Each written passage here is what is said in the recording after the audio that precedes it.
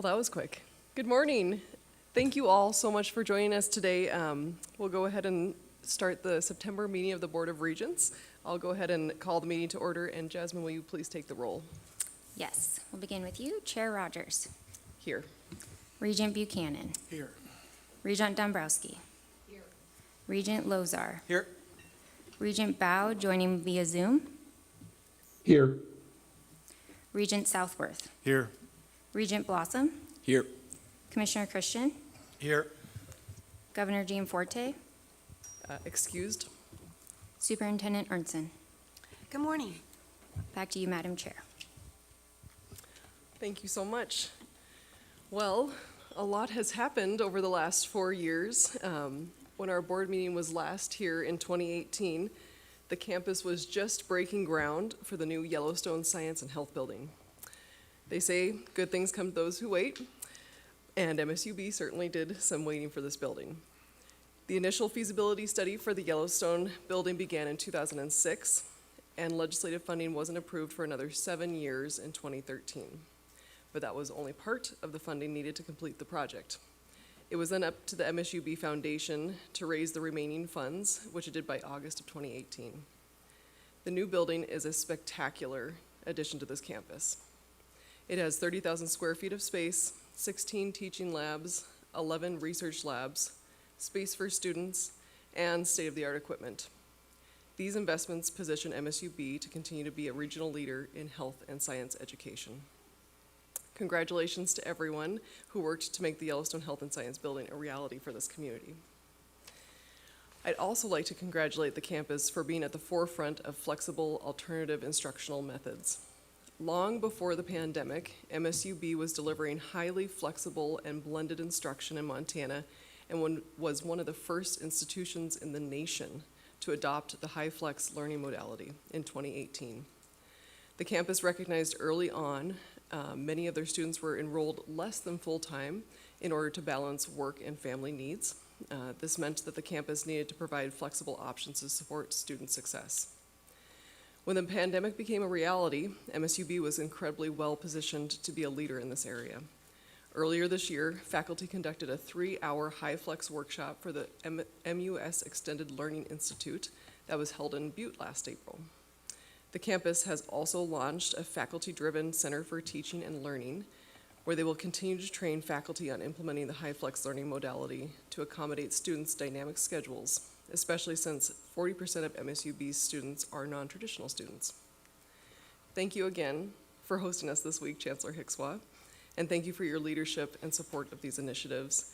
I also want to just say what a beautiful meeting space that you've given us today. It takes a tremendous amount of work to put all of this together, and was also so excited to see the faculty publication display out in the lobby that I encourage everyone to take a look at.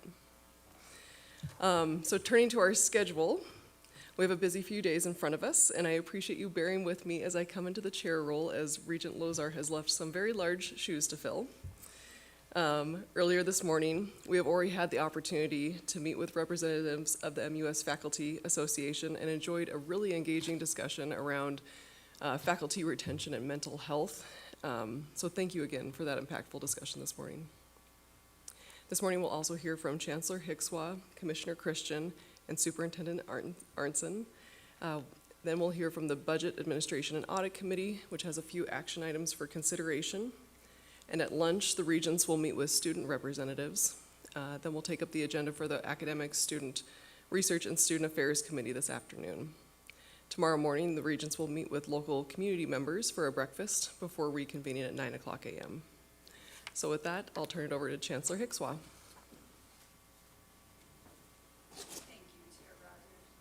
Thank you, Chair Rogers.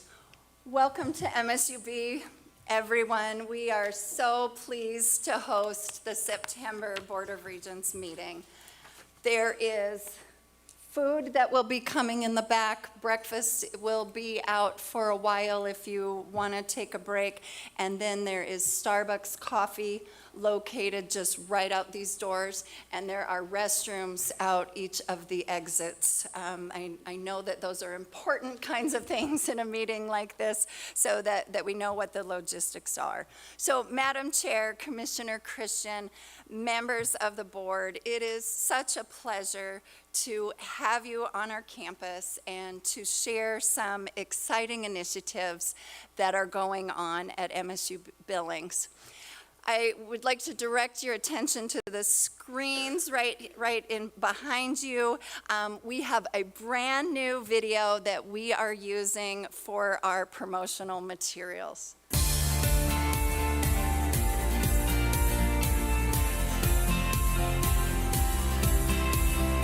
BU at MSUB.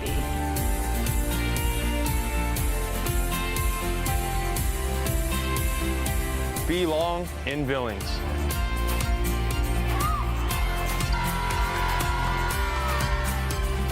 Become who you want to be.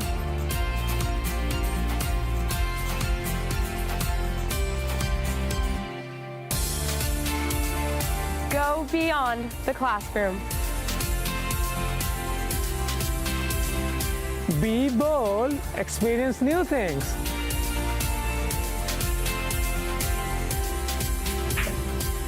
Be connected, build your network.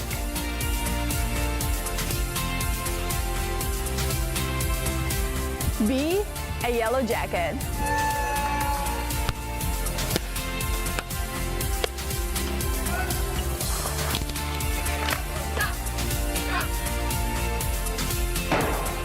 Be you at MSUB.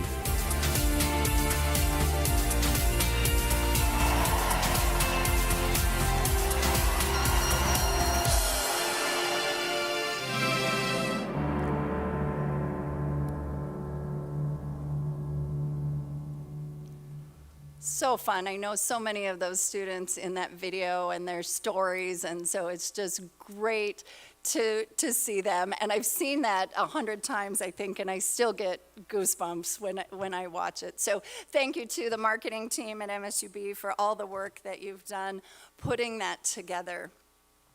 In my first year as chancellor, I conducted listening sessions on campus to hear about their thoughts on MSUB's niche. And what I kept hearing over and over and over is we help students with grit succeed. And so to focus our students' success work, we created a retention and graduation plan that I know retention is important to the Board of Regents. And within that strategic plan, we are implementing best practices and data-formed strategies for registration, advising, holds, wait lists, and student engagement, all toward helping students with grit succeed. So as you know, as Regents, you track enrollment numbers and those retention and graduation data points. And so while enrollment is part of that tracking success, we know that it's not quite the whole picture. So we're systematically identifying and eliminating some unnecessary barriers that we have seen are impeding our students' success.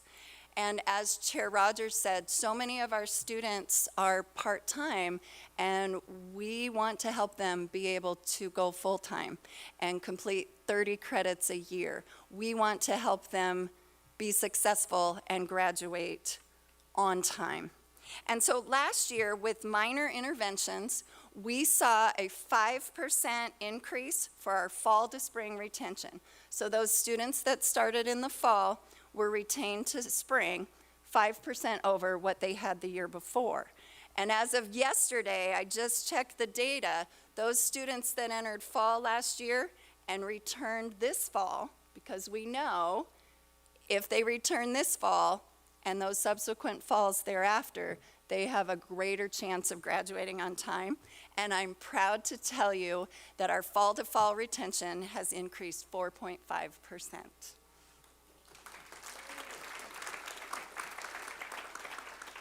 It looks like it'll be one of the highest retention rates in the recorded history of the university. So I'm really excited about this work and excited for all that we still have to do. There's still work to do, but I really believe that with the people that we have in place, the amazing faculty and staff at MSUB, I have no doubt MSUB will be able to make a difference in those numbers. So I hope to report those to you the next time we meet here as a board, even increased numbers.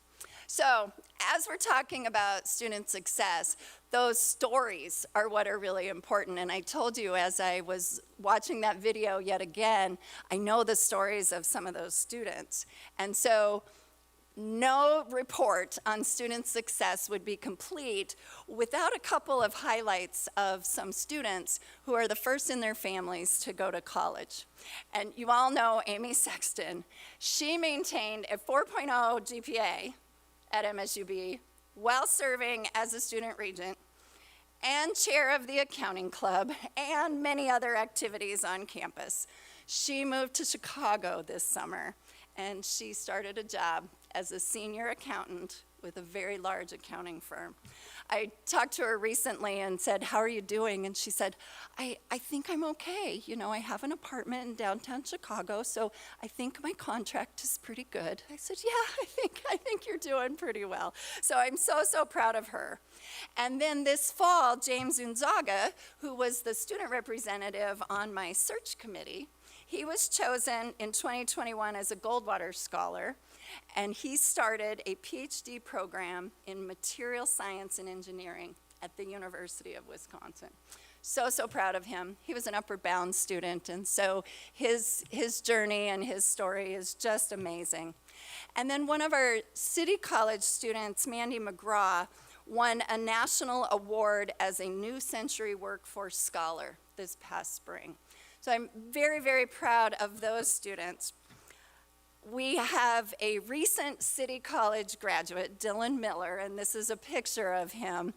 He won gold at the National Skills USA Championship in auto body refinishing and repair this past June. He's in the audience today. Please recognize Dylan.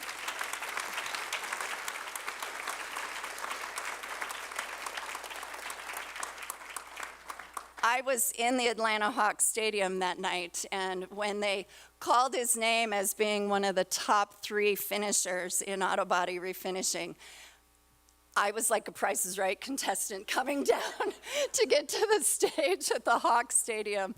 So proud of Dylan, and I'm also proud to let you know he is an adjunct faculty for us this fall. So congratulations, Dylan. Thank you for being here this morning. We've been working hard on several initiatives for what we're working toward for student success.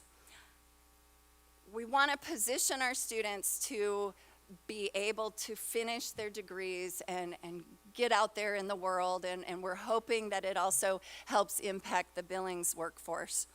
Our work with Montana 10, Interstate Passport, and Second Chance Pell are really going to make a difference. Chair Rogers talked about some of our technology that we're putting together for the high flex classes. We are going to have 41 new connected classrooms on our campus, which is 60% of our instructional spaces. So that's really exciting as we position ourselves as a leader in that space.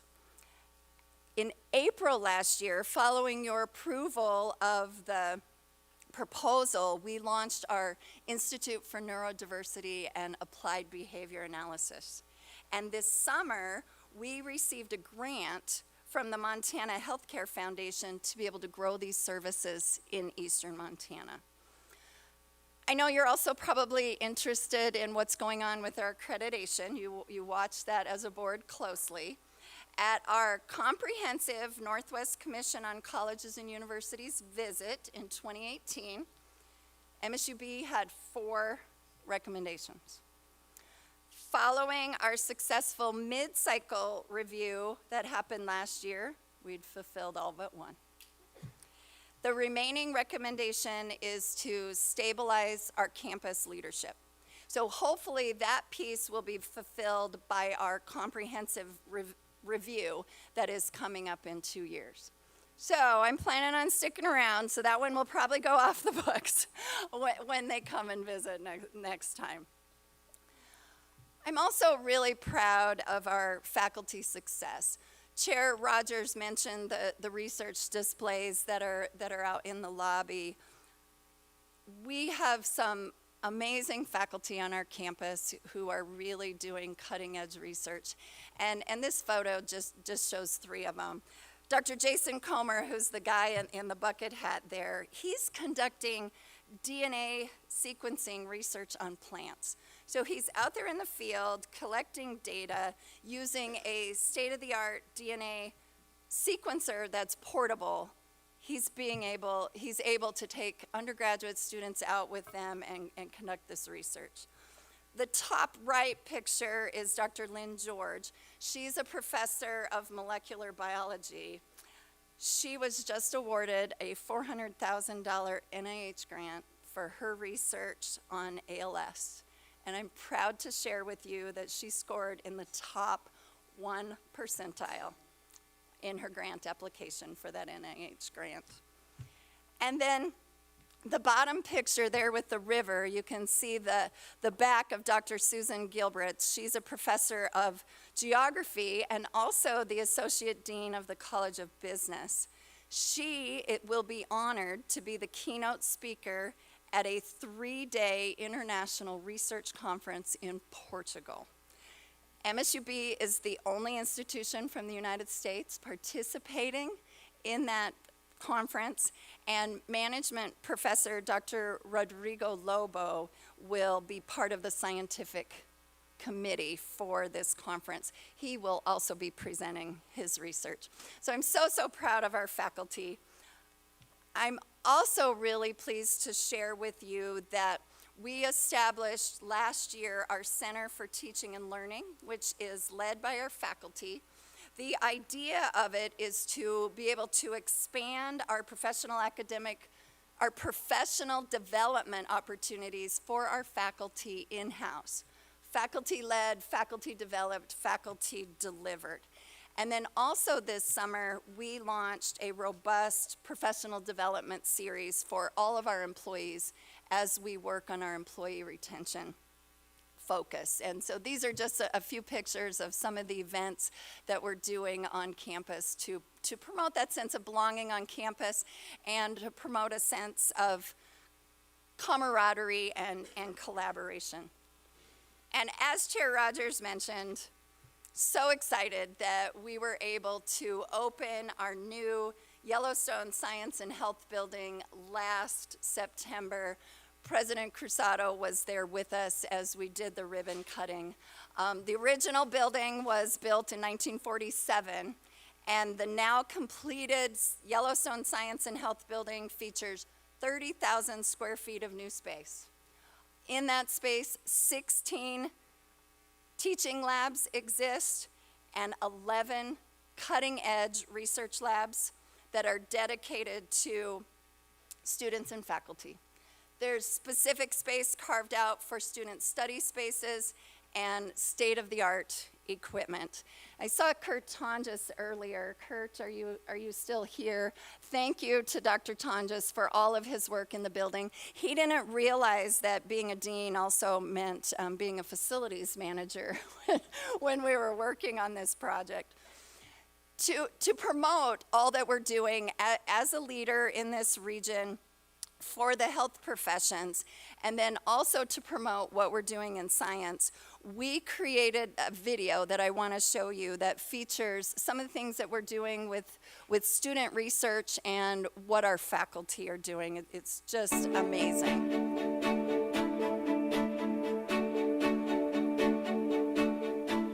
Situated in the healthcare corridor in Billings, Montana, the Yellowstone Science and Health Building is home to state-of-the-art equipment, 16 teaching labs, 11 research labs, and dedicated study spaces. Montana State University Billings College of Health Professions and Science prepares students for a variety of high-paying and rewarding careers. The benefits of coming to MSUB are we really try to get people skills that'll apply to real-life work and real-life jobs. We have this new building, and it is beautiful. It's been outfitted with some of the greatest new technology that we have available to us, and it's given us really a home to house all of these programs within the larger MSUB community.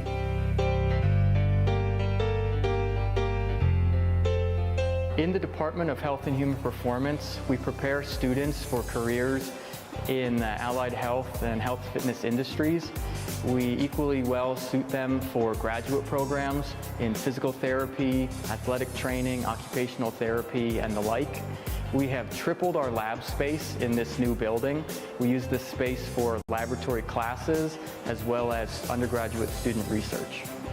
In our new exercise physiology lab, we have cutting-edge equipment that facilitates undergraduate student research and prepares students to use equipment that they will see in their future careers. I am earning a degree in outdoor adventure leadership with the Beartooth Mountains as my classroom. Working with the instructors and students in the industry connects me to the many different career options.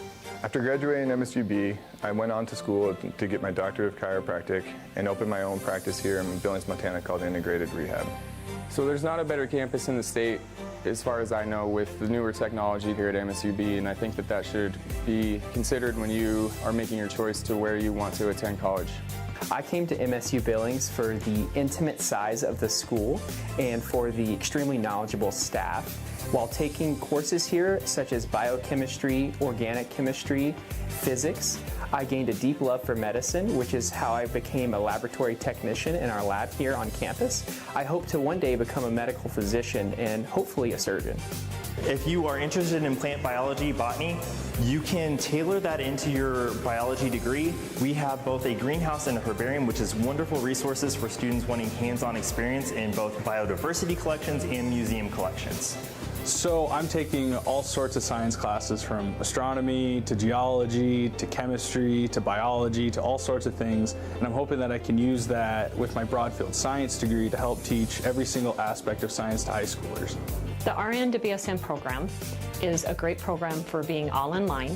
You have faculty available to you 7 days a week who are quick to respond to your needs. It's available for you to work around your schedule, and when you complete your degree, it opens up more doors and opportunities for you to move into management positions and further your education. Having my bachelor's degree has opened up a lot of doors for me, as I have advanced from a clinical nurse to a lead nurse and am now working in the clinical department in education at SCL Health. So after 22 years of service in the military, I decided to pursue an outdoor adventure leadership degree with Montana State University Billings. I graduated in 2019. Almost immediately upon graduation, I landed a job as a guide. This degree program absolutely prepared me for what I am doing now. I am in current alcohol recovery, which led me to go to school at MSU Billings, in which my major is psychiatric rehabilitation and my minor is Native American Studies. Scholarships were offered to me here, which helped me financially pay for my classes and my tuition.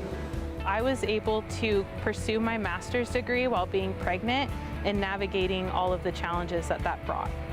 I was able to complete online courses and get the support of professors. I felt like I was able to get into internships that really gave me some insight into what my day-to-day might look like. To students who are thinking about studying science or studying health and human performance, Montana State University Billings has some of the most incredible professors to help you achieve that goal. It's a very one-on-one, the professor knows you, the professor knows the student, and is so excited to help you achieve your goals individually, and we have the facilities here to help you reach great things. Earn your degree in athletic training, biology, Broadfield science, chemistry, clinical rehabilitation, earth science, health administration, health and human performance, health and wellness, human services, nursing, outdoor adventure leadership, and more. I would definitely say that anybody wanting to come to MSUB should shoot for it. It's an amazing school, loving community, awesome professors, and I've loved every single year I've been here. An exciting future awaits you at Montana State University Billings College of Health Professions and Science.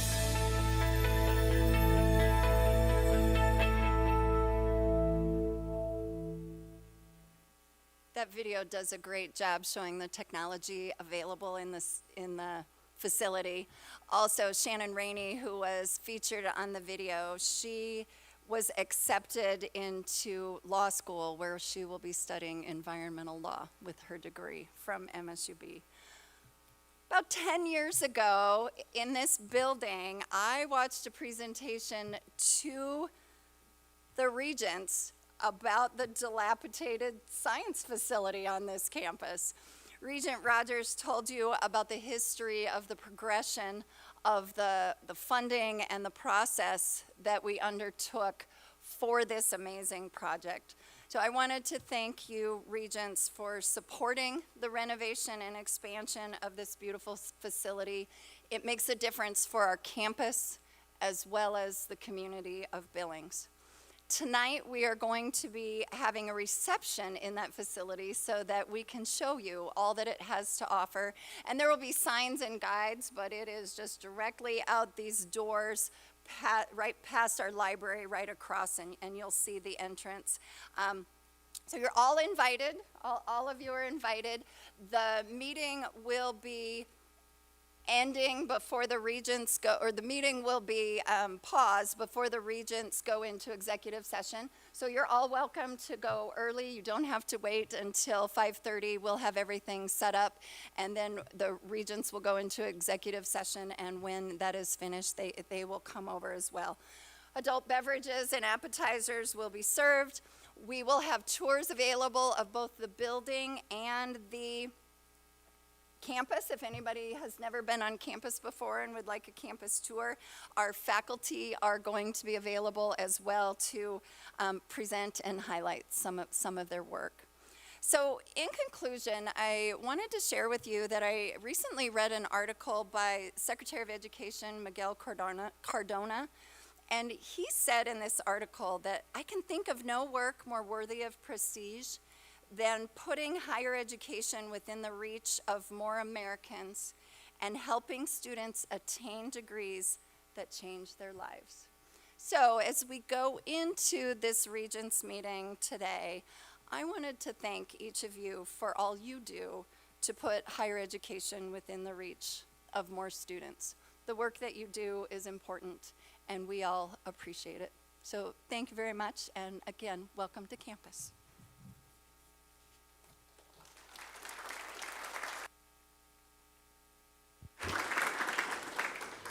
Thank you so much, Chancellor Hickswa. I really like that second video and the career-focused nature of the presentation. I think that's so vital, and appreciate you and your team's work to make sure that that instruction has the real-life application.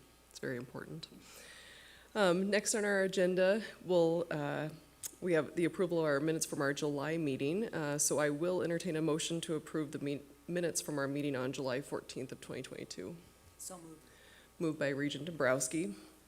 Is there any discussion or corrections from members of the board? Any discussion or corrections from campuses? Any public comment on our minutes? Okay, seeing no further comment, I will call for the vote. Those in favor signify by saying aye. Aye. Aye. Aye. Those opposed, same sign. The motion passes. I'll now turn it over to Commissioner Christian. Thank you, Madam Chair.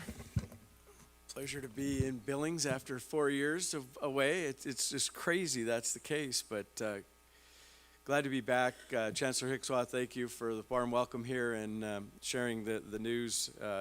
It's exciting to see your excitement about what's happening on campus through the videos and through your presentation there, and absolute congratulations on the retention numbers. Fantastic work.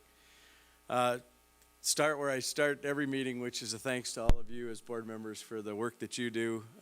Few people know the the dedication it takes to serve on this board, and greatly appreciate your time, energy, and effort to be here today, but more importantly, to all the work that you do throughout the year to support higher education in Montana. Start with recognizing a couple individuals here. President David Yarlott from Little Bighorn College, thanks for joining us. President Richard Littlebear is also here somewhere. I saw him from Chief Dullknife. There he is. Thanks for being here. Fantastic. You know, the few things are higher on the list than the partnership that we've created with our tribal colleges across the state, tribal nations across the state. That relationship just so incredibly important to the culture of Montana, but also the economy of Montana. And certainly the tribal colleges are an absolute key component to the well-being of that relationship and the advances that are being made throughout our institutions and theirs as well. So I thank you guys for the partnership and for being here today. Great to have you in attendance. Also, Chair Rogers mentioned the faculty breakfast this morning. Great to have a faculty representative at the table with us today, Dr. Jennifer Lind. Dr. Lind is Associate Professor of the Department of History and Director of the Women's and Gender Studies Center. I think I got that right. There's a lot of S's in there for me, but yeah, welcome and thanks for being here with us. You know, each meeting has kind of its own pulse, but September meetings are always exciting to get back to campuses and all the students that have rejoined their path or beginning a path to a different life for them. And it's exciting to be on campus and see the energy. This fall seems to have even renewed energy coming out of an interesting period of time for us. But talking to campus leaders across our system, the enthusiasm, the attendance, all things that are up. So just appreciate all the efforts that have been made to provide this campus experience for students, something they desperately are interested in, and for, you know, just the pieces, the logistical challenge. I think sometimes we fail to acknowledge the effort that it takes to get students back to campus. We're asking the second largest city in Montana to pack their bags, pick up their lives, and come to campus and start new lives with us. And that doesn't happen without a tremendous amount of effort from all walks across these campuses that we embrace across the system. And so thanks to everyone that made that happen. Looking forward to a great year as we move forward. We're going to move into some kind of report outs that are on the agenda, but I want to mention the Mental Health Summit that's going on here in Billings with help from a number of teams. You know, it goes without saying, but certainly one of the top priorities of this board throughout the years has been the mental health needs of our students, the safety of our students. The last few years has created some real challenges around that, and the mental health needs have just spiked both on our campus across Montana and across the nation. And so the efforts being undertaken at the system level and at each campus to help meet those needs, those demands is huge. So we partnered with MSUB, of course, to host the summit here. The team at OCHE, the MUS Suicide Prevention and Mental Health Task Force to host this statewide summit, which is a couple-day program, doing great things to bring all people together, enriching communities. Community mental health and well-being is the title of the summit, and that's really the focus. And so we continue that work with your guidance as a board and look forward to the time that they're getting to spend together to advance those. With that, Madam Chair, I'd like to just move into some of these report outs. I think we're going to start with Mr. Scott Lemon to give us an update on the Apply Montana, the portal, obviously work that we've been very engaged in, very proud of what's happened here, and look forward to your presentation. Thanks, Scott. Thank you, Mr. Commissioner, Madam Chair, members of the board, and thanks to Jared for getting this rebooted quickly. I thought I was going to have one slide. It was just going to be a blue screen there in the background. So thanks to Jared. Chancellor Hickswa, thanks for having us here. Congrats on all your success. It's been a great day so far. So great to see everyone. Again, we're going to get into some Apply Montana updates, and I wanted to update the board on a couple things, some application growth and traffic. It's really the 3 A's. It's applications, it's analytics, it's awareness. So I didn't do that on purpose. It's just going to work out for the way the presentation is going to go today. If you recall, we're in our 3rd cycle overall for the Apply Montana Central application for the Montana University System. And so great news, we launched that July 1st. We're going to be a little bit earlier as we move forward into July with the new application cycle itself. Wanted to show just the overall growth. The bottom line here represents the current cycle, which we just launched, and you can see the flat line is actually point-in-time data. That's not going to affect us until these days continue to click by. The second line is the last year before we integrated the central application to the Montana University System overall. The yellow line is our first full year, and the top line is actually our second year. So you can see that growth overall for the system, which is the sum of all the applications that we've received, irrespective of the central application, but also different channels that our campuses utilize currently as well. So large increase there again. Overall, 11% increase in the Apply Montana apps to the central application, which is great news. We had a huge jump in that first year. We want to see a more normalized growth in the application itself, and that's fantastic news for us to see that 11% overall here for Apply Montana in the app growth.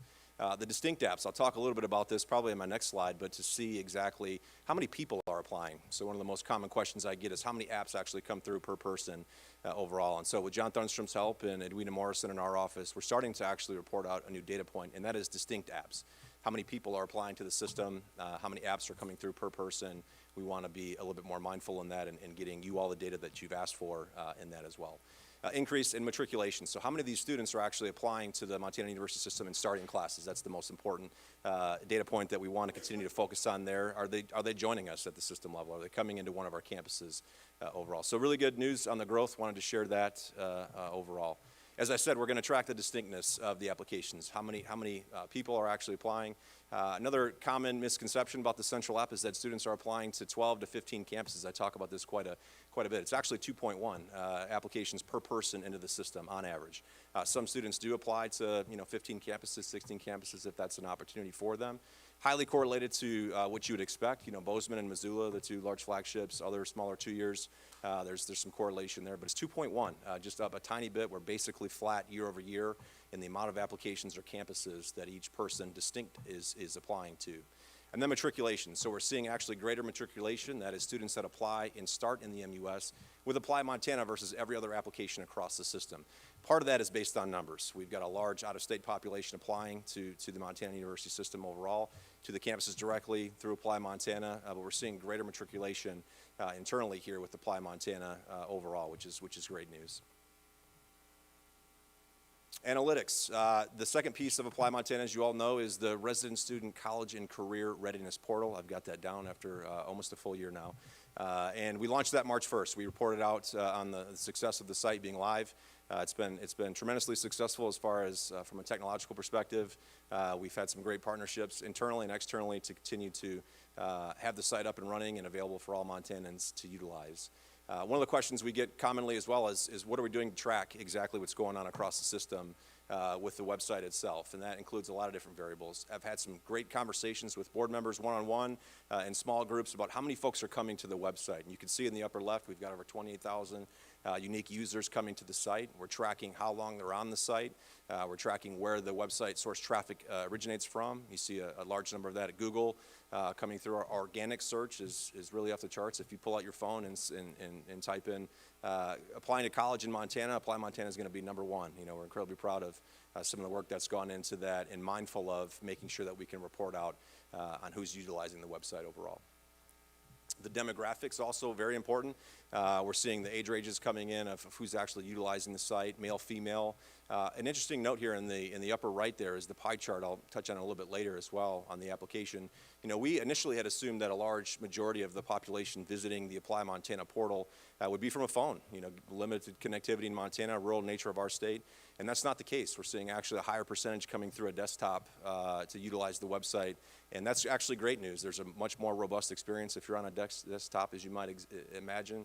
Also, the support in the schools. I'll talk about awareness as I wrap up and seeing actually the school counselors engaging. We know there's good internet connection in most of the schools.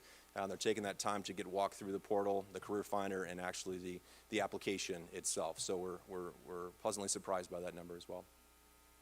What pages are folks visiting? We expect the homepage to be #1, but the application is actually the #1 most visited page on the website overall. And so we're tracking really, really strong data across every click that a user would take on our site, so we can get better. And I'll talk about next steps and find opportunities to make this an even better experience for Montanans to engage in overall. Another interesting piece of data that we're pulling out, if you remember the Career Finder, students have the opportunity to select any one of our 16 career clusters and as far as their level of interest and where they might want to work. And so we'd like to pair that with programs of study, opportunities for assessment. I'll talk about it in a few minutes here. But you can see what's great about a snapshot. Where are folks actually clicking through in their areas of interest from the career clusters and where they think they might see themselves. So we see some great numbers in health professions, but welding and fab is also right up there, human services, education. And so we're able to actually parse out where our users are interested in exploring that Career Finder, and that's great data for us to have as we continue to move forward. The apply page, and so as we break out every click that our users are taking, we want to be mindful of who's actually getting to the application itself. Not the most important thing of the site. We're certainly interested in who's getting to the application and the ease of that process for folks to get in there. But again, in the upper right, you can see the desktop is 70% of folks that are actually engaged in the application on a desktop, and we want to continue to adjust, how we're listing this information to make it as user-friendly as possible. Where they're located, so we can actually look at what locations students are in overall, and the age range of those that are getting to the application itself is also incredibly useful for us to continue to report out on. Awareness, one of the most important things. Another common question I get is, what are we doing to get the word out? And we've talked to the board quite a bit about the awareness side of things on Apply Montana, and we continue to move forward and make strides in partnership with a lot of folks in the room, a lot of the campuses that are behind me and at this table as well. And so we're really, really proud of the awareness level here. I've got a picture actually from MSUB, and these are ETS students that are wearing Apply Montana t-shirts here in our state that are going on their college visits and actually exploring different things. We talk about Apply Montana as a brand, and I don't want to get too far down the marketing side of things, but we find that very important to make that connection with students as early as possible so they can see Apply Montana, they know exactly what it is and what the impact's going to be across the board from the portfolio of options that they're going to have through this program. Digital campaigns, we're on our third, actually trying to communicate the value, not just to Apply Montana, the free application, all these things that are occurring in our state, but also to the value proposition of post-secondary education in our state and actually looking to provide as much relevant information as we can to get folks to engage in the website and hopefully submit their application if they're interested in doing that. Our regional presentations, Director McLean and I have traveled the state. We've made every one but one. We will hit all of them next month. But just about every single Montana Association of School Superintendents here in our state in person.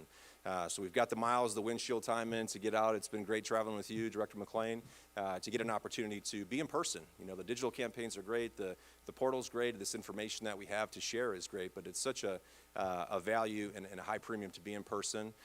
With Superintendent Artson's group, I see a lot of folks from the OPI out there as well. To go out there and actually be in person and go to the rural parts of our state, communicate Apply Montana.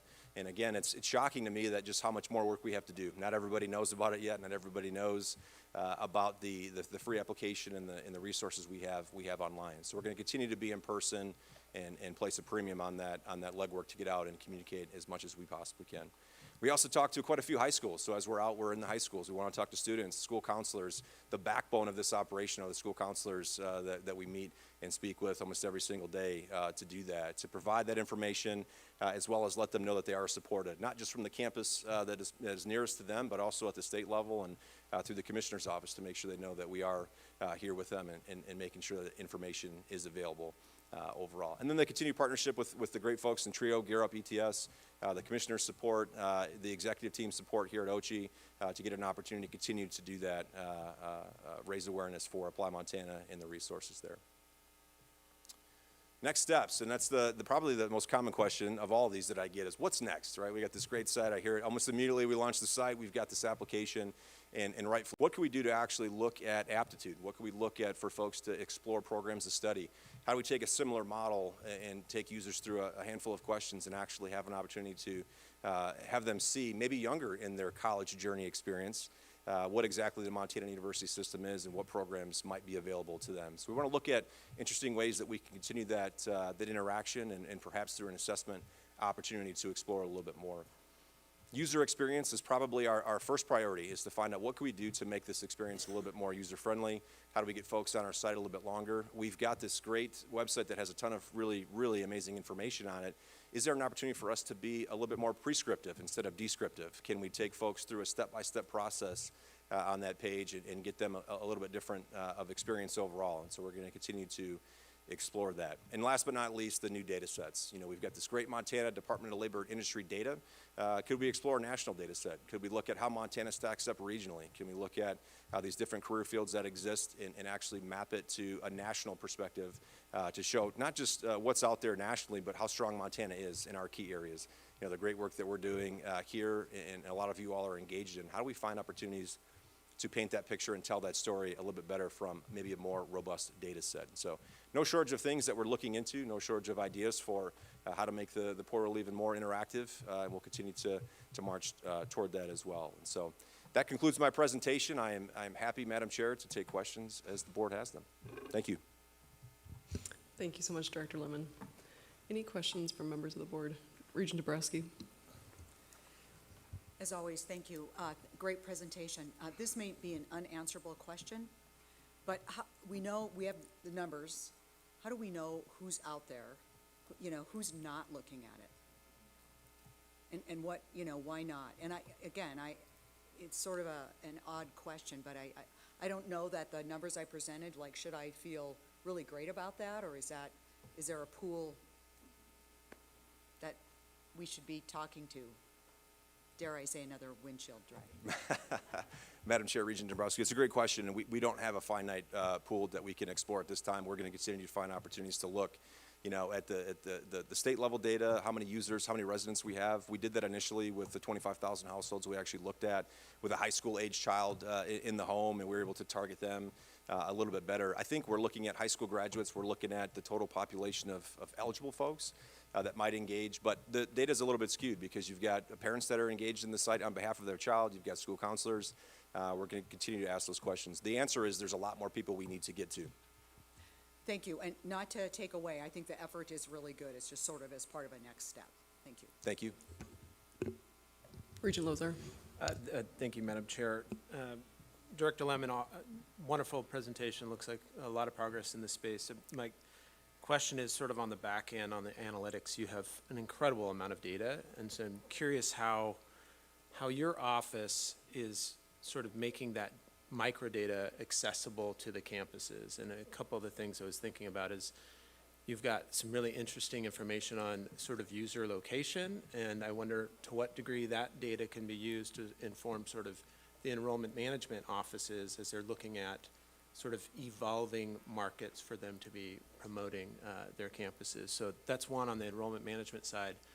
The other is to what degree are you sharing data with the campuses on sort of career interest, academic interest as a potential tool to sort of anticipate shifts in interest in the development of new academic programs. So just there's got to be tons of power in this data. I'm just curious how that data is becoming more accessible to decision-making at the campus level.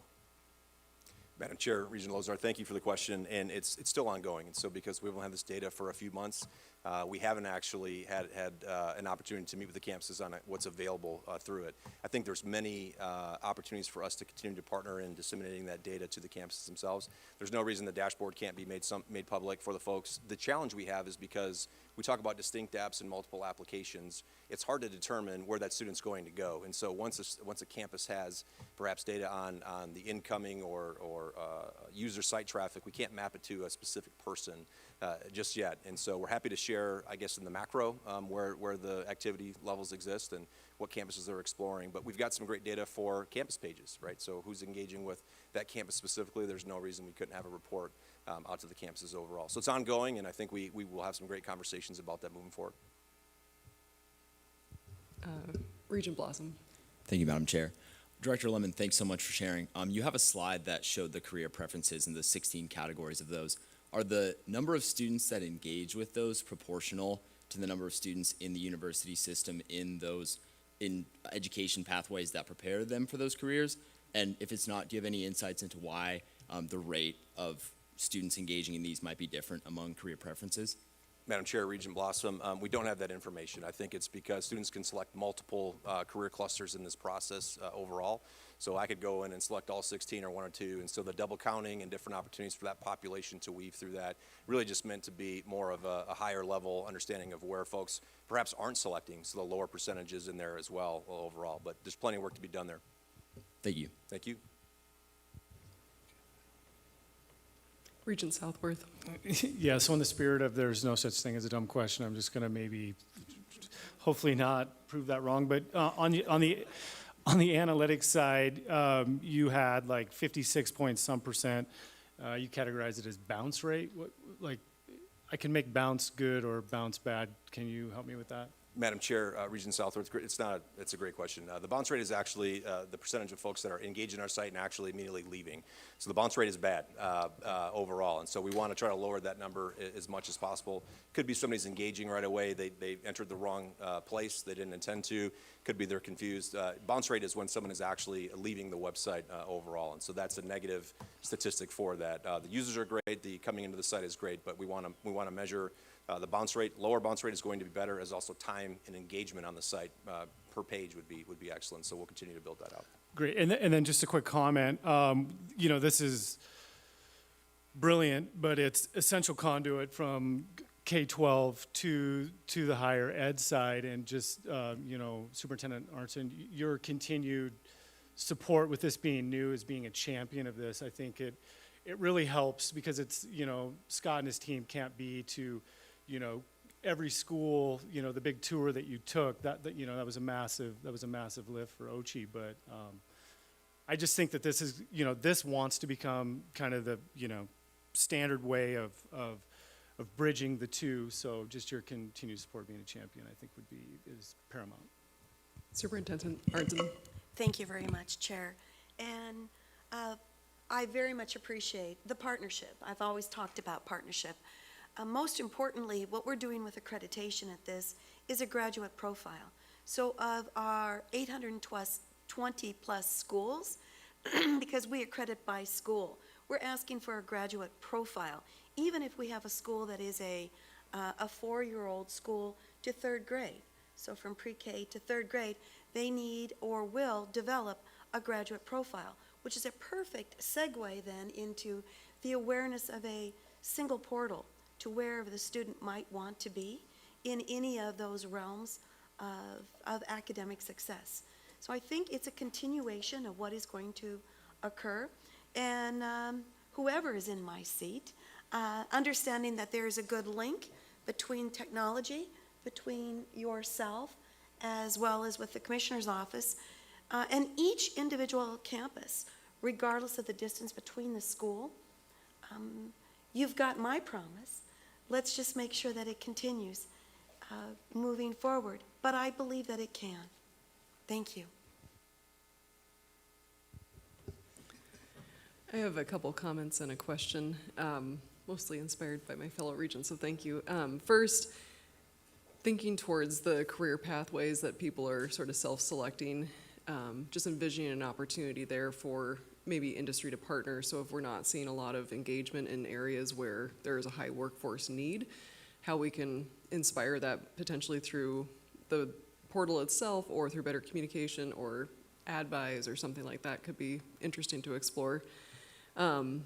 Secondly, I was excited to hear about the what's next piece, talking towards national metrics to be built in as well, and thinking competitively from a tuition perspective about the value proposition that we're offering to the students of Montana compared to out-of-state tuition rates could be an interesting demographic to feature.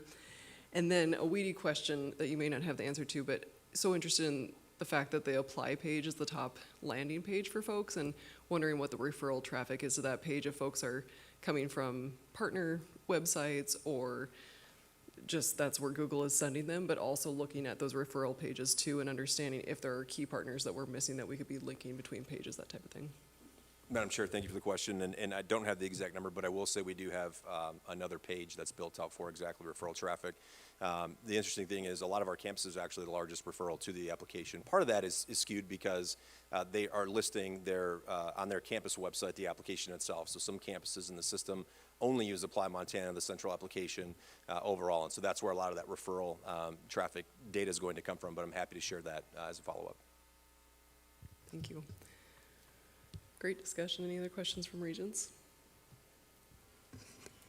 Madam Chair, we'll continue. Thank you. Director Lemon, thank you for your work. Honestly, I think as this has grown, the efforts in admissions and enrollment strategies is an important one at a system level, and I think we've really kind of understood that space now more than ever, and so I appreciate the efforts there. I think there really is a centralized role that will tie better with a single point of entry for K-12 in many areas, and Superintendent, I appreciate your support throughout this and your ongoing support as we move forward in this true partnership of connecting students with a broad range of opportunities across Montana. So thank you, Scott, for all your work there. Thank you, Commissioner.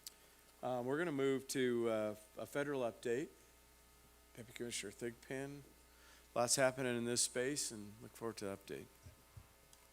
Commissioner Christian, Chair Rogers, members of the board, good morning. Thank you for the opportunity to be here. It's always nice being back in Billings. Glad we can finally be here after such a long time away. I just grew up a few blocks away from this campus, so it always brings back fond memories.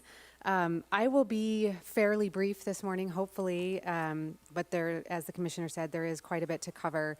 The first topic I wanted to highlight is the student loan debt forgiveness, because it is probably the topic of conversation on the federal level right now. And I certainly don't have to tell anyone in this room that that's a fairly divisive issue, both here in Montana and nationally. It's received a lot of attention, especially from advocacy groups that have been pushing for that for a very long time. If we can just set that piece aside, I guess, for a moment, I wanted to take a minute just to highlight what's actually in the plan, and then just give you a quick sort of update on where things are possibly headed with that. So under the Biden administration's plan, was announced in August, qualifying individuals may be eligible to receive up to $10,000 in student loan forgiveness. If an individual received a Pell Grant, so those students that have exceptional financial need, they might be eligible for up to $20,000 in loan forgiveness. To be eligible, though, a student must have a federal student loan, also known as a government loan, and that includes undergraduate and graduate direct loans, Parent Plus loans, consolidated loans, but it does not apply to private student loans. So if a student went to a private bank and took out a loan for college, it would not be eligible for loan forgiveness under this plan. The second piece of that is that there are some income limitations that apply. The plan applies to individuals earning less than $125,000 a year, or to married couples filing jointly earning less than $250,000 a year. The loan, in order to be eligible, the loan must have been disbursed before June 30th of this year. Borrowers will not have to pay federal income taxes on the amount of canceled debt. However, I did want to point out that there are several states that are currently looking at taxing the amount that was forgiven under state laws. So that's something that we will be tracking here in Montana as well. And I think we'll see across the country a variety of approaches that will be taken with that, so we can keep the board updated on that piece as we go forward.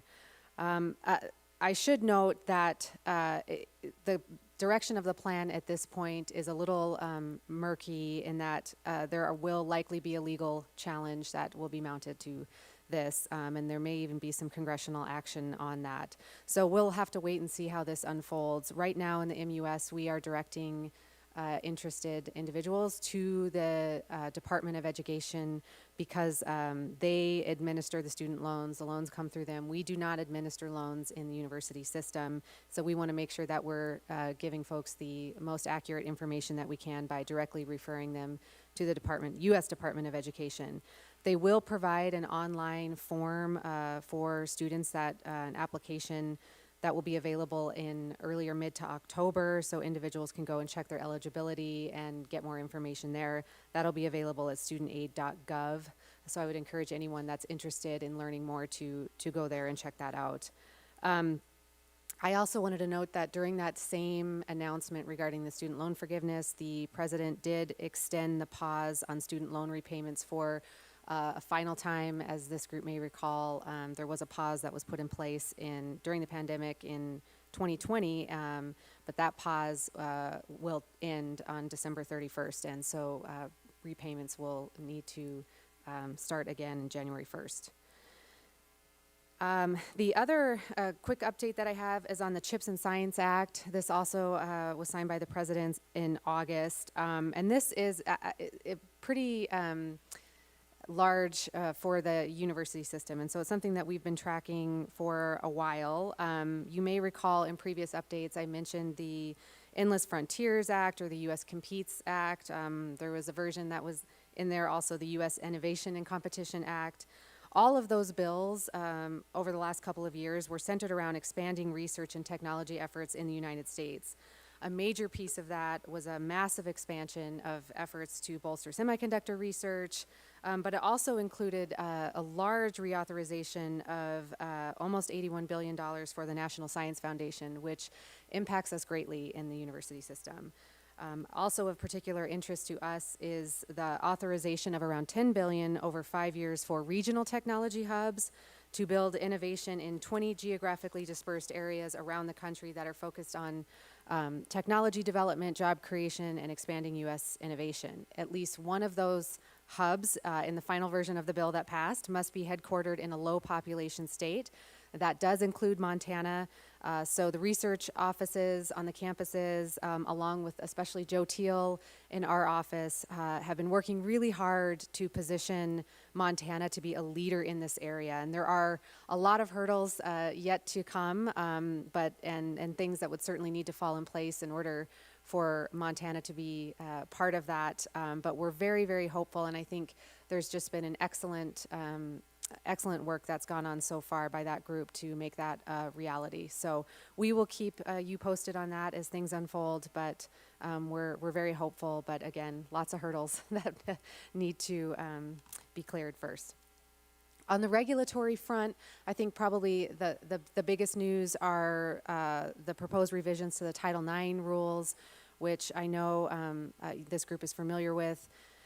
Those are revisions that are being proposed by the U.S. Department of Education to a previous version of the rules that was put in place by the Trump administration. Those rules were proposed in June. Public comment closed earlier this month, and it's my understanding when I checked recently that the Department of Education received around 250,000 comments in response to those rules. There are several legal challenges underway to those rules, so again, that'll be another thing that we'll have to watch fairly closely. Among other things, the proposed revisions would clarify what our obligations as MUS institutions would be to respond to and address sex-based discrimination, including sexual harassment allegations on campus. So the department is required to review all of the comments that came in, which will take some time. And so if the rules were to take effect, that wouldn't be probably till at least sometime next year. So we'll be watching that closely. With that, Mr. Commissioner, members of the board, I will turn it back over to you for any questions. Any questions for Deputy Commissioner Thigpen? Yeah, thank you, Madam Chair. Thanks, Deputy Commissioner Thigpen. Quick question. You sent me a link to some of the language around this Student Debt Reduction Act, and there are some resources associated to trying to affect costs on campus. Have we learned anything new since that email? Are we able to position ourselves to attract some of those resources to, avoid this problem instead of only responding to symptoms? And thank you. Regent Buchanan, Mr. Commissioner, that's a good question. There are so many resources out there, specifically through the Department of Education, that I would encourage people to take a look at. We are also, one thing that I would highlight is that in the university system, we do make financial literacy and financial awareness available, training around that related to student loans, banking, personal finances, credit, that sort of thing, available to the campuses to then in turn make it available to students. That is something that is directly embedded into this an EverFi product that's available. And then separately from that, through a university system grant, the campuses also provide financial literacy awareness to students. So there is a lot happening around that area, which I think is incredibly important. student loans, and Deputy Commissioner Trevor can talk a little bit more about the specific numbers. But student loan amounts have gone down in Montana, which is I think a positive sign. There's been a trend there over the last 5-6 years where the amount of overall student loans have gone down in Montana. So Montana is what they consider a low borrowing state, which is I think good overall for us on that front. But yes, increased awareness will be important for students, and that's what we would like to do. Yeah. Any other questions from the regents? Wonderful presentation. Thank you so much, Deputy Commissioner Thigpen. Yeah, thank you, Deputy Commissioner Thigpen. Thank you for providing us the information we need in sorting some of the politics out of it. Very challenging effort at this time. I mean, I guess it's sort of the way things are at this moment, but it's good to try to get some of the information. We can make decisions on how we can be part of solutions here. So the next area, we're going to talk a little bit about accelerated degrees, something that's been of great interest to this board. You know, one of the three strategic pillars of our strategic plan is, in fact, workforce development, meeting the needs of Montana, doing so in a timely fashion. I think often been a call to higher education across the country, and certainly in our state, is how can we meet those greatest workforce challenges timely, without a lot of buildup, without a lot of all the things that are often part of our culture that I think we rethink and we relook. And so happy with the work here. Certainly been an area that the administration has supported, and certainly an area that we know we need to fill in order to be solutions for Montana's economy and for our workforce shortages. I think, yep, Dr. Tessman is going to join us and kick this thing off, and then I believe Ange is going to join as well. Yep, thank you. All right. Madam Chair, members of the board, Mr. Commissioner, thanks for this opportunity. The title for this update is Accelerated Degree Update. We'll try to have an accelerated presentation, kind of a few comments to share, but get up and sit down fairly quickly. One reason is because of the fact that this is still an initiative or an idea in progress. Believe it or not, Ange and I wrangled over what terminology to put on the watermark behind the visual that you see in front of you. Confidential, top secret, ideation only, but we ended up just with draft. However, I'll tell you, this is, as a number of the regents know, as some of our campus leaders know, it's something we're moving really quickly on. My job is just to set the stage. You're going to hear from a real expert in a moment. Angela DeWolf-King is the person who understands where we're at best, but I thought I might set the stage. First thing I'd note, we do a lot at the system level, and sometimes it's a reflection of kind of grassroots conversations with campuses. Sometimes it's a reflection of conversations with our statewide partners, business and industry, governor's office, legislature. Sometimes it's our understanding of national trends. In this case, with our accelerated degree ideas, it's a confluence of all those things. And there's been really good kind of strategic direction from regents, a really good understanding from our office about what's happening across the country, and I think a great sense of excitement as we've just broached the subject a bit with campuses. What are we talking about here, and what are we trying to do? I guess maybe starting with some questions. How can we produce and provide more skilled graduates for the state of Montana in some of the highest demand sectors? You could think the health professions. You could think information technology and cybersecurity. You could think manufacturing and construction. There are a number of sectors that we know, even above and beyond the normal level of demand, where we really need to think about getting students, getting graduates out into the workforce as quickly as possible. A second thing that we often consider, whether it's through the Apply Montana portal or the central application, is how can we make the university system as accessible to as many different types of students as possible? And we know we have a lot of students in Montana who are really well prepared academically, they're highly motivated, they see a ton of value in a college credential, but they don't necessarily want some of the other elements of the college experience, some of the on-campus life experiences, some of the extended timeline that comes along with a 2-year, a 4-year, or a graduate degree. They want that condensed timeline. They may have some financial considerations, so they want a streamlined cost structure. We think this is a conversation around access to new types of students as well. And then finally, I mean, you sit through one of these meetings and you know we've got a lot of innovation happening on all of our campuses across the state. We don't relent on that. And I think the sprint degree conversation or the accelerated degree conversation is another push that we're engaged in so that we don't settle and we don't say, gosh, we've got to operate within the constraints, the boxes we've always operated within when it comes to timeline, when it comes to cost associated with degrees. So it's motivated by a lot of things that connect directly to our strategic plan. I think that there is still some way to go, but we've had, I think, great deal of interest from industry partnerships, early conversations, and a real commitment that they'll put skin in the game early, whether it's through work-based learning opportunities that would be provided for students. I think we've even had some talk of kind of conditional employment, early employment, so that students can begin working even as they're completing their degree. And in the largest sense, I think it helps us get beyond a kind of dilemma that we often present students with. It's an either-or dilemma that students face.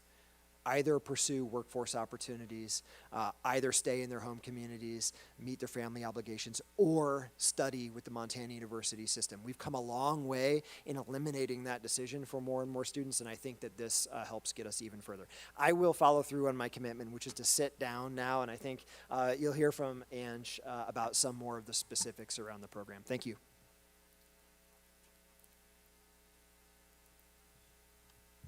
Thanks, Brock. Madam Chair and Regents, really my goal for the next accelerated minutes is just to provide a couple of points as you look through this document.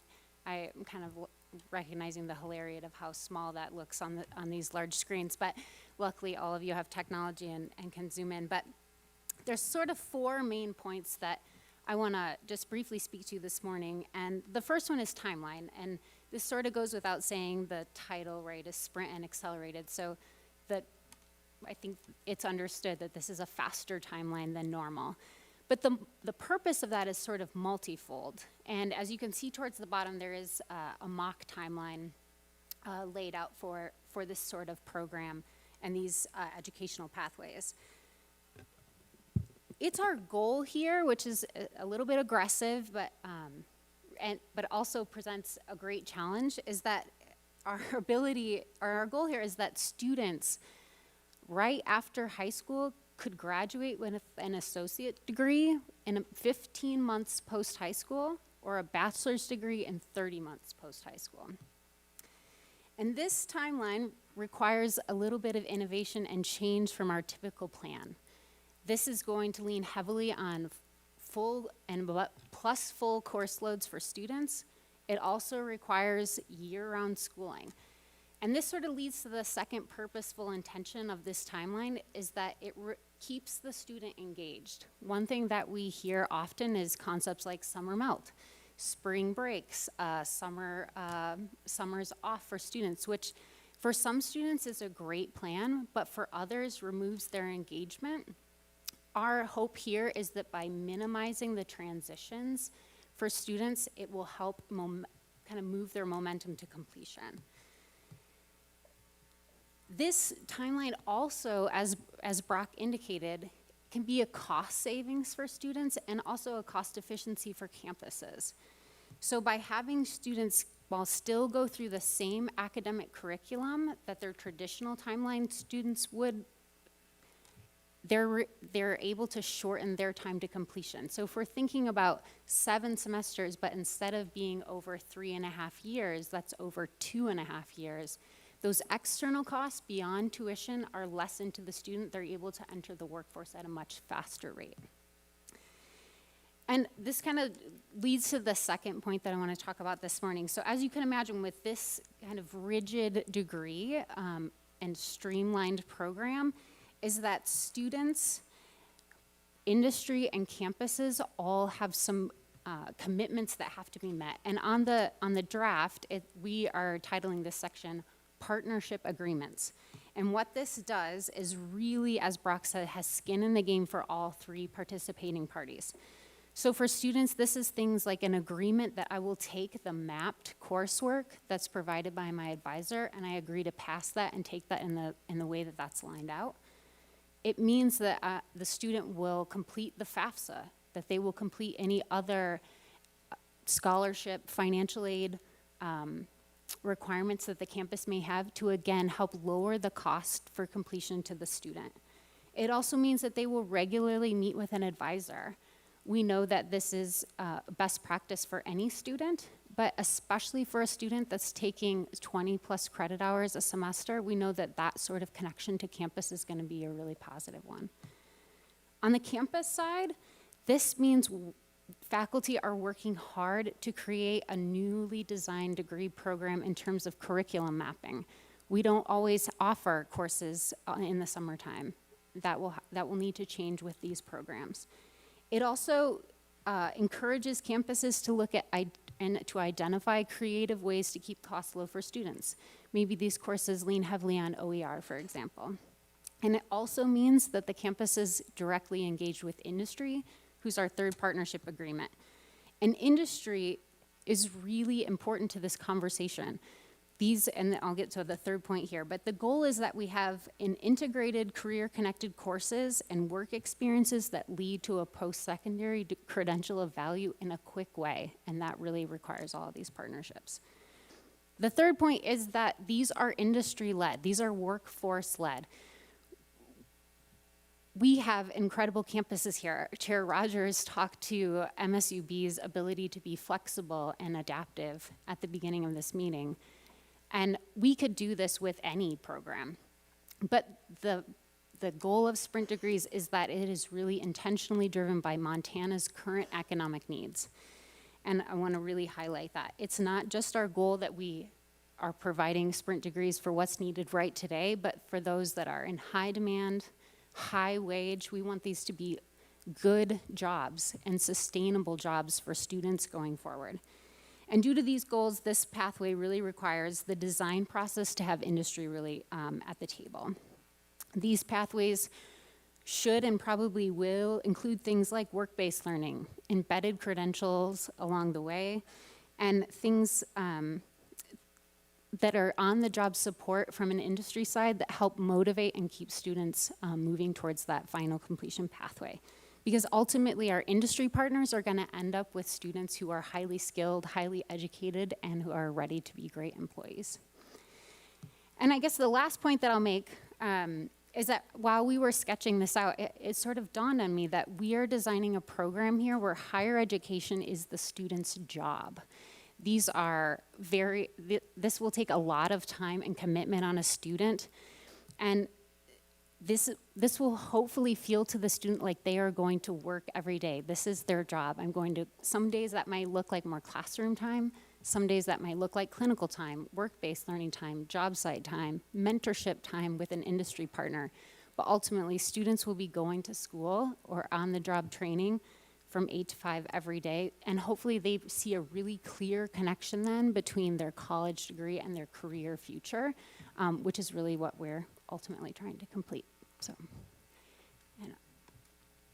thank you. Thank you so much. Yeah, Regent Buchanan. Chair Rogers, thank you, and Ange and Brock, thanks for the great presentation. I just want to tip my hat to Regent Bao for putting his foot on the gas pedal with this idea. This is innovative, this is exciting, and as we talk about the outcome being an accelerated time to degree, an accelerated time to employment for the student, we recognize that the accelerated process to plan this curriculum is a lift on behalf of both OCHE and, in this case, the campus that's going to host this first effort. So a thank you to that. And maybe just a question out of that. I mean, how do we protect the integrity of the value of the education when we speed up this planning process so fast? And again, recognizing that we as a board have unanimously said, we really want to try this. It's uniquely different, something that we think is worth it. And I'll leave it at that. I'd love to hear some thoughts on that planning process. Thank you. Madam Chair, Regent Buchanan, so first of all, I mean, not surprising, because I think this is characteristic, but also thank you to you. I think you've been connected to this in a really appropriate but a really important way and help move things forward when needed. To answer your question, I would say quality is always front of mind when we think about new approaches. I remember a few years ago when we moved toward optional ACT requirements for college admission. I think one of the first questions is, okay, what does this do anything to challenge sort of the bar for entry or what we expect of students as they consider post-secondary education? And I think we worked through that really successfully and ended up in a good place. The foundation of the university system, the credibility that we have with students, with employers, with the state, would be fatally damaged if people started to question the quality of our graduates. So I think as we work with campuses and we challenge campuses to say, okay, what does a bachelor's degree in 2+ years look like? The key is not to say, how can we work around the margins and kind of trim here and pick away rigor there? Instead, it's to say, let's think wholesale about scheduling during the summer. Let's think wholesale about how work-based learning can actually be as rigorous as possible so that those credits can actually be used not just for working experience, but also toward degree completion. Needless to say, for a lot of these programs, there are very explicit accreditation requirements that we will never jeopardize. That's always at the heart of the conversation. This stuff isn't easy. There's a reason that around the country, people have picked up some elements here and at the end of the day, never sort of really followed through and said, we're gonna move in this direction decisively. I think we'll have some bumps along the way, but I feel with support from the regents, with good conversations from the campuses, we have a good pathway here. Quality will never be called into question. Thanks. Great question. Regent. Oh, please, Regent Bao. Chair Rogers and Deputy Commissioner Brockman and Ange, thank you. Thank you, Regent Buchanan, for the kind words. If I could just give a little of my perspective, about where we are now with this. Number one, this is a pathway to creating high-paying jobs for Montanans in partnership with industry and academia. That's a long-held goal that we're working towards. Number two, we're following in a pattern that our predecessors left for us, which is OCHE is willing to, and the university system are willing to experiment. Montana 10 was an experiment. The portal was an experiment. They've worked out well. And I'm grateful towards the thought and effort that's gone into this, which is, there's some risk involved, right? We're bringing stakeholders to the table. But I think, oftentimes institutions in our situation are criticized for not taking risks and not being willing to to form partnerships with industry. And this is a big effort by everyone in something that's an achievable first step of 50 students, initially at MSU Billings. So I think that, as long as we can bring the private sector on side to get more security around what these jobs are going to look like in 30 months, we really have a success story that we might be able to grow on.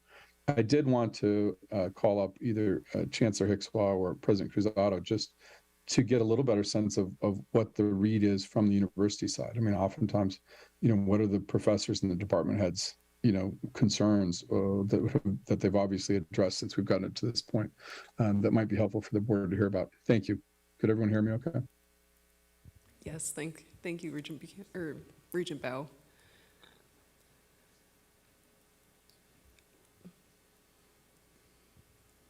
I would like to ask Provost Sepp Eskandari. He has been working closely with Deputy Commissioner Tessman on this issue.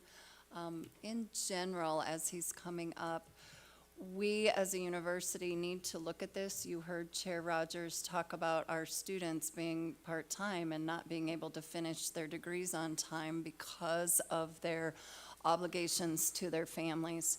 The community of Billings is hungry to have people that have degrees for workforce because they just don't have people to hire. So it is a fine balance, and Regent Bao, you brought up a really good point about quality, and that's what we've been talking about on our campus. Provost Eskandari. Madam Chair, Chancellor Hickswa, Regent Bao, thank you for the question. As Deputy Commissioner mentioned, quality is front and center in all the conversations we have. We have absolutely engaged in conversations with our academic deans, with our department chairs, and the faculty for the programs that we think are great candidates for this particular sprint degree pilot. We've identified a few programs. I think 2 of them are great candidates. Those conversations are ongoing with all of the stakeholders, including the faculty and department chairs of those programs. Quality will be number 1 for us, but of course, meeting the needs of the program, creating these accelerator programs as part of this sprint degree initiative will be incredibly important to us. Please, Chancellor Hickswa. Madam Chair, the other piece of this that I think has to be front and center is that Pell Grants are available in the summer, but they are divided by 3. It isn't as if you get more money if you go in the summer. You limit your money for the other semesters if you're taking summer courses. So students who are barely getting by and it isn't enough money to even go 2 semesters, sometimes even 1, they just can't balance it all, need funding for those summer semesters that regular federal financial aid does not cover. Thank you. First, okay, Regent Lozar.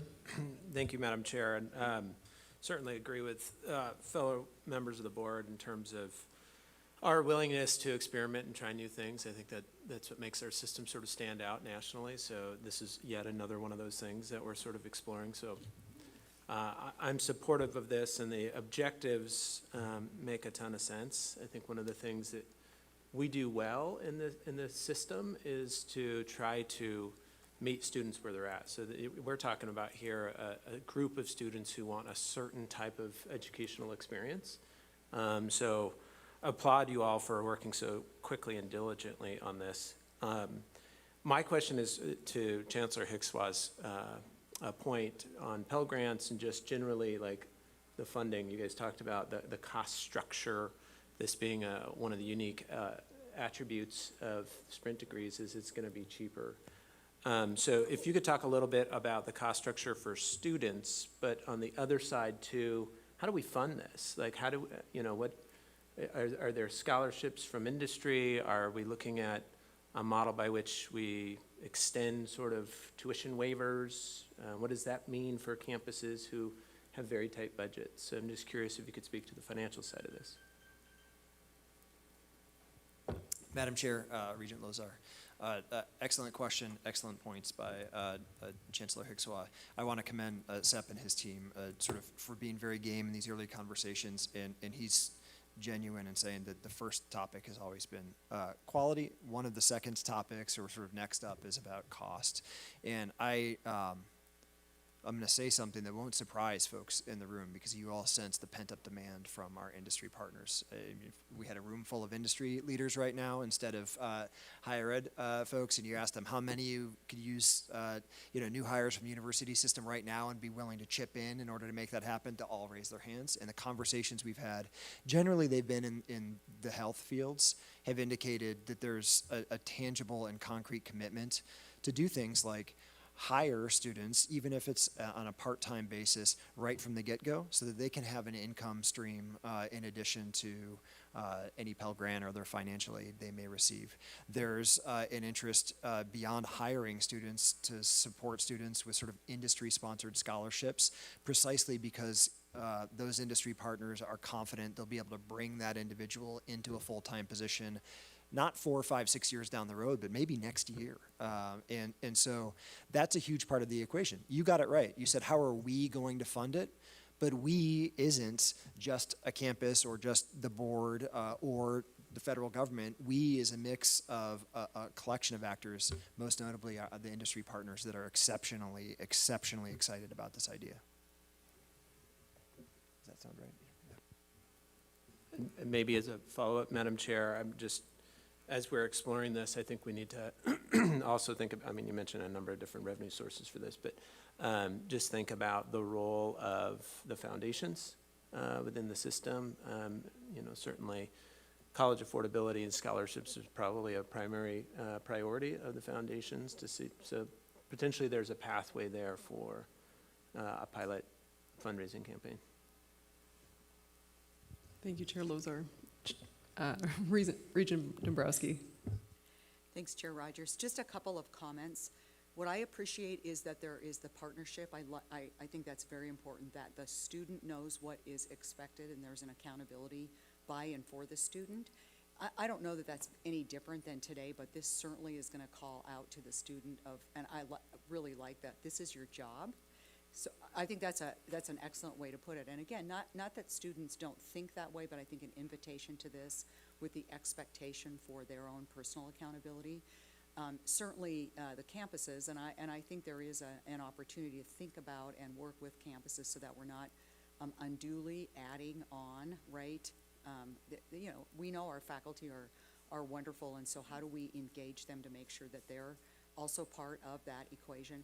And then I can't say enough, and I'll put my healthcare hat on. Industry needs to be at the table and will be at the table, and I am confident, at least in the healthcare side, of the investment. I mean, I can only speak for Providence, but we would invest in this immediately to see the return, because the ability to engage and then keep those folks here in an engaged environment, I mean, it happens from day one. We just can't even get them in on day one. So this day one looks different, and I think the opportunity is essential, and I applaud the work. Please, President Bodnar. Well, thank you, Madam Chair, and I wanted to say thank you to Deputy Tessman and his team and Regent Bao for pushing on this. I think this is, I mean, industry is absolutely calling on us to do this, and the good news is we're learning about this, right? I mean, and thanks for the system support with Accelerate Montana. I mean, we've seen the industry partnership, industry higher ed partnership, it works. Right? We've seen people, more than 220 people have now gone through our AIM Higher program that's an industry partnership. You have College of Business faculty at the University of Montana teaching alongside employees of a Fortune 200 company. More than 220 people are placed into jobs paying $60,000 a year starting. So we're seeing that. That's a 12-week program. You know, how do you marry that with into a 2-year, 4-year bachelor's degree? I mean, this is, so we're building this. We're seeing it. We're seeing it with contractors through the Job Site Ready program that's happening across the state in partnership with 2-year institutions where, to your point, Regent Dombrowski, students are getting that basic training to get on the job. And now we want to build parallel curricula that allow them to learn while they work and eventually build them while they're working into a 2-year degree, into a 4-year degree. It's hard. I think some of the things that are going to be tricky is how do we marry the employer-based training with academic credit toward a 2 or a 4-year degree? That is perhaps the largest hurdle. Industry partners are willing to pay. I mean, ATG Cognizant pays salaries to students while they're in our AIM Higher program. Job Site Ready, same thing. We're seeing it in cyber. So the industry partnerships are there. The funding, I think, will emerge. Some of the challenges will be on our end, you know, and how do we give credit for work-based learning in a different way, and how do we get that? We're seeing some exciting movement by the American Council on Education and recommending credit for some of the industry, national industry leaders and partnerships. So I think this is really exciting, and I just want to say thank you to the board for being supportive of this type of work. You know, the interesting thing is, you know, we will have put, I think, over 400 people through some sort of industry partnered training through the Accelerate Montana initiative across the MUS, right? These are at all MUS institutions right now. And so we're seeing this model, but how do we scale it, and how do we marry employer training with academic credit into degrees? Because credentials still matter. And I will say that one last point, that employers, I've seen across the board, when they can have training in partnership with the MUS, it carries more weight. And that quality that Seb talked about, that's really important, and they really do value us. And so I really appreciate the board's and OCHI's commitment and support in these efforts. Thank you. I think Regent Bao may have a comment. Chair Rogers, thank you. very good comments from President Bodnar. If I could just ask Deputy Commissioner Tessman, my intent, and I'm asking him to come up because he may correct me, is that we, at some point we have a sheet that says, well, this is going to cost you $15,000 a year as a student, and you're going into a job sector where you're going to be paying $60,000 or more, so that, that at the onset, students, if they commit, can have a very clear pathway and understanding to what they might end up with financially, so they can have the conversation over the kitchen table with their parents. Is that something we should expect to see, with the appropriate disclaimers, Deputy Commissioner Tessman? Madam Chair, Regent Bao, I think so. Now, I'll tell you, in my mind, and I think Commissioner Christian, who's provided a lot of guidance here as well, I don't think that this is a static set of programs. I almost imagine a kind of rotating portfolio, so that as some demands change across the state in different sectors, we're adding new programs in new fields. What it means is that there's probably not going to be a one-size-fits-all kind of ROI calculation that we can hand out for all Sprint degree participants. But I do think as we add new programs and we look at starting wages and opportunities for career advancement, look, if we're able to sit down either kind of via the portal or in person and say to a student and a parent, this is the time investment, this is the material investment in terms of your resources, and this is the payoff on that investment in terms of wage return on investment, that'll be a really strong selling point. In my mind, the kind of student who's most likely to raise their hand and jump in here is the kind of student who'll be motivated by seeing those numbers kind of explicitly laid out in front of herself or himself.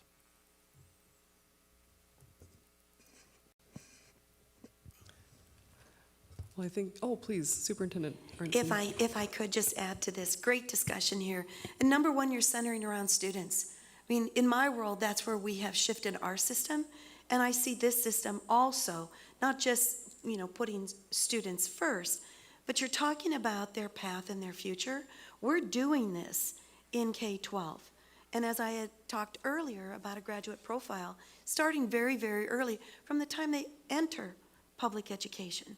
So not just that you're taking a risk, we are as a system taking a risk as well. So that partnership is growing. Students will expect this. They're going to expect something because it's happening right now in our world. So I believe it's access at this point. And again, I applaud you for talking about students. Thank you. I think that rounds out our discussion. Thank you so much, Deputy Commissioner Tessman and Manager DeWolf King. Really appreciate the discussion. And all of your hard work and how quickly you brought this all together. Thank you so much. Yeah, Brock, Ange, Sep, thank you for your efforts too. This is moving along at the pace we'd hoped. I appreciate the board's support on this. It is great work. I like the language it's complicated, like we know that, right? But I like the language in the slide about this intentional connection between workforce, industry, education, something we've all sort of longed for a very, very, very long time from the industry side for sure. But at the same time, guided by quality, guided by rigor, and ultimately guided by faculty. And those pieces together will make for a successful program, and we intend to continue to push this along as quickly as we can. Madam Chair, if I might, I think you're right to talk about what it means for us and how we get there. I'm reminded of Regent Lozar's comments about meeting students where they're at.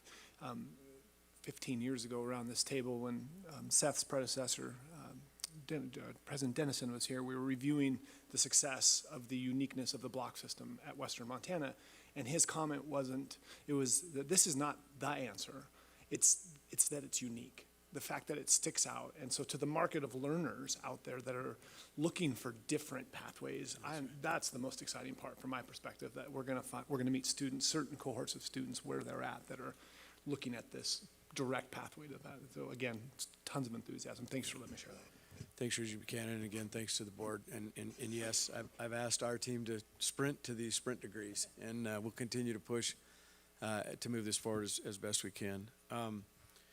So a couple announcements, Madam Chair, and then we'll get back on track here.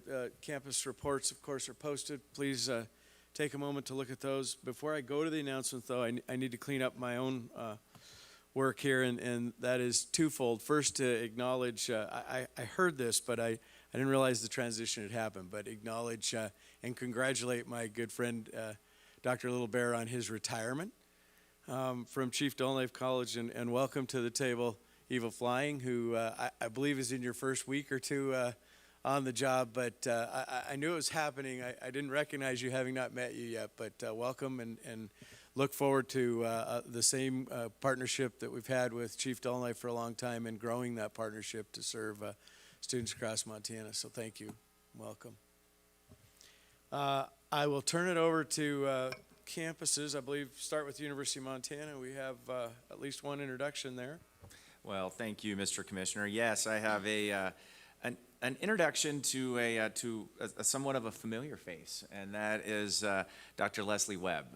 Dr. Webb just joined us a couple of weeks ago as our Vice Provost for Campus Life, and she's responsible for all of our student success initiatives and the student experience on campus. She comes to us with a wealth of experience, having served as the Vice President for Student Affairs and Enrollment Management at Boise State University from 2016 to 2021. And many of you may remember Leslie, who really stepped up to help our colleagues at Montana Tech in a time of need, and served as the interim Vice Chancellor and Dean of Students at Montana Tech in 2021. So we are very excited to welcome Leslie to our team, and couldn't be more thrilled to have a person with not just this extensive background and expertise, but just a passion for students and an energy for students that's palpable. So welcome to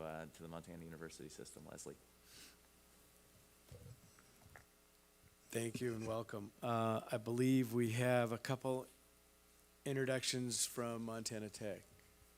Chancellor? Yes, good morning, Commissioner Christian. I am delighted to introduce Ron Muffick, who I think most of you probably know. Never met him. You've never met him? You've never seen him down the hall, right? So Ron joined us as our Vice Chancellor for Finance and Administration this summer on the 1st of July, and we are incredibly excited to have him. As most of you know, Ron served in a number of roles, almost everything except for the commissioner, I think, at OCHI for 28 years. And so to have him and his knowledge of finance and A&E and all those things that are critical to running a university are really beneficial to us, and he's doing great work already. So we're excited to have him. I'd also like to welcome and introduce Dr. Ken Lee, who is our new dean for the School of Mines and Engineering. Ken, you're here somewhere, I believe, back over there. So Ken joined us this summer from Boston, actually, and he was at Western New England University, where he spent 10 years as the founding chair of the Civil and Environmental Engineering Department. Ken joins us also. He has all of his degrees are from University of California, Irvine, and postdoc experience from Princeton University. And Ken has really hit the ground running. And I believe he's the only dean ever in the School of Mines and Engineering at Montana Tech to have been an external hire and not been a department chair that kind of moved up through the ranks at Montana Tech. And so it's great to have his energy. He's got a lot of vision, and we're really excited to welcome him to our team. So thank you. Welcome. And then MSU Bozeman have a few announcements there. Yes, I have Madam a President. few announcements here, and I'm very happy to speak most of it about the strength of the wonderful people that we have at Montana State University and their willingness to serve when they're being called. First of all, I want to welcome Eric Austin to his position as Chair of Faculty Senate. Eric is a well-known individual here around these places. He's a professor of political science. He's a director of the Wheeler Center for Public Policy and the coordinator of our MPA program. He's an expert in systems and organizations, and he stepped up to the plate when we some important announcements in the university. I want to welcome Allison Harmon as the Vice President for Research and Economic Development. Allison is the former dean of the College of Education, Health, and Human Development, a graduate of Penn State. She's an expert on food, nutrition, and sustainable food systems. She's also an expert in curriculum development and two programs that I think that the regions are knowledgeable about that are of a recent creation are the hospitality management and the culinary arts curriculums, and also the Life Scholars. This is the Learning is for Life program, which invites individuals with developmental impairments to become part of Montana State University and to obtain a college degree. Since we moved Allison from the deanship of the College of Education and Health and Human Development, then we invited Tricia Seifert, who's also a very well-known faculty member, and she served as department head of education. Her expertise researches the relationship between college student experiences and post-secondary learning and success, and she has done so in a very creative way. She developed a board game that's called Success Prince Crash Course that allows students and parents and faculty members and teachers to envision what would the college years will look like for those students. So we thank Tricia for her service. In the Honors College, Dean Ilse Marie Lee is taking a year of leave, and so we reached out to Dr. Jeff Hayes to help us during this year. Dr. Hayes is a graduate of Montana State University in 1996 with a master's, PhD, and postdocs from UC Boulder. He also served as department head of chemical engineering, and his area of expertise focuses on the use of computational modeling applied to biomedical problems. And more importantly for this role, Jeff has been a fervent advocate of our Honors College. He has read literally thousands of applications over the years and helped us identify extraordinary students, so we welcome Jeff. Then in the library, we also have a change of leadership, and we welcome Dorleen Rossman. Dorleen has been with MSU for the last 21 years. She was the head of digital libraries.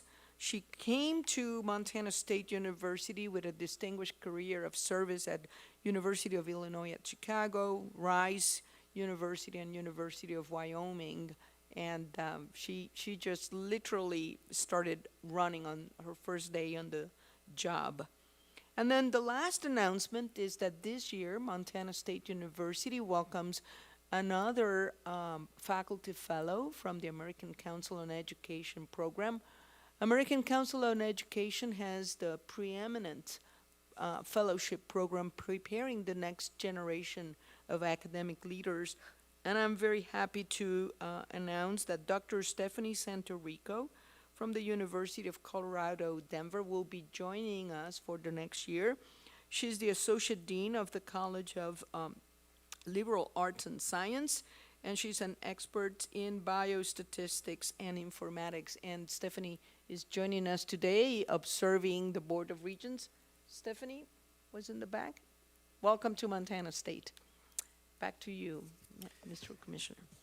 Thank you, Madam President, and welcome to all of those individuals to their new roles within the MUS family. Madam Chair, with apologies, we're a little late on schedule here, but I turn the mic back to you. Thank you so much, Commissioner Christian. Before our break, we'll have hear remarks from Superintendent Arntzen. Thank you so much for being with us today. Thank you, Chair Rogers, and I'll get us back on track. I've gone ahead and in your packet, there is some great information with some pictures as well, because it just shows the flavor of who we are in education. So, Chair Rogers, Commissioner, it's an honor to be here, and it's wonderful to be on campus. I believe the last time we were together was at a powwow where I brought my family as well, and you were ingratiated to be part of the very opening ceremonies. The other aspect in this, how do I want to say, this facility right here, this room, is where we had another discussion on what we call Class 7, which is making sure that our indigenous languages are being taught within any classroom across our state. And I know our legislature has also recognized who we were to make sure that we know who we're going to be in making sure that we have these individuals. I have about 140 of them that do teach indigenous languages in classrooms, and we're looking to grow that. So I know with the hope and the wealth of information from all of your campuses that we can easily do this. I want to start with some celebrations. We have a Teacher of the Year for 2023. This is Catherine Matthews. She is a special education teacher in pre-K. And by federal government, we make sure that students that are recognized as the age of 3 have the support of the state as well as the support of the federal government. And Catherine comes out of Bozeman.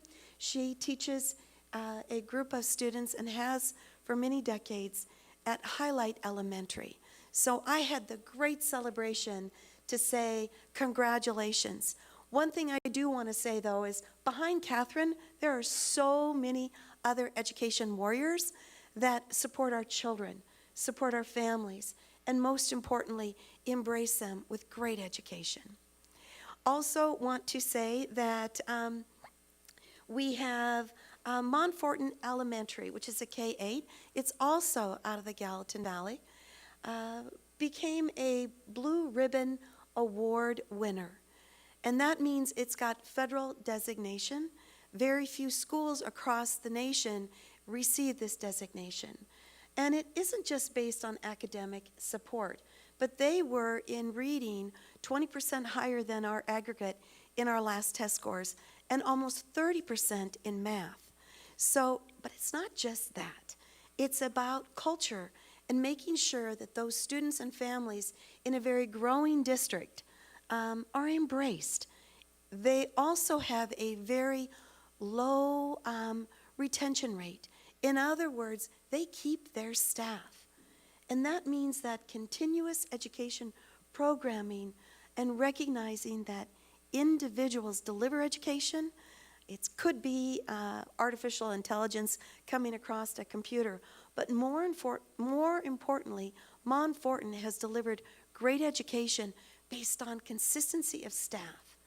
And it's not about the dollar amount, because in doing a little bit of research of the feeders that go into Bozeman in their university system, as well as with their high school, they don't pay their teachers at the highest rate in all of the valley.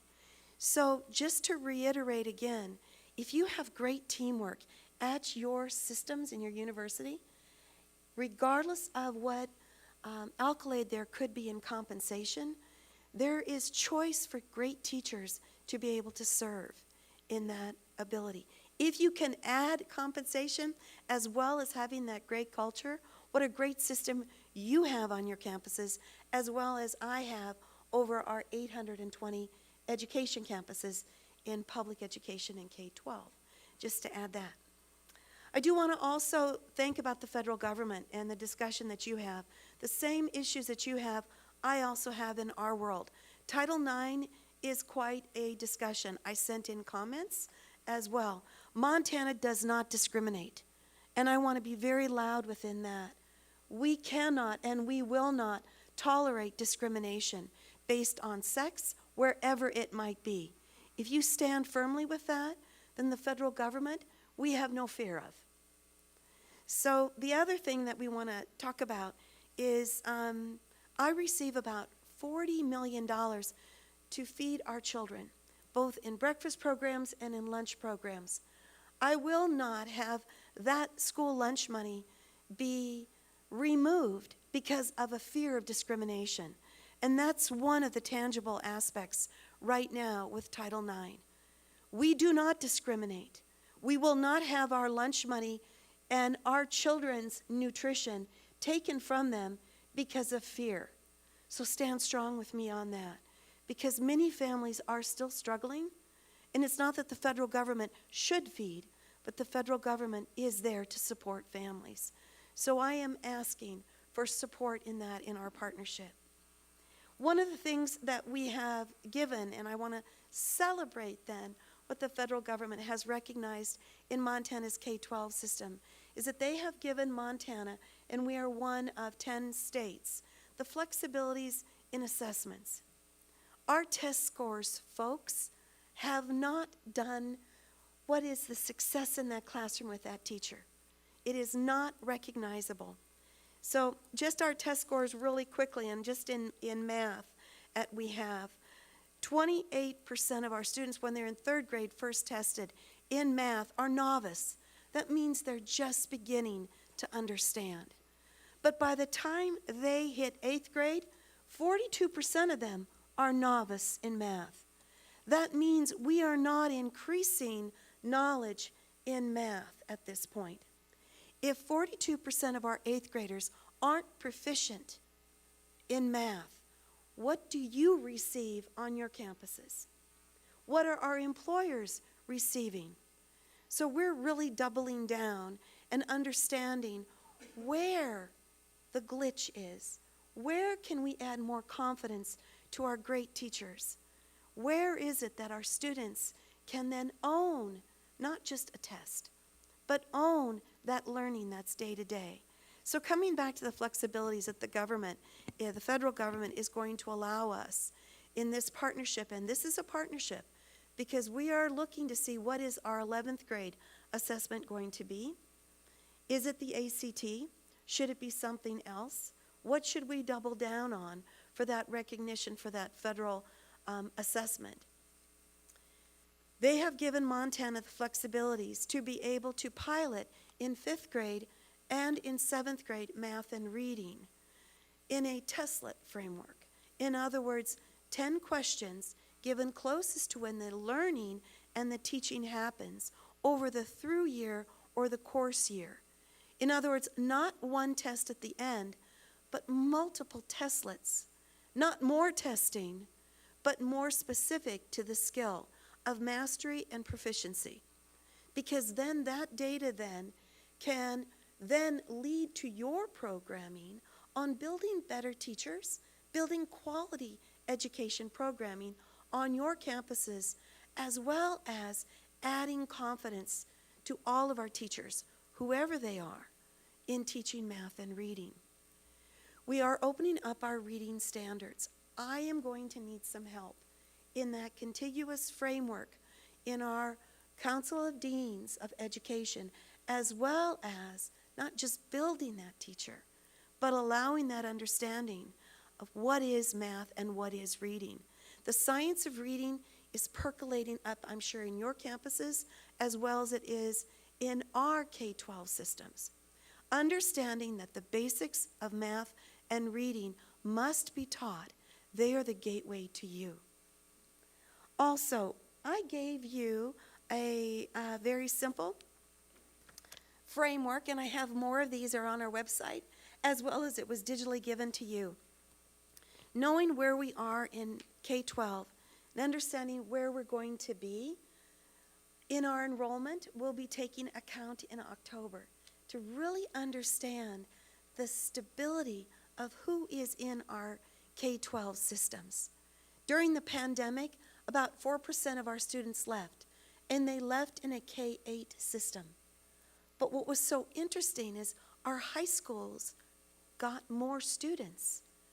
It has evened out since last year, and we're really trying to understand what this next point of data is going to be. We fund our public schools by student enrollment.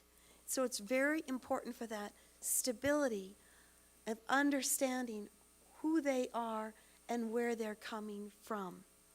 I also want to share in a celebration moment, I gave you a book. Part of our constitutional requirement as all Montanans is understanding our history. So you have been given a book that's Elk Morning at Arrow Creek. If you are available on Friday, join me and our team at Crow as we journey forward to the battlefield of where this battle occurred. It is a delightful history, picturesque as well, but by Montana-made individuals to support Montana moving forward. Indigenous education is extremely important to me. We housed on our campus here a great group of people that we had moving forward in a wraparound service of our most at-risk youth in all of our indigenous world. We lost that grant and we had to remove our great people. But I believe it is securing a partnership moving forward, not just of our children, but our youth and our young adults as we progress. I also want to share, a lot of mention has been made of students, and I thank you for that. If we embrace our students, as you had said, Board Member Lozar, of wherever they are, whoever they are, we can add choice to your system and choice to our system in K-12 to better support them. So I want to end then as well. I have a swear jar, and it is about saying about higher education, because we are not lower education in K-12. You are post-secondary. You are the gateway to greater, and we begin that path. So I'm counting how many times it has been stated as higher education. I also want to say I have the great, and I'm very grateful, but I have a degree from MSU. I also have a degree from the University of Montana. And I know where I sit right now with the colors of where there are, but it's homecoming this weekend. And we'll be journeying to campus to celebrate a Go Grizz this weekend. So with that, I want to honor all of your campuses. I show up. I'm here to support in any manner, shape, or form. And with that, thank you for allowing me to share this partnership. Thank you, Chair Rogers. Thank you so much, Superintendent. Indeed, you do show up, and we greatly appreciate your willingness to always participate in our meetings. It means a great deal to all of us. I think we have one more very important announcement. I'll turn it over to President Bogner. Yes, thank you, Chair Rogers. We have the summer when we don't have formal board meetings and we have important transitions. And after our series of announcements, I realized that we did not announce a very important transition that happened over the course of the summer, and we haven't had a board meeting since that point, and that is with Bitterroot College. And I want to introduce to the board someone who, of course, needs no introduction, and that's Dr. Angela McLean. Angela's here today, and Angela very graciously has agreed to serve as the director at Bitterroot College. You know her in her role as the AMA director and director of K-12 partnerships.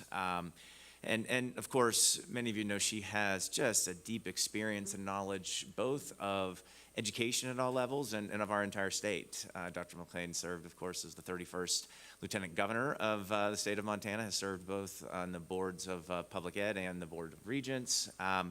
And I couldn't be more grateful to have a leader with this extensive amount of knowledge and commitment to education and students, as Superintendent Arnson mentioned, as Angela, to meet the needs of the students of the Bitterroot Valley. And meeting those effectively is all about partnerships. And that's partnerships with K-12, of course. It's partnership with industry, as we talked about, and it's partnership with the MUS and all institutions of the UMUS. Our goal, of course, is to best meet the educational needs of all students at all stages of their careers in the Bitterroot. And I'm really excited by what Dr. McLean has already done in her time. Like I said, it doesn't feel like she just started because she's making so many gains already. But I realize that I would be remiss if I did not highlight to the board this important transition and thank Angela for stepping into a very important leadership role for really the entire MUS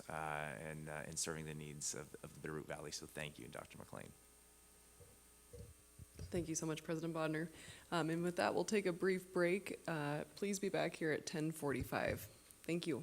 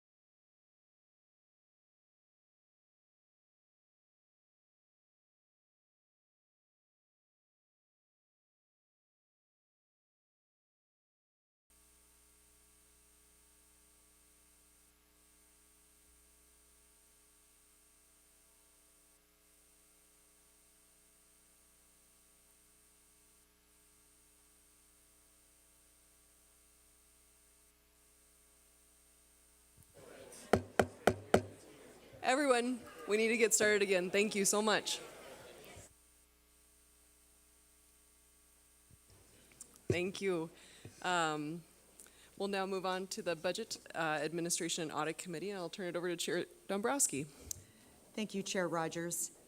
And thanks for everyone coming back. All of the conversation's always good.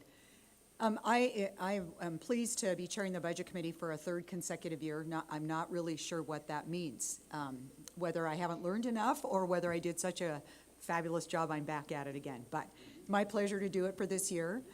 I would say, and I always want not only the regents who know this, but those of you here, when the Budget Committee activity gets presented, it is as a result of a lot of work that has happened ahead of time. It's a budget committee that's very active. It's regents who are asking questions. And so what you see here is the culmination of that work, and certainly the work of Deputy Commissioner Trevor and his staff as well. And I want to thank you for that and thank the staff as well. And the other piece to this today is we're going to take the time that we need in order to make sure everyone feels comfortable with the budget. The budget is, in my opinion, one of the cornerstones of the work that's done by the MUS. And so I'm always looking for questions from the regents and want to make sure that we're answering and creating the transparency. So I will stop with that, and I will turn it over to my colleague, Deputy Commissioner Trevor. Thank you, Madam Chair. Thank you, Madam Chair. I'll turn on my mic. It's a pleasure to have you back for the third year. Before we dive into the action items, however, though, we do have a consent agenda, and Madam Chair, I would recommend that these items be moved along for vote tomorrow. Any questions or comments on those consent? Very good. All right, moving right along. Our first action item is not the only reason we're here in September, but one of the primary reasons we're here in September, and that is to approve the operating budget for the Montana University System and the individual campuses, the agencies, the community colleges, and there's a few other items of detail in there that you end up approving. In fact, I think I'll just start by opening up the item itself, which even though it's in micro print and it looks like it's about 14 yards away from me, I can tell you what the primary driving factor behind approving an operating budget is it's state law. We, as the regents, in statute, are required to approve an operating budget, all funds operating budget for the Montana University System. As a result of receiving money appropriated in the General Fund Appropriation Acts, our state allocated funds that go to the education units. So to put that more concisely, in order to spend state funds and allocate them to the campuses, Board of Regents need to approve an all funds operating budget. And that's what we're here to do. And we could get that done probably in 1 minute on the next slide that I move to and show you all funds and the categories in which they're in. However, I think there are some good reasons not to. One is just general information, the comfortability of the regents with the operating budget, accountability and transparency for sure are at the top of the list. With that said, I'd mention along with approving the all funds budget, inside of this budget, we also collect long-term deferred maintenance projects of the campuses. This is required by another policy of ours that allows campuses to expend funds out of the facilities maintenance account that the Board of Regents created. And so we require those reports and we connect them to our operating budgets for each campus, just so you know that. Last legislative session, there was a lot of work done on the community college funding formula and policies related to the community colleges. And so we're pointing out that in 2015-309 of Montana statute, there is a requirement that the Board of Regents very explicitly now, I think it was there more implicitly in the past, approve the community college operating budgets. And then finally, we have a note about the retirement statutory appropriate received for the Montana University System of about $2 million. It's projected, this is I'm going to call Shauna the nuts and bolts of the budget, and I'm more of the 30,000 foot person, and I'm very much happy she's up at the table to assist me as we move along here, but this is one of those items that we just wanted to point out, we project this in the May board meeting when we allocate state appropriations, but by the time we get to the operating budget, it actually becomes actual dollars that we receive, so they change slightly from those two meetings. So I'm going to move on here. I'm going to show you that attachment that I claim we could approve in 1 minute, and then you could go on. This is what it looks like. We're not going to use it to talk from, however. We will revisit it inside of the operating budget presentation. This is actually another web page that we go to that has the definitions for our operating budget, and believe it or not, a dashboard for system level metrics and a dashboard for institutional level metrics. I'm still not quite giving up my PowerPoint slides, so that's where we go to the operating budget presentation. And I'm not quite sure what edition this is, but I believe since 2013 or 14, I've used this basic template to try to communicate, I guess, more succinctly than having every campus come up and address their own operating budgets. So we try to speak from the system level whenever possible. However, keep in mind that any campus level question you might have at the system level can be converted to a campus level question, and we have sort of a mirrored presentation for each campus that we're going to go through here at the system level. A couple more points here that I'd like to make. Think of this presentation, just because it is long and there's a lot of slides, and I'm very sympathetic to sitting through long, boring presentations. Think of it as well, this is a new one, as a football game. It's got two halves. First half, I'm going to be the offensive coordinator. Second half, Shauna's going to be the offensive coordinator. We're not playing defense. We're just playing offense the entire time. Anyway, that was off the cuff. Who knows what else will come off the cuff? The second half are going to be the nuts and the bolts. The first half, I'm going to provide more of a context for that nuts and bolts side of the presentation, where we look at historical trends. We do some national comparisons of the MUS to other states, and we look at some growth of key budget drivers. Before we get to that, I'm going to turn it over to Director Lyons, the nuts and bolts of the presentation, to talk a little bit about the all funds budget. Madam Chair, members of the board, so this first slide for you today is a pretty picture of our budget in totality for FY23. It's $1.8 billion that you'll be approving, hopefully tomorrow, with some good questions and dialogue surrounding that. So what we're seeing with this is that we've got a couple areas that we're seeing some growth within. Our current unrestricted, and I'll get into some of those details as we move along, the auxiliary, plant, and designated funds. Our presentation today is going to focus mostly on the current unrestricted. As Tyler mentioned earlier, this is our area for accountability and transparency, and it's really the part that has our state appropriations in it and our tuition dollars. So that'll be the area that we primarily focus on. But you can see where we are with that $1.8 billion, the one sheet that Tyler showed you. Again, this is just another way of what you can look at to see what we're going to ask you to approve tomorrow. So then this next one breaks down the pretty pie chart into some numbers, because I mean, I can't not talk about numbers because that's what I'm here for, right? So what we have here is FY22 actual dollars of what was expended, and then what we've budgeted for FY23. Now, first glance, you're like, whoa, I see 10% increase in there or whatever it may be, but there's a lot that goes on behind these numbers that causes that overall increase. Let's talk about that first line, the current unrestricted. In there, we've talked about present law adjustments and our pay plan. That's impacted in there. This is also our ed units and our agencies. So as we go in, you'll see different numbers, pointing that out so that you don't say, why did she change numbers on me later on? But really, that overall increase is from state appropes. The increase, our first year we had a decrease, the second year we'll have an increase, and then pay plan, and we're also looking at some tuition increases. You can see restricted looks odd. We've heard from our campuses that our research dollars are going up. That's true, but we're also coming out of this COVID pandemic and all of the higher education relief funding that was infused into that area. So that does kind of shift that dollar amount a little bit. So it looks like a decrease, but really it's because that pandemic funding is coming out of there.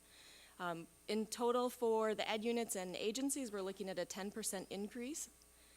Our community colleges went down slightly. This is going to be fully driven by our funding formula and FTE projections that come through and create what the allocation is for the community colleges.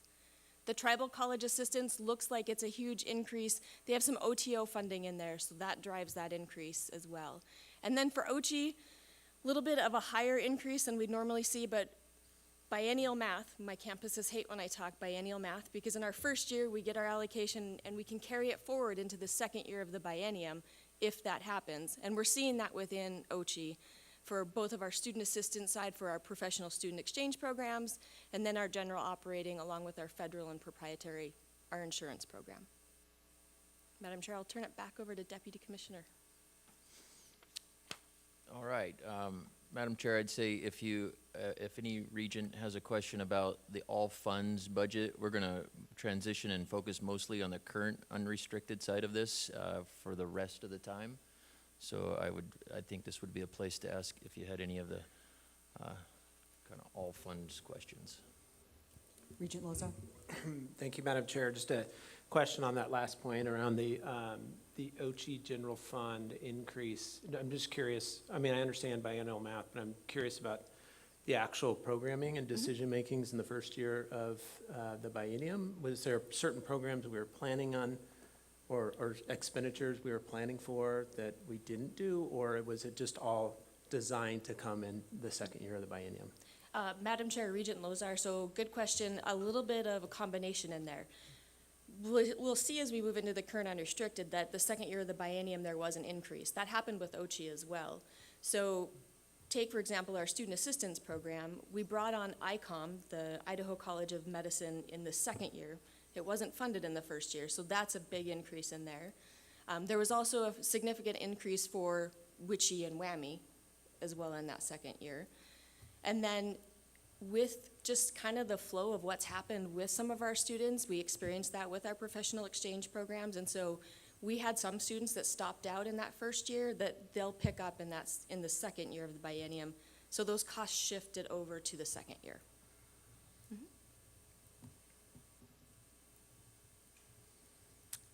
All right, I'll move along. So let's start with state appropriations, and here's a long scope look at our appropriation. I've often talked about how it's split into two periods. From 1992 to 2005, we actually went down in the amount of dollars that we received from the state by $7 million. And since that time, that's entered into the tuition freeze era, partnerships with the state of Montana to backfill resident student tuition in return for a tuition freeze has resulted in nominally increase of $104 million over what now is, over 15-year, 16-year period of time.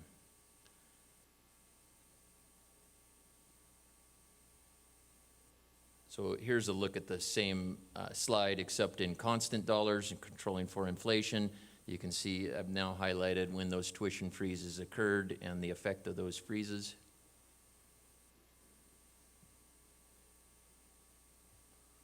And then we look at state appropriations per resident student, and just to cut down on the redundancy, this one is already controlling for inflation. And you can see where the spikes are at. In fact, I point out where we had our all-time record enrollment in resident student FTE, which drove down the dollars per student in 2011, or that could be 12.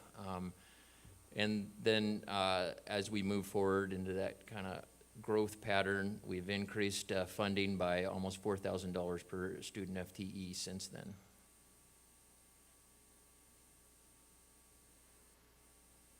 So then we combine the state appropriations with tuition, and here's the picture that gets painted. The dark blue are the state appropriations, and here again, in controlling for inflation, You can see the changes from 1992 all the way through 2003.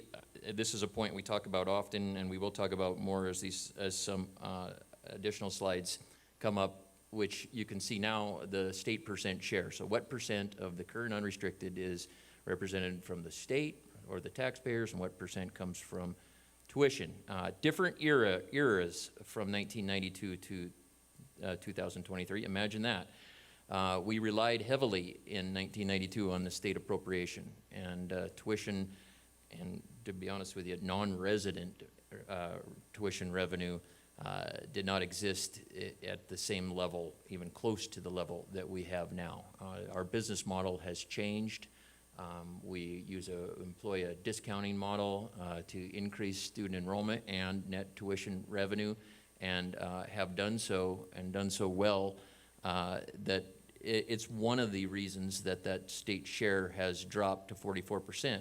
But if you backed up a couple slides, I mentioned that the state appropriation had increased by over $100 million since 2005. So it's not the state of Montana leaving the university system or providing a lack of support.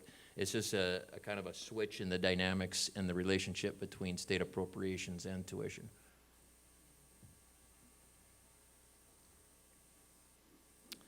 So breaking down kind of a closer look at net tuition revenue.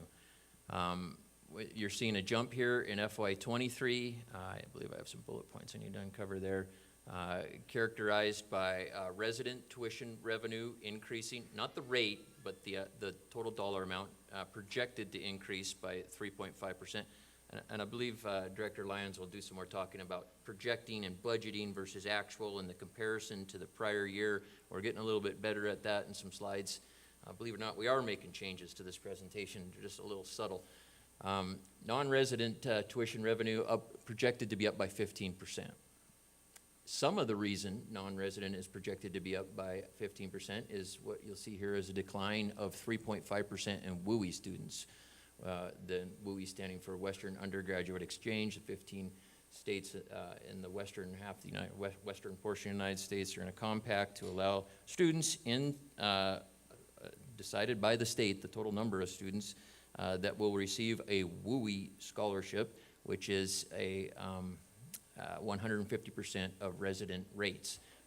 We have peaked a year ago, and campuses are now moving and cutting back on WUI students and shifting those students to, they're still coming to us, just not a WUI status, discounting them at an amount that I guess, for lack of better words, matches in their enrollment management strategies. So that'll be a theme that we'll continue to take a look at throughout the presentation. So we have the current unrestricted budget, and you can see FY23 increases, and that's an increase of $36 million or 8%, as we saw in that all funds slide earlier. But let's break down what represents the increase in the current unrestricted. We had an increase in the second year of the biennium. We actually had a decrease in our state appropriations in the first year of the biennium by about $1.5 million. We went up $13 million in the second year of the biennium. This says $11 million on there, but 1.5 of it is performance funding residual, which didn't get allocated directly to a campus in support of the operating budget. So that $13 million is comprised of present law adjustment and a pay plan, which we have enacted and voted upon earlier in July. And so that's set. We have tuition revenue projected to be up $21 million. A lot of that comes from a non-resident increase, and to be frank, a non-resident increase at Montana State University. What's different this year than other years is the University of Montana is also increasing. And so we're seeing more of a compounded effect where we had been in a flat, if not decline or a drop at the University of Montana in the past. That's changed. And so the 8% in tuition revenue is welcome. We have transfers, as Director Lyons indicated, in a biennial budget. Campuses carry over funds from the first year of the biennium to the second year of the biennium to the tune of about $4 million more than they transferred funds in from other sources in the first year of the biennium. So, kind of shifting gears there from the mechanics of the budget to taking a look at how do the key budget drivers in the university system shape up when we compare them to some benchmarks? And let's just make the benchmark inflation. And so first and foremost, state appropriations. That's the yellow line across the top. Since 2013 has increased cumulative percent growth by 43%. Financial aid, and if financial aid in this case is defined as the amount of aid that a first-time, full-time freshman receives as they enter the Montana University system in that first academic year, that's increased by 35%. And then we hit inflation at 26. You're going to see a couple more times where we have our expenditures and inflation mirroring each other, 25% increase in MUS expenditures. And then we have tuition and fees at 22%. You know, at first blush, you might say, hey, I thought we froze tuition during that time. Well, we did. We didn't freeze it every year. We had a pretty sizable tuition increase after the 2017 legislative session. We also increased fees, growth of about inflation during that time, so you'll end up with a 22% increase there in your tuition and fees. I would say, though, this chart didn't happen by accident. This was by design. So another way of looking at those key budget drivers is to analyze the compounded annual growth rate over that same 10-year period of time. Here's where you see the inflation and MUS expenditures mirroring each other, tuition rates increasing for resident students at a slower pace, state appropriations leading the way, quickly followed by financial aid.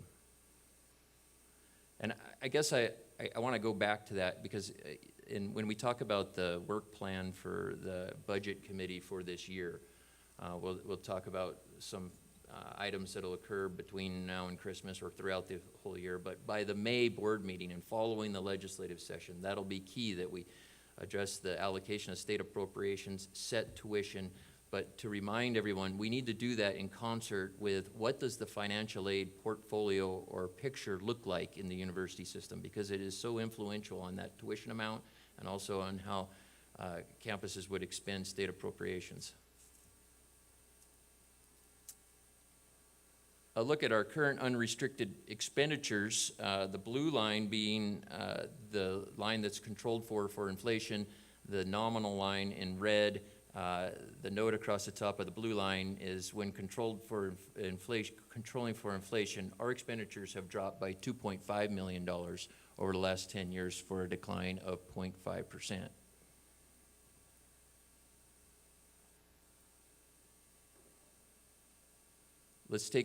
I switch to the revenue side now, and it seems like there's a big difference there, but in the current unrestricted, there isn't. We're going to expend the amount of revenue that we take in. And the reason I switch to revenue now is I can get a comparator to another state or the U.S. total. And in fact, here I have a comparison of our total education revenue, state appropriations plus tuition, to what it looks like in the United States as a whole. So the top bar is the change in our amount. Now the bottom line, and I wonder if I didn't put that footnote on there, and I should have. I converted the millions to billion. Oh yeah, there I have it, in billions. The reason why the U.S. ed revenue is lower than the MUS ed revenue is that one's in billions and one's in millions. So you take a look at the ed revenue for the MUS, we're dropping at 3.6% in constant dollars, where the ed revenue for the U.S. as a whole increases by 1.2.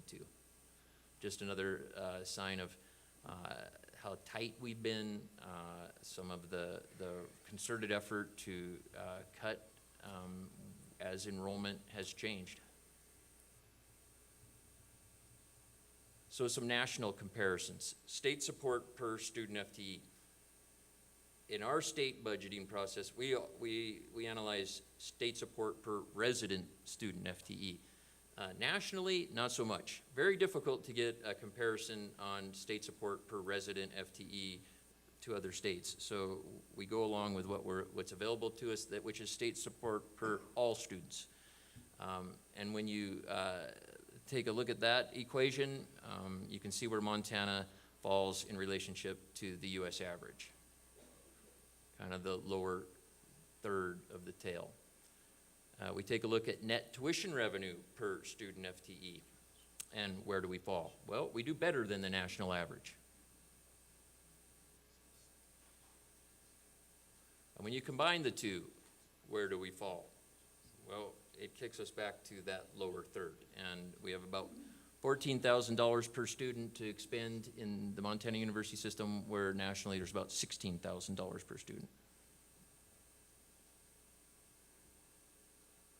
State share, how do we look in comparison? This state share is going to catch those who are paying real close attention off guard, because it will be a little bit higher on this slide than it will be when we get to our actual state share for the Montana University. It says the 57%, and we're at 47%. One of the reasons state and local support per capita in Montana is toward the lower end of the spectrum.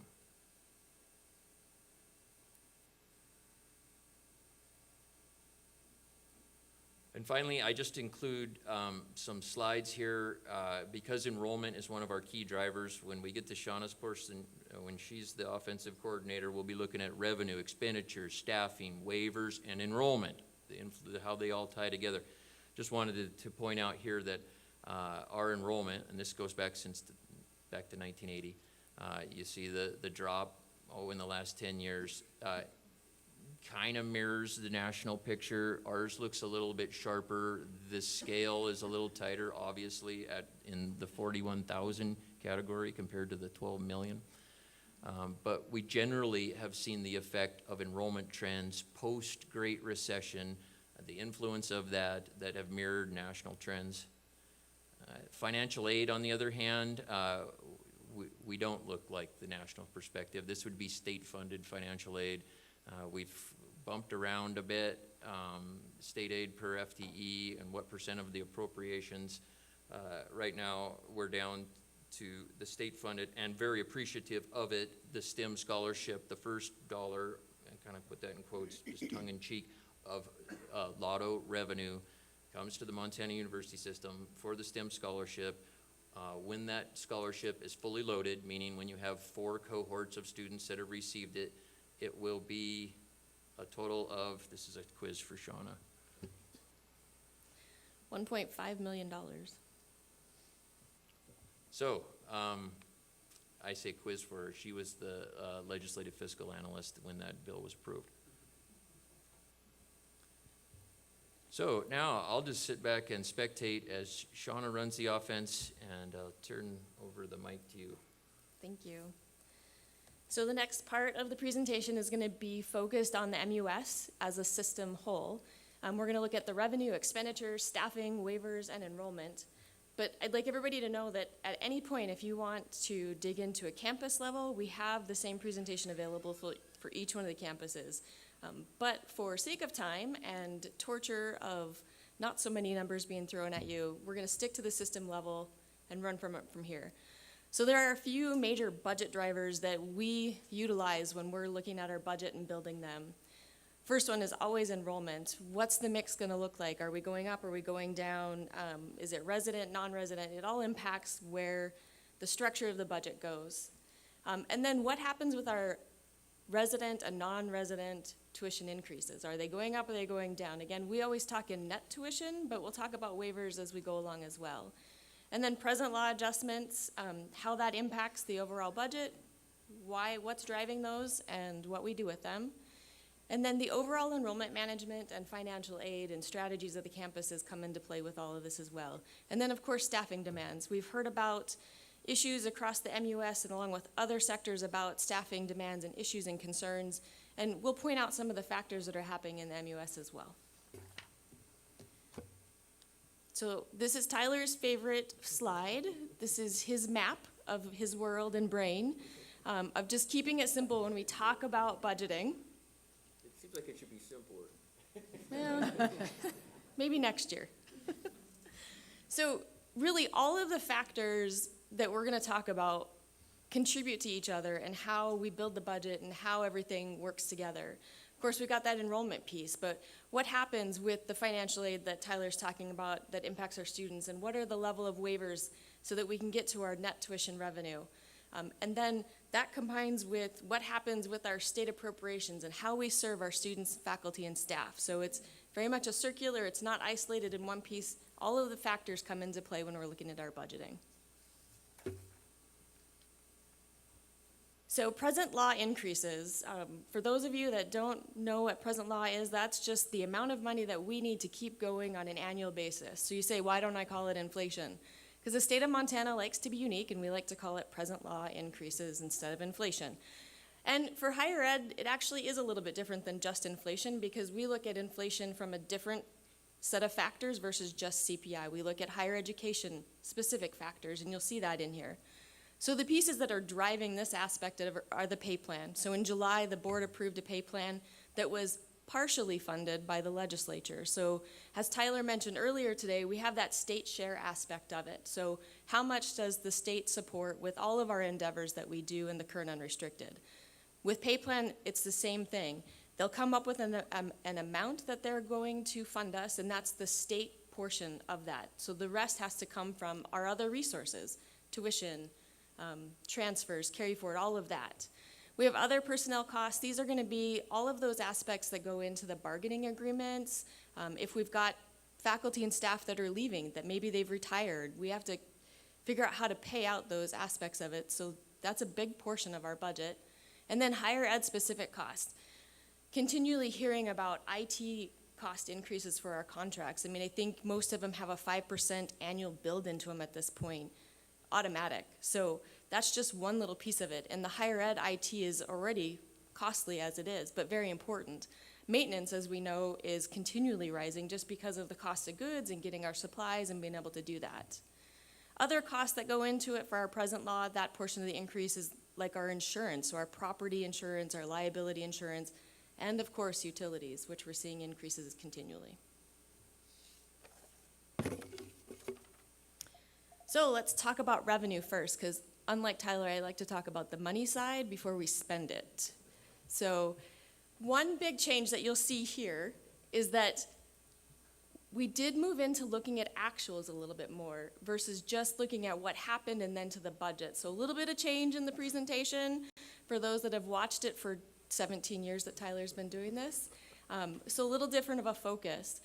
It's important as we start analyzing our budgets to look at these a little bit differently, and especially when we're seeing some growth increases in there, to see we've got a budget that's growing, but what's actually happened in the last several years prior to that. So one thing to point out when we look at the FY 22 to 21 actuals, you'll see that there was a decline in there in the state support. That's because, as Tyler mentioned earlier, we had a decrease in state appropriations in that first year, so that's reflective there.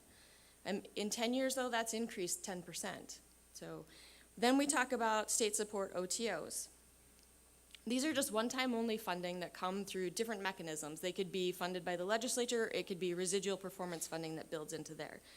So you're looking at that first year thinking, oh my goodness, 214% increase. We had several OTO initiatives that were funded in 22, so that's that big increase. Net tuition revenue and transfers are the other pieces of it. So when we talk about the total budget, you'll see that we're requesting an 8% increase overall. Again, state appropriations plays into that pay plan that I just discussed, and then also the non-resident and resident tuition increases that we're looking at for net tuition. So I'm not gonna talk about student FTE on this slide because we're gonna go into more detail on it later, but some key metrics within our revenue side of it is that state percent share again that we've always drive home, because when we're talking to the legislature, this is one of the primary factors that we discuss when we're there. What's the state share of it? How much are we funding as a percent of state dollars? So we did drop a little bit, as you can see, even though we had an increase, but there's a mix that happens in there, right? We've got net tuition revenue increasing, but it didn't increase at the same level that the state appropes did. So there's a little bit of an offset that you're seeing with that piece of it. And as Tyler mentioned earlier, that is a drop from the national, or we're below the national average on that piece of it. And then state funds per resident are budgeted to increase. Another factor that we really look at, you'll see that state support for resident FTE. Tyler showed you a chart that had all FTE. This one is just specific to Montana, and we're looking at just our resident students. So we're going from 9,800 to about 10,500 on our number. That's a good piece to be. That's where we like to see some support for our students. And again, we're ranked a little bit lower than nationally with this, but they're looking at also all students where we look at resident students.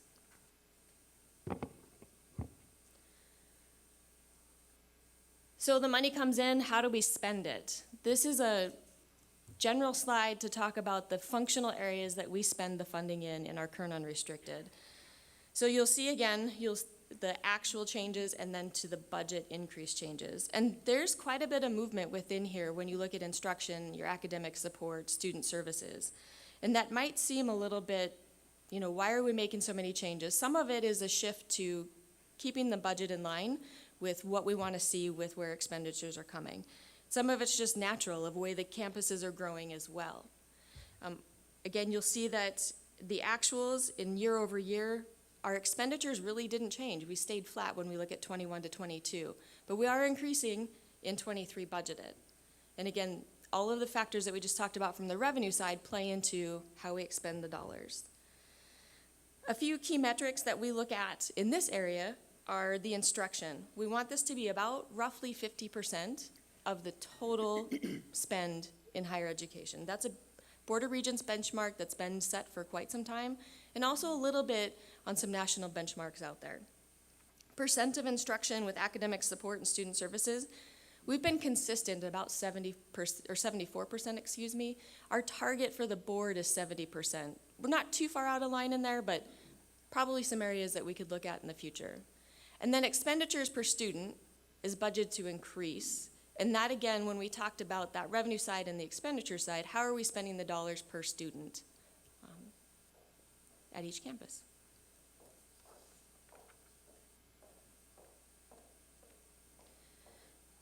So let's move into our staffing aspect of it. One thing that I really want to point out initially is that it does look like overall in the system, we've been declining. In the year over year, it's a 1% decline. In the last 5 years, we've had a 12% decline. And when you look at just contract faculty. And overall, you'll see it's a 1% and an 8% decline in those same time zones. Part of that is we've had some attrition. We know the pandemic had an impact on us, and we've had several vacancies in the last several years and a tough time recruiting employees and staff at this point.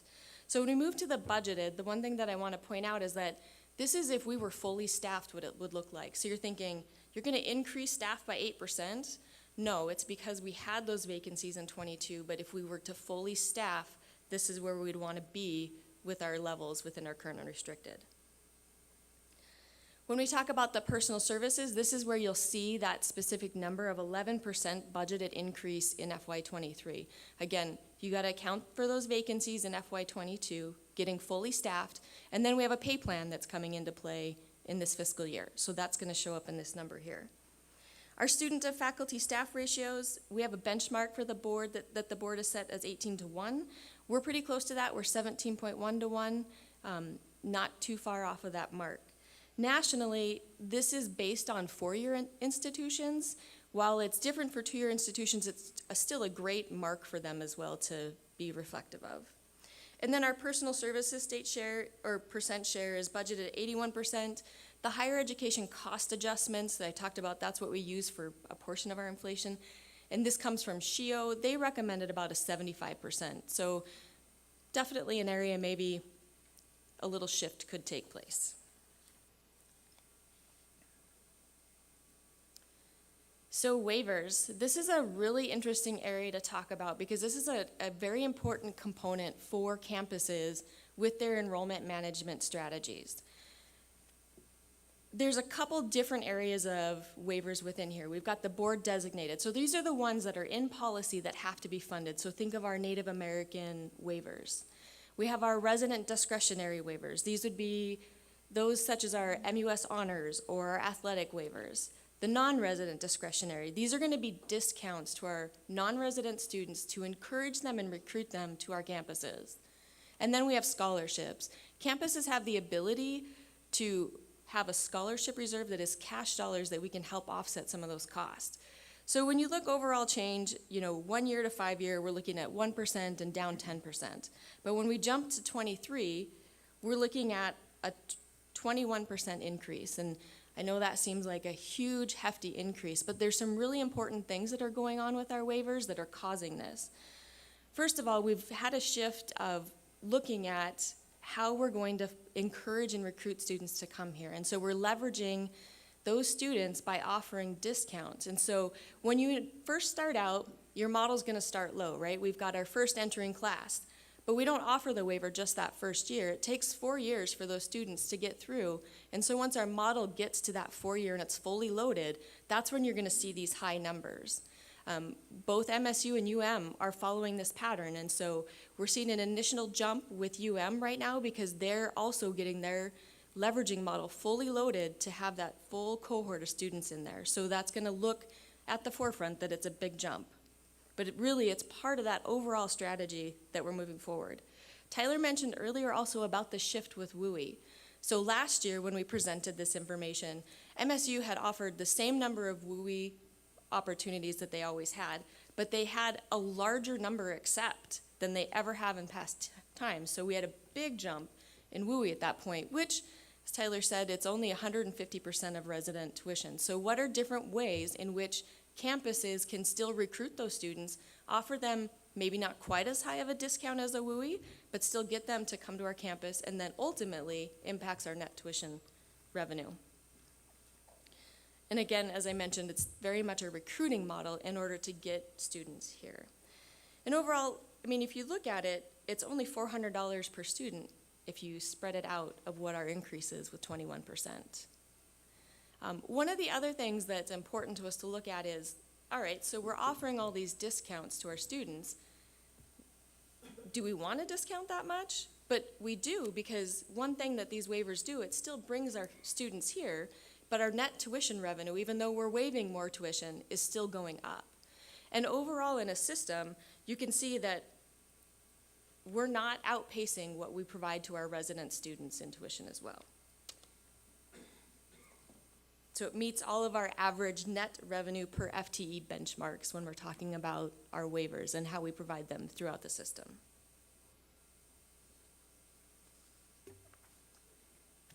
So then this leads us to enrollment. And where are we going with enrollment in FY23? We're looking at a 1.3% increase over 22. That's the projected amount. At census, you can see that we're flat at the moment. There's still some time with this, and we also need to look at it for a full fiscal year. So we're only seeing that snippet of the census just for fall semester. Again, you're gonna see really on this page that non-resident, and WUI switch. So the WUI enrollment is looking like we're declining, but we're just shifting those to non-resident students to help provide for that 1.3% increase overall.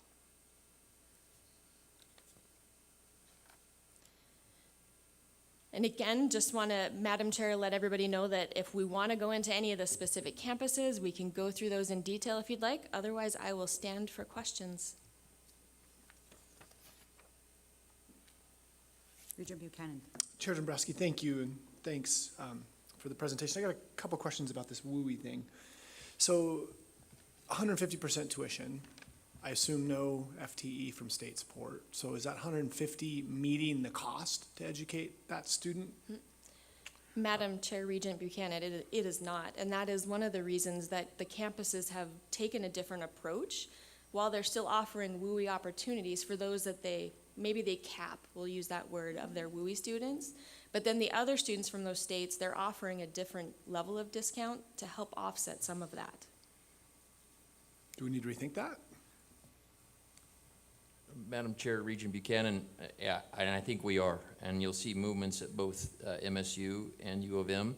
Now, smaller campuses cannot be thrown into that same bucket just because of the size of their student body, the amount of those students that are WUI, the use of WUI as an additional scholarship and to attract those students, just a different dynamic there. This slide does a good example of showing the amount it costs to educate a student, a non-resident versus a resident. So residents at $15,000 to educate. That's combined state support and tuition. If you look at a WUI student, let's just say it's $5,000 for tuition. 150% of that would get you to $7,500. Our flagship campuses are bringing it a little bit more than that, but it's probably in the $8,000 range, and then there's no state support for it. So it is it's not the model to pursue to increase your net tuition revenue. However, it's a compact that we're in, and there's obligations associated with that. Commissioner Christian? Madam Chair, Regent Buchanan, the last point I think is the point, but it's an exchange program, right? So there's also Montana students that are going to out-of-state institutions and paying that same 150%. I think the compact has served us pretty well. Also, all the professional exchange programs are in that as well. So the WICHE programs, the WEMU programs, WEMU's a different path, but all of those exchange programs are part of that compact. So, I mean, we've even looked at, for us, a fairly low tuition state, it's been a little bit punishing. And I think some of the work that we've done on tuition freezes has inadvertently or not, but extended to those WUI states, because as we've kept those tuition dollars low, that's had an effect of keeping the WUI low as comparison to other states. We've visited with WICHE about that, sort of the signature piece of the WICHE program, of the undergraduate exchange is that 150%. I don't think there's much give on that. But I think it also attracts a lot of students to Montana. Some of those that bring friends and pay sort of the WUI-like programs that are discounted but not as heavily. And I mean, I think overall it served us very well. We'd want to think through it pretty thoroughly before abandoning it, but it's the overall compact has been pretty successful.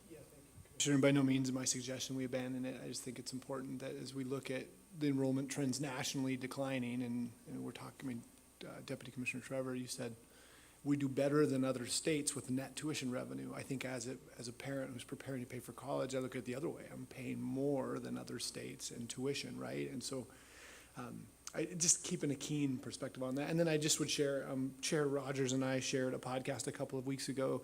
It's called The Daily, September 14th. It does a really good job of talking about the waiver concept and attracting students on a national perspective. So thank you. Deputy Commissioner Trevor. Madam Chair and Regent Buchanan, I had mentioned, though you're not paying more than other states, you're paying less than other states. The reason that the net tuition revenue is so high is we're doing such a great job of recruiting non-resident students and discounting. It has elevated that amount, which is actually subsidizing the cost for resident students in this state. So it's a kind of a star or a feather in our cap, but I just wanted to clarify that. Thank you. Yes. Madam Chair, thank you. Deputy Commissioner, just kind of jumping back to the WUI conversation, do we have an understanding of the ratio of students that take advantage of WUI coming into Montana versus those starting in Montana going to other WUI states? Madam Chair, I almost called you Representative Blossom, and I have no idea why. It's his future. But I stopped myself there. Probably your future. Regent Blossom. And I'll get better at that. Yeah, we do. And we're about twice the amount coming in as that go out, and we have been for some time.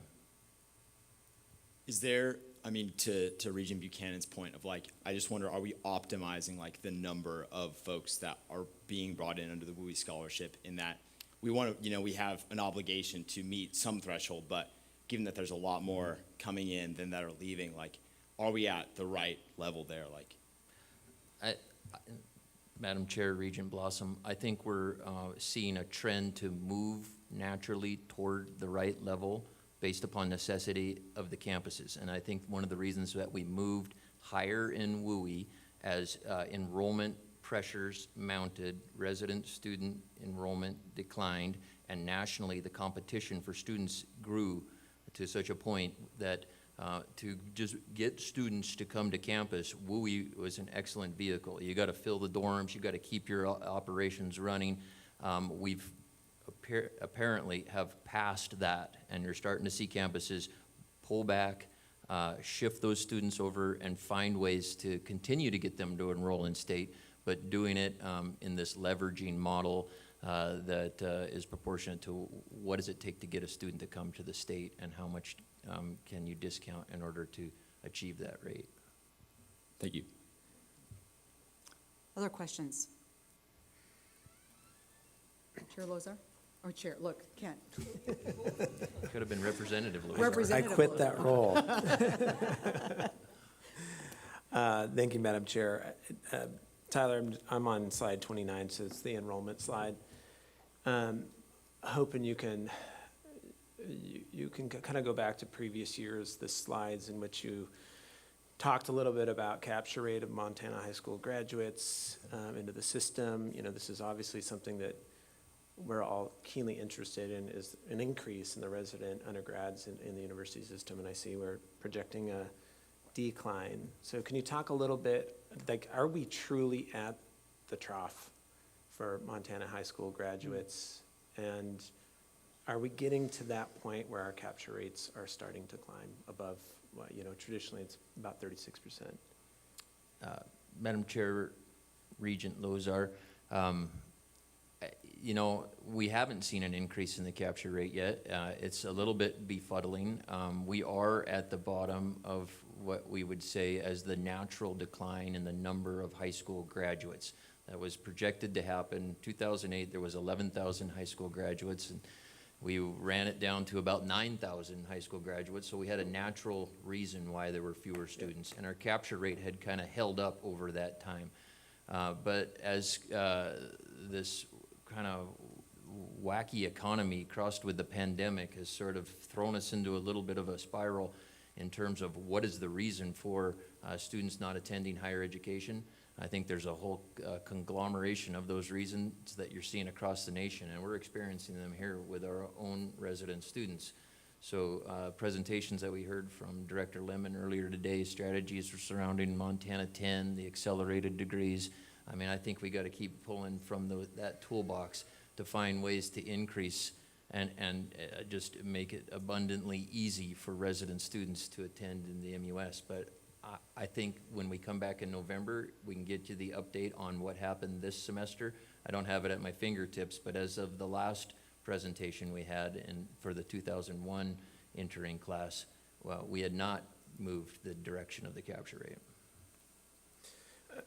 But just to go right to the denominator of high school graduates, we are starting to climb out of the trough. Regardless of like some of the motivations for some high school graduates not coming into the system, the denominator is growing, so we should be able to anticipate at least higher capture numbers, maybe not a capture rate. Madam Chair, Regent Lozar, yes, the outlook looks good between now and 2026. After that, it heads back down again.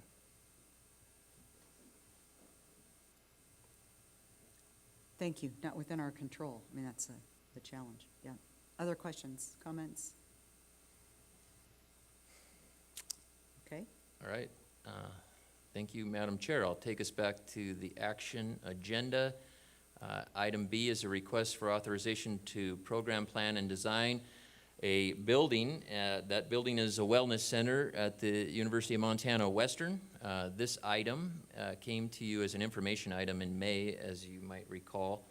One of the reasons that it came as an information item in May is that it does include a fairly substantial increase to student facility fees to support the financing of this building, and we thought it best that the regents hear about that and kind of get some of the background on it. You received that from Chancellor Reed.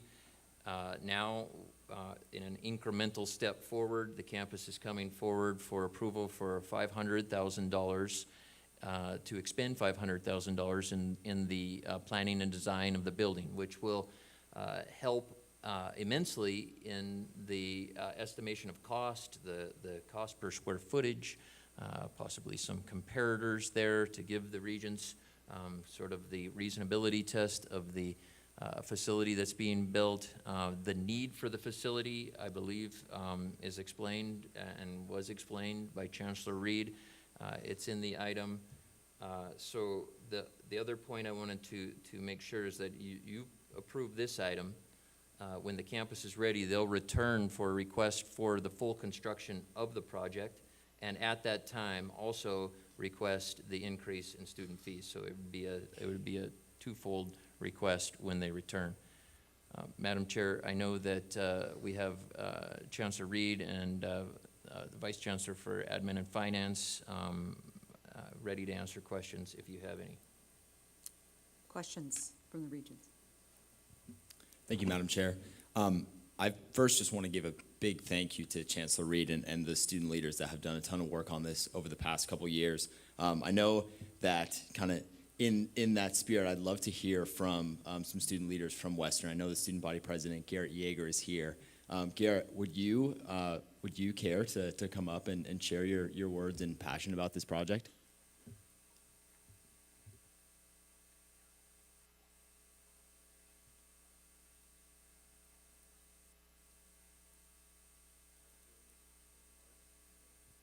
Might help to have this guy on. Madam Chair, Commissioner Christians, Regents, this is something that has been an issue on our campus for a long time now. This idea has passed through 4 presidents at Western.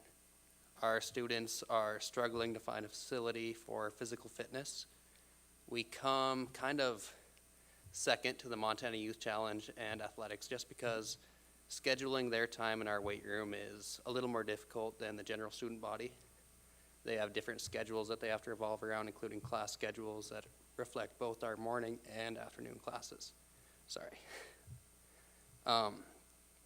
We did a referendum in 2020 where I have those results in here somewhere.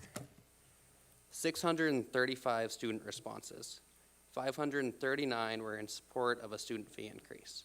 595 were in favor of the expansion, and those numbers are just pretty unprecedented for a referendum on our campus, or I think any campus in the MUS. Our students want this. They don't just want it. Our students need this.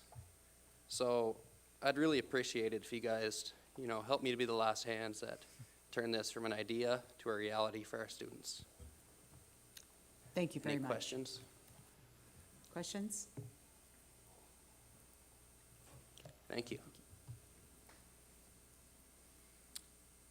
All right, I'll move on to item C, which is a request to revise a commitment for a ground lease, operating agreement, and a state combined laboratory facility at MSU Bozeman. So this item is a renewal, essentially, of a sunsetted item from November of 2019. The original item, if you were here and recall, stated a commitment to the state of Montana, specifically the Department of Livestock, to provide a ground lease for a new vet diagnostic laboratory. It also included some operational parameters in that item. This item, the new item, comes and it looks very similar to that previous item. However, there are some key differences. The commitment to the state of Montana for the ground lease at the vet diagnostic laboratory is still there. What's new is a partnership with MSU to combine that facility with the Wool Lab, as well as bring in the Montana Department of Ag's analytical laboratory. So this is great news. I think this is a great collaboration and a statewide partnership that makes sense. The 2021 legislature funded the vet diagnostic laboratory at $35 million and the Wool Lab at $5 million. This item also will provide your very basic operating agreement, i.e. service-related parameters that the parties have all agreed to, that will serve as a starting place of a more detailed service-oriented operating agreement platform that'll go forward. Madam Chair, I know Vice President Lease is in the audience and ready to answer questions if needed. Thank you. Questions? I'm going to say Chair Lozar again, so I'm going to say Regent Lozar. Thank you, Madam Chair. Certainly a lot of moving parts for several years and a lot of different partners to try to get this to where it's at, so it's pretty exciting to see some resolution. Just kind of looking at the agenda item, it looks like there's just one thread that we haven't tied up yet, and that is the Department of Ag vacating McCall Hall. So I'm just curious sort of where those negotiations are, it being a contingent for this to move forward. Madam Chair, Regent Lozar, I believe that they, all of the parameters in here are in agreement of all parties involved. So that's part of it.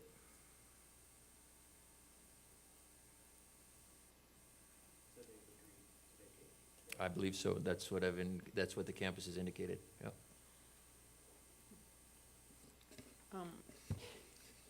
Please, President If I may, Quezada. yes.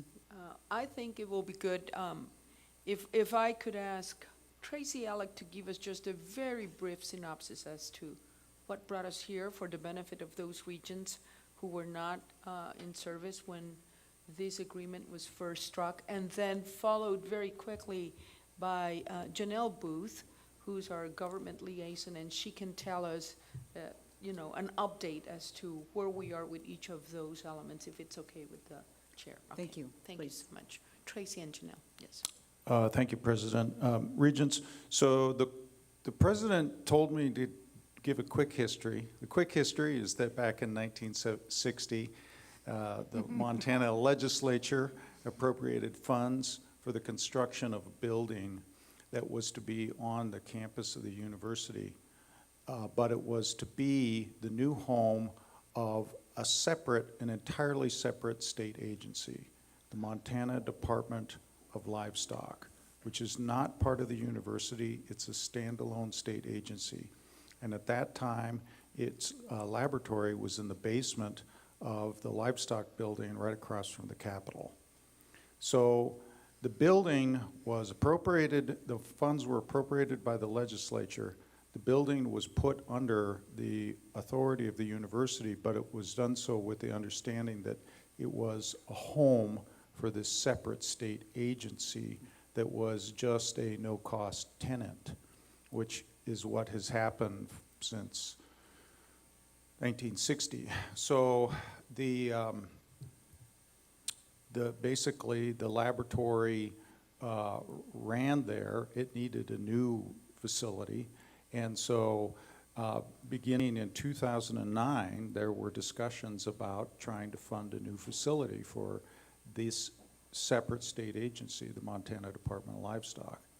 Well, then you had COVID, and basically you had an injection of federal funds into state coffers, and money appeared for the construction of this new laboratory building. And those funds that happened during the pandemic, that actually came after the Board of Regents had approved this land lease. And I have to correct Tyler, when you previously approved it, that resolution by the Regents did specifically require that the Montana Department of Agriculture vacate McCall Hall into this new facilities. So that's not actually a new piece. And I couldn't agree more. This is an outstanding outcome for this facility, which has been battered around by the legislature for, almost 15 years. So that's the history.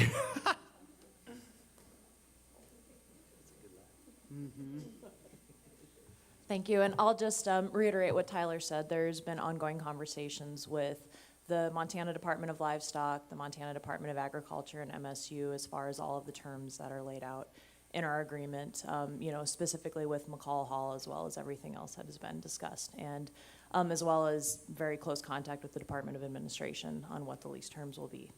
Yeah, thank you. And on one more item, in this agreement, we have also been in conversations with them in regards to sharing that building with the Wool Lab. which is also another appropriation that we receive from the state. So Janelle, can you expand on that a little as well? Yeah, this has just been a really great opportunity to utilize cost savings by having a joint facility, by making sure we're making the most of these state resources and to really get the facility that all three entities were looking for. So, thanks. Thank you. Helpful. All right, Madam Chair, I'll move along to the last action item D. In the same vein as things that return to the regions, this one will continue that theme. This item came to the regions as an action item in November of 2021. The item was pulled. It's a request for an approval to a change to the definition of student-driven fees. The item was pulled essentially to give students more time to digest the ramifications and kind of come to a meeting of the minds about what this meant for them. Since that time, there's been dialogue with a variety of different students. I'm not going to say that there was a cohesive, negotiations that went on, but definitely a lot of communications. Including communications with our most recently appointed Regent Blossom.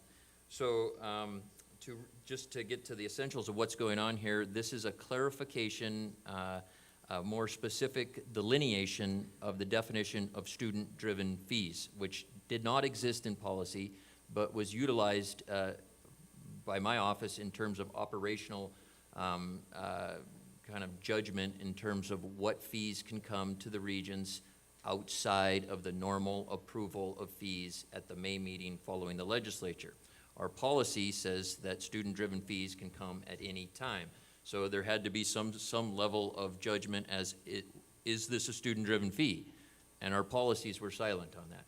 So our policy now would essentially say a student-driven fee is a fee that comes from the students, is voted on by the students, and where the revenue from that fee is managed and administered by student government.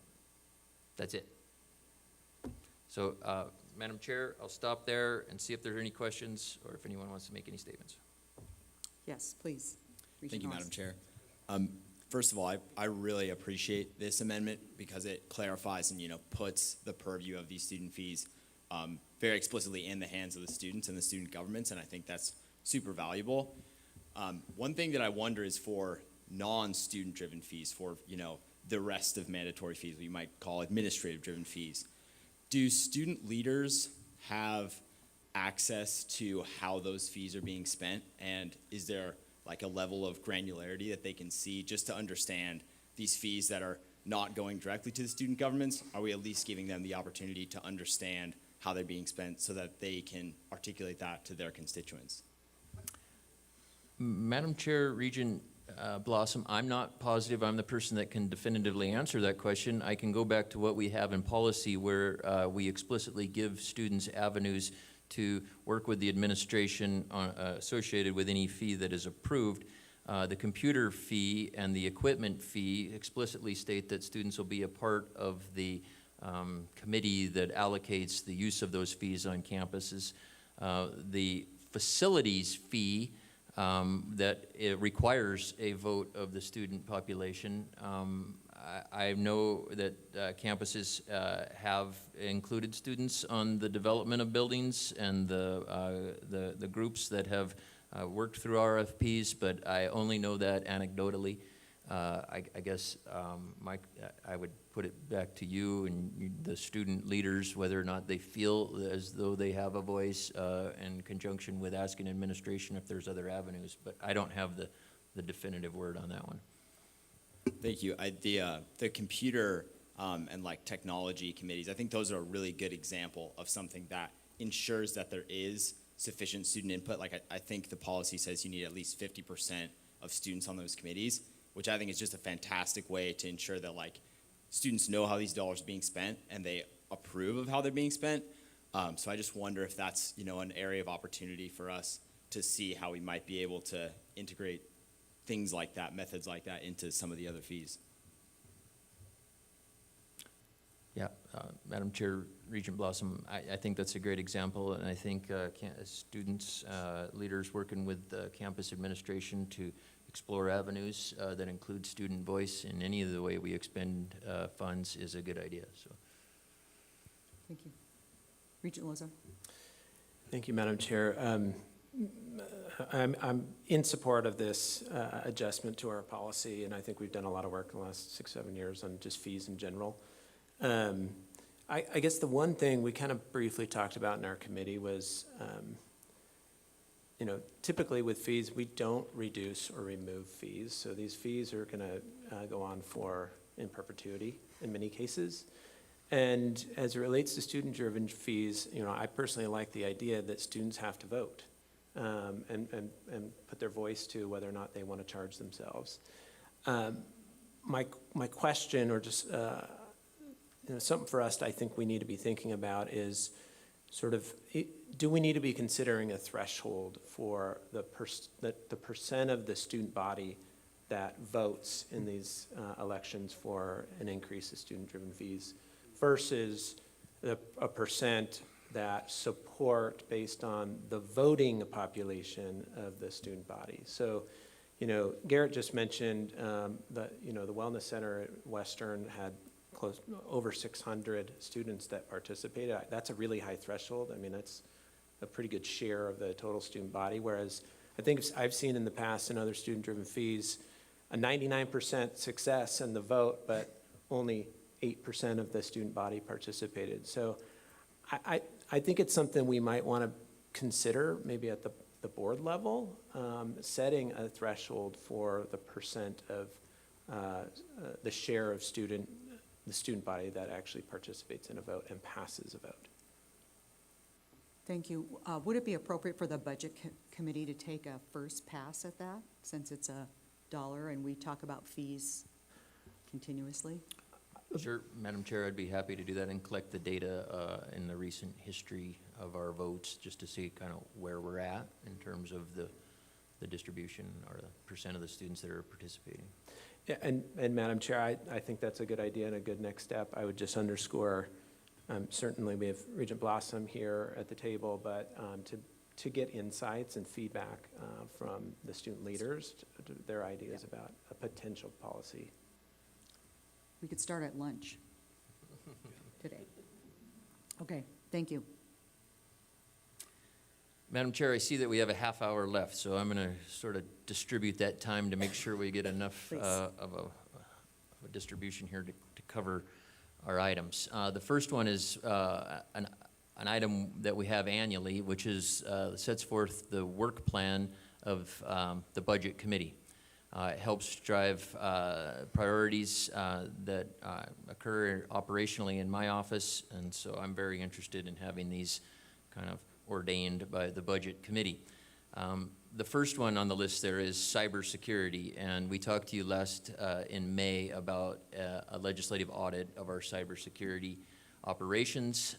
This is a continuation of the momentum that we've gained from addressing those audit recommendations, which I will talk about in another information item coming up, that has got us in a new IT governance structure that specifically focused on cybersecurity at the moment, but I think this is an avenue where we can make progress. The first 3 bullets do relate to audit follow-up actions that we are either taking right now or need to take. The last one is sort of a strategy item. Let's identify and prioritize those common areas of where we have risk and issues across our system and address them at the system level. And so that connects back to cybersecurity being one of our system initiatives to take forward to the legislature. The second one is facilities, and we're going to talk more about facilities and as an information item coming up here. We just did as an item. Anyone who looks at the budget agenda notices that at least 50% of the items are related to facilities. And so this speaks to the process that we use to approve the construction of new facilities and improving upon it, using benchmarks similar to what we've done in the operating budget presentation, in fact, that give the regions a sense of understanding of where we're at with that project, the reasonability test, the cost structure, and doing a better job of laying that out for the regions. So it's top of the list for us, although it's number 2 here. These aren't ranked. The third, again, we'll talk about here in a minute in a little more detail, but enterprise risk and not letting the momentum of this system initiative escape us.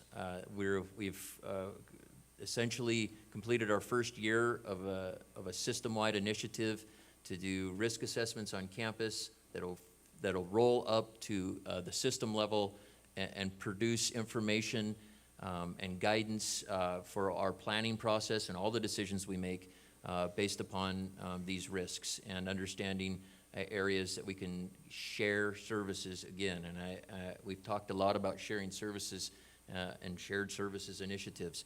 But what strikes me about enterprise risk is that when you're doing risk assessments and you're focusing on what it is or specific items, that produces more of kind of the sharing opportunities than folks just sitting around a table asking each other, how can we share? So this is a very directed method. I think we can look at it as synonymous with shared services.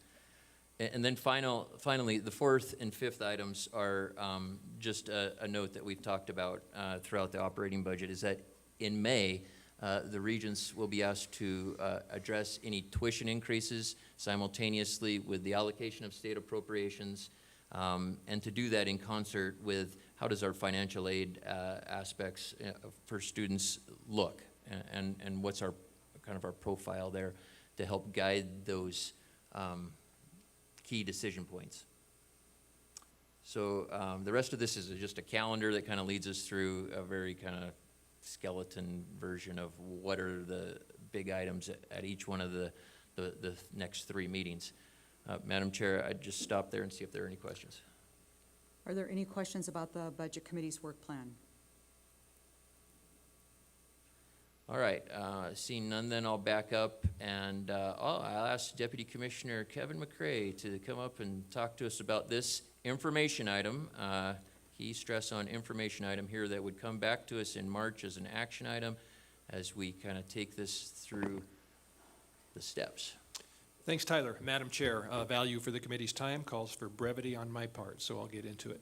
This is a draft policy, a draft system-level policy on remote work for MUS personnel. Remote work is not new in the Montana University system. For many years, we have administered the relatively rare remote work situations in accordance with campus-level policies. Not all campuses have policies, but many do, and in accordance with state law on remote work for public employees. What is new, however, is the aspect of addressing remote work in a Board of Regents policy, in an MUS level policy. By doing so, we're kind of in the theme of this board is, or we sense this board is actively encouraging the MUS to find innovative strategies and effective ways to recruit and retain capable people to serve students and the public.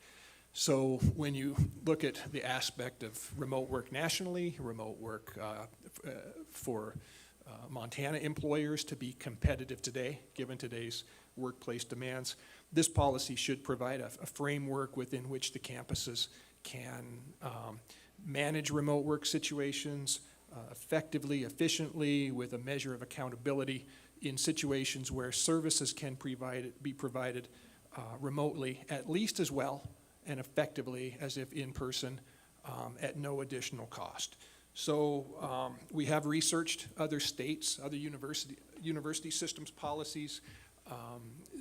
We have looked to them in drafting some of these concepts here. We've looked at our campus policies. So we're really not going to change the world with this policy, but it is significant in terms of being a system level statement that is supportive to campuses on, you know, some guidance for using remote work and entering into those arrangements. And then there's another attachment that our enterprise risk management leadership has developed to kind of look at what would be your common template policies and forms for when at some point, from either an audit perspective or any other kind of review perspective, we are ever asked as a system, how do you manage remote work and what levels of similarity and consistency do you have?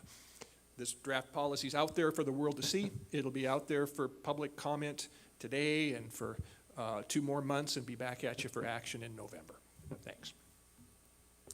Excellent brevity on a very long policy. Thank you. But I would just say, comment, I think it's important to be consistent, and I think where we're not, that will be a future problem. So I appreciate the work going into this. Any other comments, or Chair Rogers? I hear so far that discussions and development of this in partnership with the campuses has been going well. I will be interested in hearing maybe a summary of the public comment that we receive when it comes back to us. Certainly. Other questions, comments?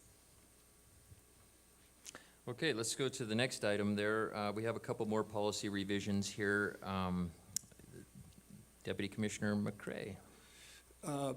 Tyler, Madam Chair, for nearly 20 years, the Board of Regents has had a policy that makes employees of MUS educational units or MUS agencies eligible to use a partial tuition waiver for qualified dependents to attend a unit of the university system, MUS Ed unit.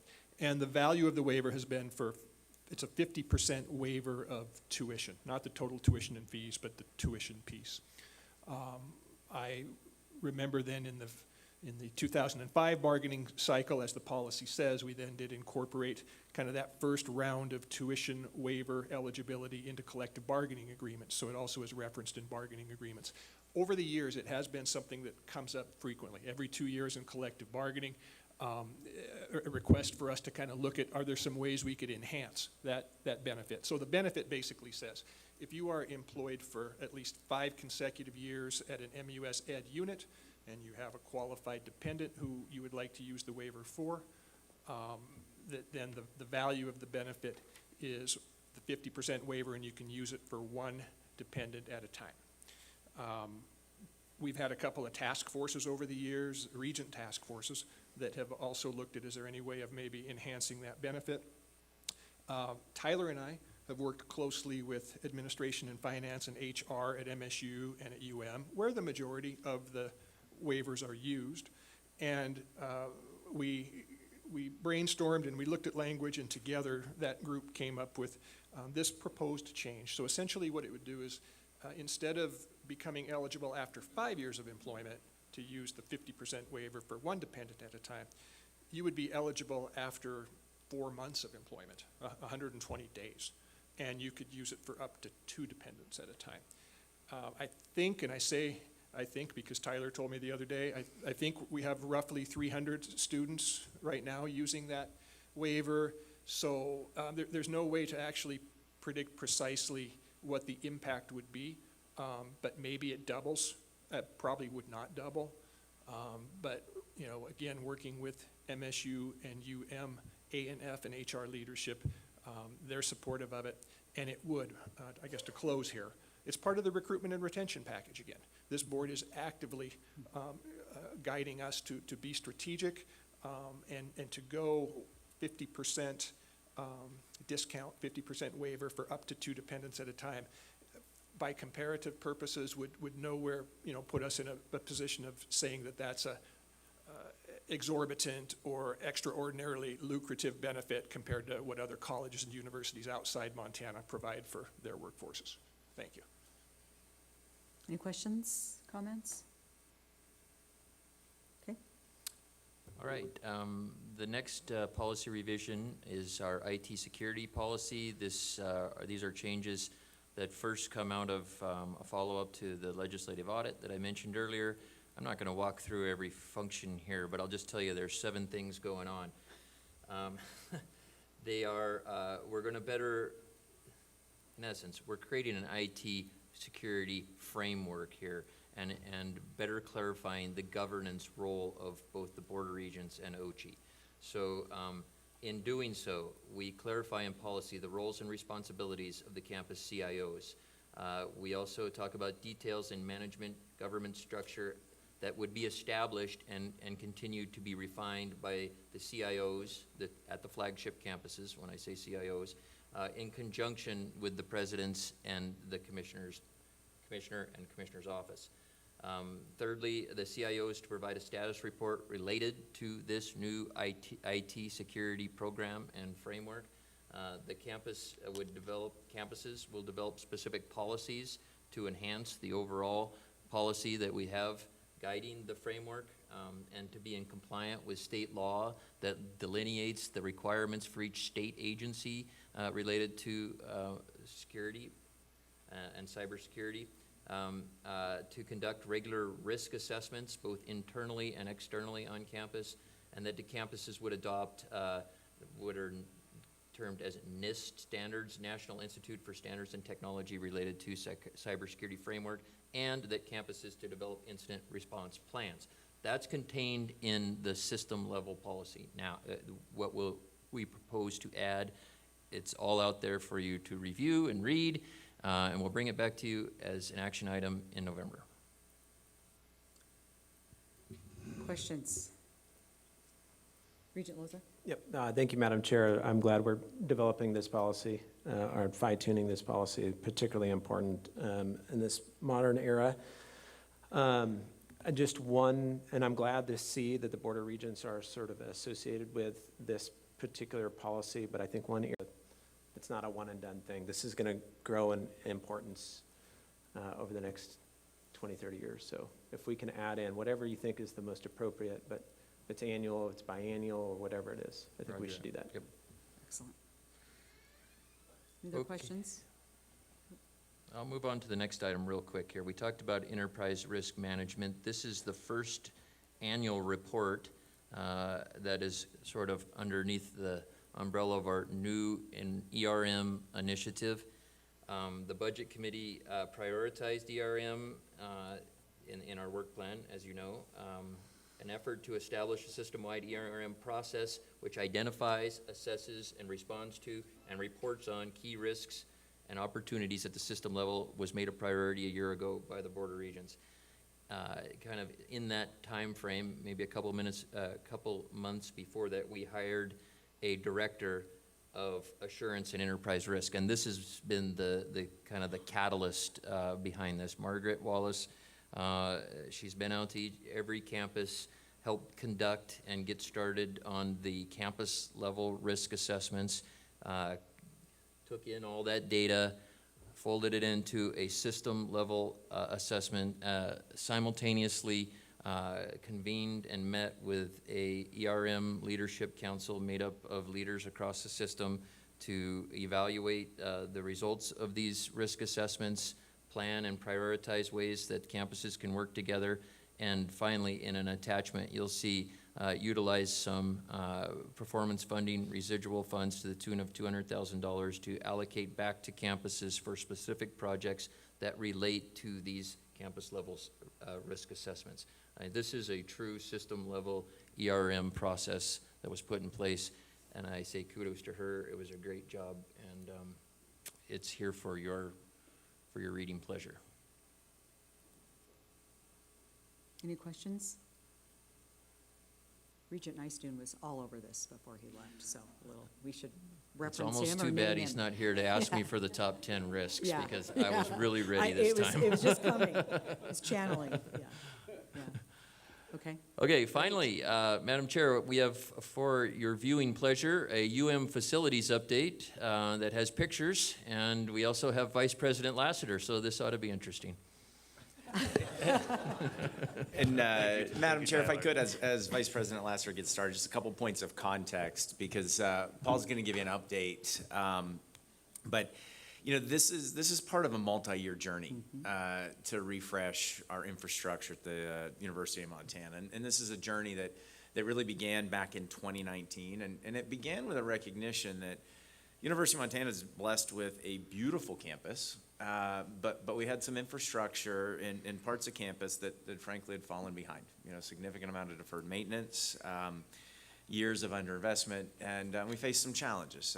We did an analysis that showed our age of plant ratio was about 30% higher than peer institutions. So our infrastructure was aged. And this was impacting current students, it was impacting faculty, as well as our ability, frankly, to recruit students. And it was also something that was noted by rating agencies as they began to do assessments of the financial health of the University of Montana. They look at all the assets and look at the age of your infrastructure and whether it's being maintained. So in 2019, we restructured our debt and we embarked on a multi-year project to refresh our campus infrastructure, primarily focused on learning and living spaces. And to be clear, the focus wasn't on luxury or aesthetics. It was on providing safe, modern, effective living and learning spaces for our students. And so we've made some really exciting progress, a lot more still to go.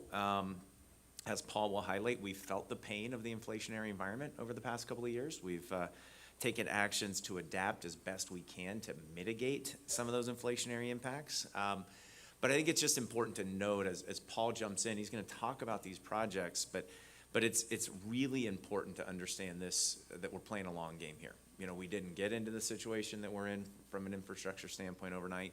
We're not going to get out of that situation overnight, but we're making good progress. We're feeling the pain of the construction on campus, as our students that are here could attest. We're working through issues with parking and everything that goes through a major infrastructure refresh. But we're excited about the impact that this will have in the immediate years to come, but more broadly for the generations of Montana students that'll benefit from what we're doing today. So I want to thank Vice President Lasser for his key role in this effort and really enabling it all. And with that, turn it over to him. Right. I want to make sure, we're watching the clock, but we started late, so we want to give this the appropriate amount of agenda time and sort of, with all due respect to the student lunch, so just, you don't have to do it in 7 minutes, but something maybe short of 17, how about? We Okay. will All right. do my best. Thank you. Regent Dombrowski. I'll try to, knowing standing between you all and lunch is a formidable place to be, so we'll try to get the right blend of brevity and content. So thank you, President Bodner, for the introduction and the background on this series of projects and the effort that we put into place at the University of Montana. You know, when I first visited the University of Montana in 2019, unannounced and undercover, as it were, no one knew I was there for a while.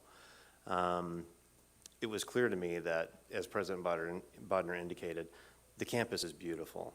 However, there were plenty of spaces on our campus that were really detractors to all of the great things that were happening and possible at the University of Montana.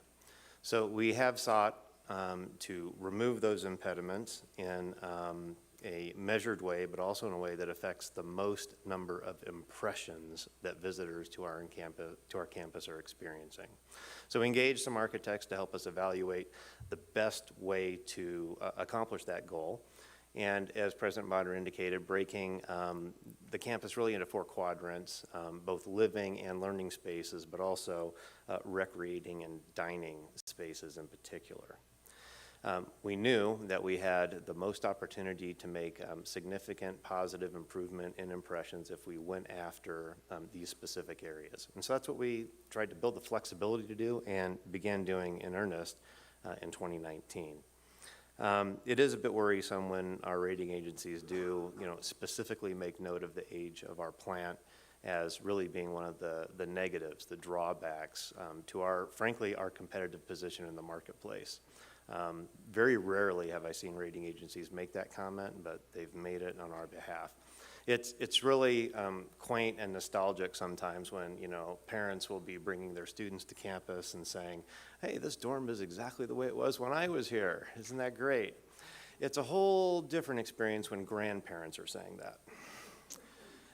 Some of our residences on campus, the average age is more than 80 years old. So we are behind in terms of just maintaining our competitive position in not only in our region, but across the country, which is has been talked about today, is becoming a much more important of all that we're doing.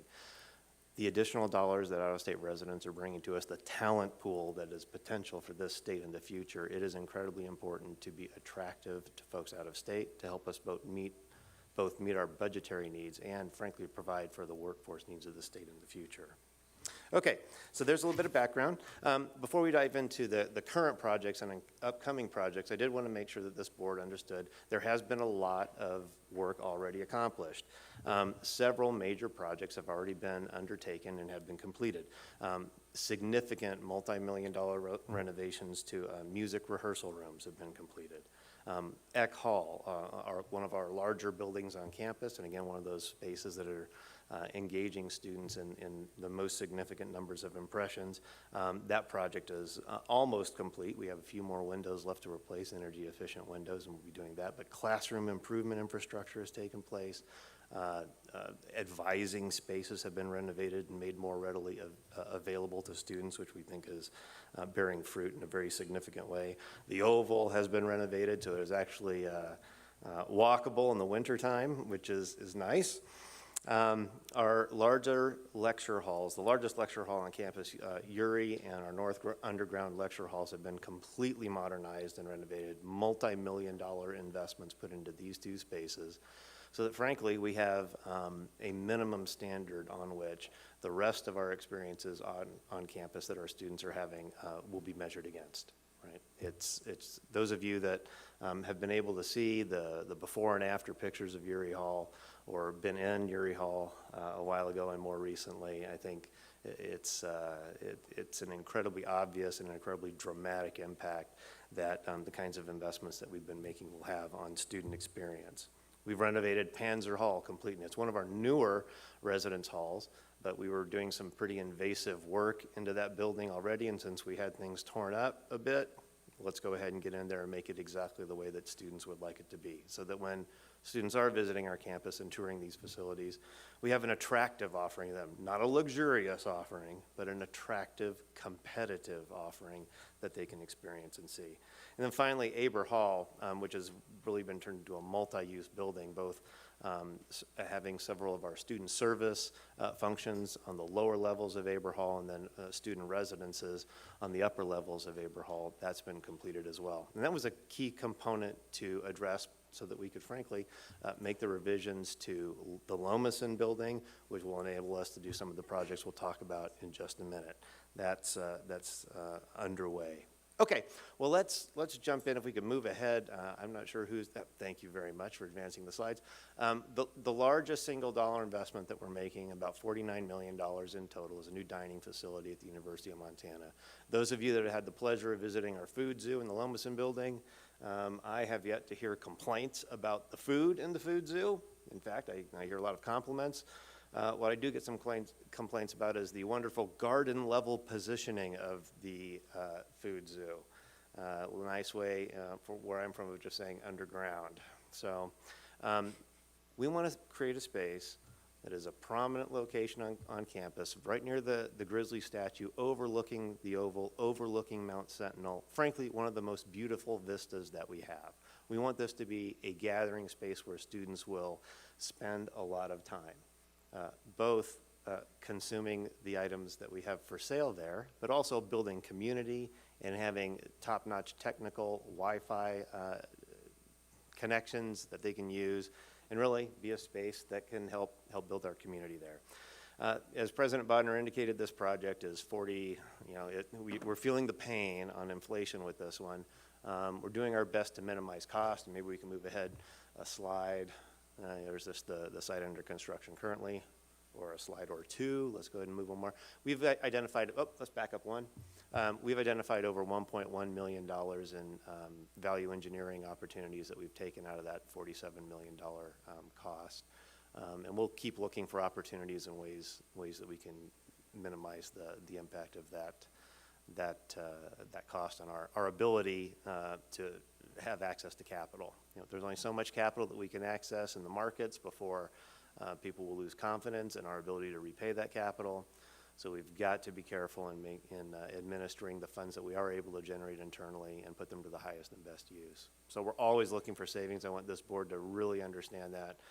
We're not out to create spaces that are, again, not luxurious, but competitive. All right, let's move ahead one more. Next project is Knowles Hall, right across the way from our new dining facility. We're putting about $18 million into the complete and total renovation of the infrastructure in this building, its configuration, expansion of the number of rooms in the building, closing in balconies and making more usable space in the building. Again, we're building this standard that we've already established in Panzer Hall a few years ago. So we're hopeful that when both of these two projects are completed, the dining hall and Knowles Hall, will have a nice complementary new area of campus that folks visiting our campus and our students will be able to enjoy together. Knowles Hall is probably going to be completed in June of '23. The dining hall probably about June of '24. So that's what we're looking at right now. If we could move ahead again. One more. And we'll just go one more. All right. Another great project that we have going on at the University of Montana is the Montana Museum of Art and Culture. And that's really buttressing up against a project that was identified in our student master plan, the renovation of Memorial Row, which is the north entrance to our campus. Basically, we want to try to provide a really accessible, beautiful pedestrian walkway all the way from the Oval to across the river and into Missoula itself. Make sure that that entryway is excellent. And it's come along. We've made great improvements there. That project is being funded through student facilities fees. You know, one of the things we talked about in fees and how that works.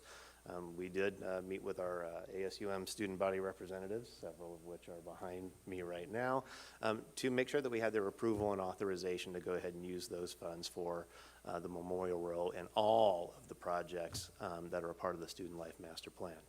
The museum, on the other hand, we have very generous donations. That is entirely a donor-funded building. It's positioned in a way that really enhances the, I'll call it the entertainment corridor for the University of Montana, and we're really hopeful that it will be a key accent to that part of campus. If you go ahead one more slide, we can see what the building structure is looking like, how it's coming along. The steel frame is in place, and we're making great progress there. And if you look at one more slide ahead, you can see the Memorial Row extension, this particular segment leading up. Again, this is facing south toward the Oval. And then the last one, I think on this project, shows you an aerial view of the parking lot renovation that's been complete. And so the dirt, lots and lots of upturned dirt on our campus right now as a part of that major undertaking and renovation for as we play catch up. But the new parking lot, I think, has come out looking beautiful. There will be more parking spaces put into that dirt section after the construction is complete of the museum there on kind of the north eastern corner of that block. All right, let's move ahead one more.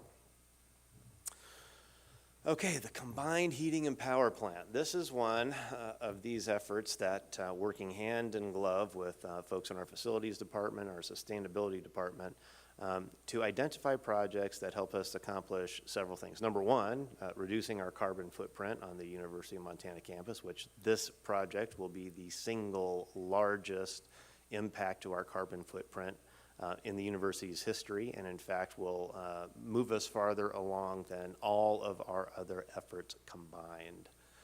And you know, in addition to that, it'll probably save us $1.5 million a year in energy costs. That's a nice little benefit. We can find those things that are kind of double whammies. I'm all about that all day long. Let's go ahead and move ahead. Let's skip this one. Needless to say, the connectivity, you can skip that one too. The connectivity that we're negotiating with our colleagues at Northwestern Energy, we're looking at really improving our redundancy capabilities since we're going to have a lot of infrastructure torn up. Another project underway is the athletics indoor practice facility. This is expected to be completed in October of '23. It's about a $7 million plus project, again, entirely donor funded. Not only will this facility allow for our athletes to have a practice facility in the wintertime, but it's also providing a space that other participants in campus can use, as well as our community. So we really think there are significant opportunities to lease space for other athletic activities here that the entire community can enjoy. One thing that's not noted was one more. Let's go ahead. One more. Yeah, go ahead. One more. Okay, we'll get to housing in just a moment. Two other projects that are not on this list are obviously our forestry building, for which the state has generously agreed to fund part of that building. Fundraising or efforts are underway to find the rest of the money that we need to get the forestry building planning up and running and get that building completed. And then we have a lighting project that was very important to my student colleagues. They brought forth last year, where we're renovating the entirety of lighting across the entire University of Montana campus. We're investing a little bit less than $3 million. And the aerial views that I've seen, and I didn't include it in this presentation, when you see the difference between the lighting that will be provided on our campus after that project is complete versus where we are now, the difference is stark. It is absolutely transformative. Not only do we light many more areas on campus, eliminating a lot of dark corners, and winters can be long here, but we also save on power costs, save on leasing costs, and have all the lighting be downdraft lighting, where the light is not being thrown up into the atmosphere, creating a lot of light pollution, but it's directing walkways, which we think is going to be absolutely fantastic. So future needs, this is one of them, housing. And we'll be bringing an item before the board at its next meeting, seeking some additional authority to begin planning and architectural design for additional housing needs on our campus. When we began many of the renovations that we have undertaken in the conversion of Aber Hall, taking Knowles Hall offline, frankly, we've been positively surprised at the rebound in undergraduate populations that we've experienced over the last couple of years. It's been great. Unfortunately, it's created a bit of a pinch point for us with our available housing stock on campus for freshmen and the like. And frankly, we're seeing a lot more folks wanting to live on campus with really dramatically rising housing costs in our community. All of this to say that by the time we're done with 2 more dorm projects, we'll have a total occupancy of about 2,400 beds on our campus, which we think is right about where we will need to be based on our enrollment trajectories and estimates. I think that's all we have up there that's prepared. The next 2 slides just outline, we can bounce forward. Yeah, keep going. Keep going. Monument sign, this is one I didn't talk about. Hopefully we'll get that design approved there so that the location of our campus will be more readily identifiable from the street level. We think that's a great opportunity there. And then the last 2 slides are just the timelines on the projects and when we expect them to be completed. And I did note those as I went through my general comments at the beginning. So with that, I'd be happy to take specific questions, not too far over. I think within 17 minutes or pretty darn close. Thank you. You're very welcome. Appreciate that. What questions can I address? At least for me, it's very consistent with what President Bodnar and you've presented in the past, and it's, I appreciate the update and really the forewarning's not a great word, but foreshadowing of coming back. Yeah, several things to come that you will expect to see: additional requests for authority. At some point in the future, additional requests for borrowing, and the markets are pretty choppy right now, so we'll have to wait and see what that looks like. I do, while I'm here, let me thank this board again for your support and approval of our last bond offering. While we know a lot about what we do need to complete, having at least some of that capital locked in and eliminating the variability or the exposure to what may happen to interest rates in the next 2 to 3 years. Really, really appreciate your support in letting us lock some of that in. Okay. Welcome. Thank Okay. you all very much. Yep. So thankfully, maybe that concludes the Budget Committee report. Unless there's any questions, turn it back over to you, Chair Rogers. No, thank you all so much. We'll have a break for lunch now, and then we'll reconvene at 1:30. Thank you.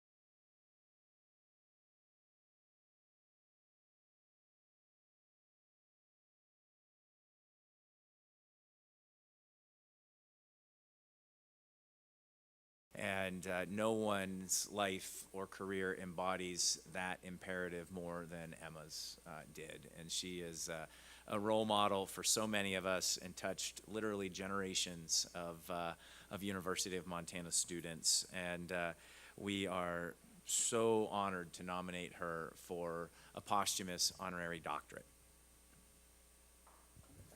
Thank you, President Bodnar. Any discussion or comments from members of the committee, members of the board? Excellent. Thanks again for bringing that forward. Slim action item list today, so we'll jump into the second. Deputy Commissioner Tessman, help us walk through the request to plan proposals, please. Thanks very much, Chair Buchanan, members of the board.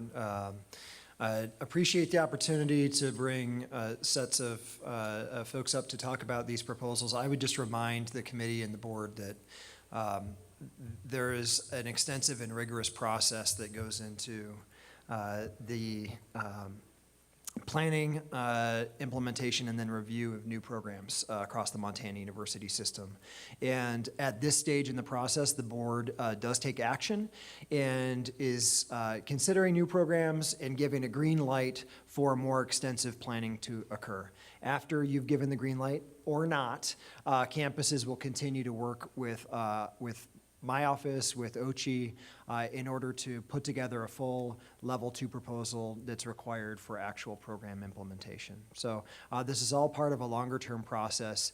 Later on in the agenda, I may spend a minute or two talking about the way in which campuses strategize around new programs. Academic priorities and planning statements are submitted each year by each campus, and these are meant to serve as context for all of you so that when a new proposal comes up, you can position it on your sort of cognitive and strategic map for the system, and you have a sense of whether it fits with your vision for that campus's mission and the system. So that's as a point of context. With that in mind, I think, Chair Buchanan, with your permission, we can start with the University of Montana and have a brief presentation or discussion about changes at the Center for Ethics at UM. So President Bodnar or Provost Mahdavi, I don't know if you wanted to spend a minute at the mic. Thank you.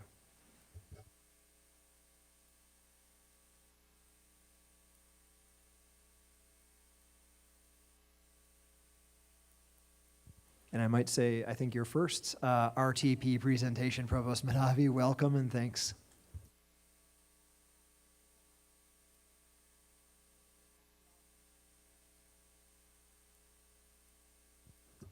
All right, can everybody hear me now? All right. Thanks, everyone. It's an honor to be here amongst all of you. We have a very short agenda item this time. And my colleague Bob Makwa asked if I was going to come up here and talk about why ethics are not needed at the University of Montana. I'm not going to do that.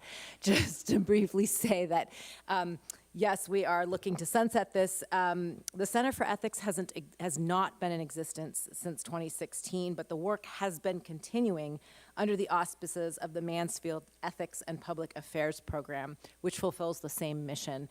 So a lot of the work that we've been doing at the University of Montana is trying to avoid the duplicative work that we do and start to collaborate as opposed to compete. So this is a first step towards that.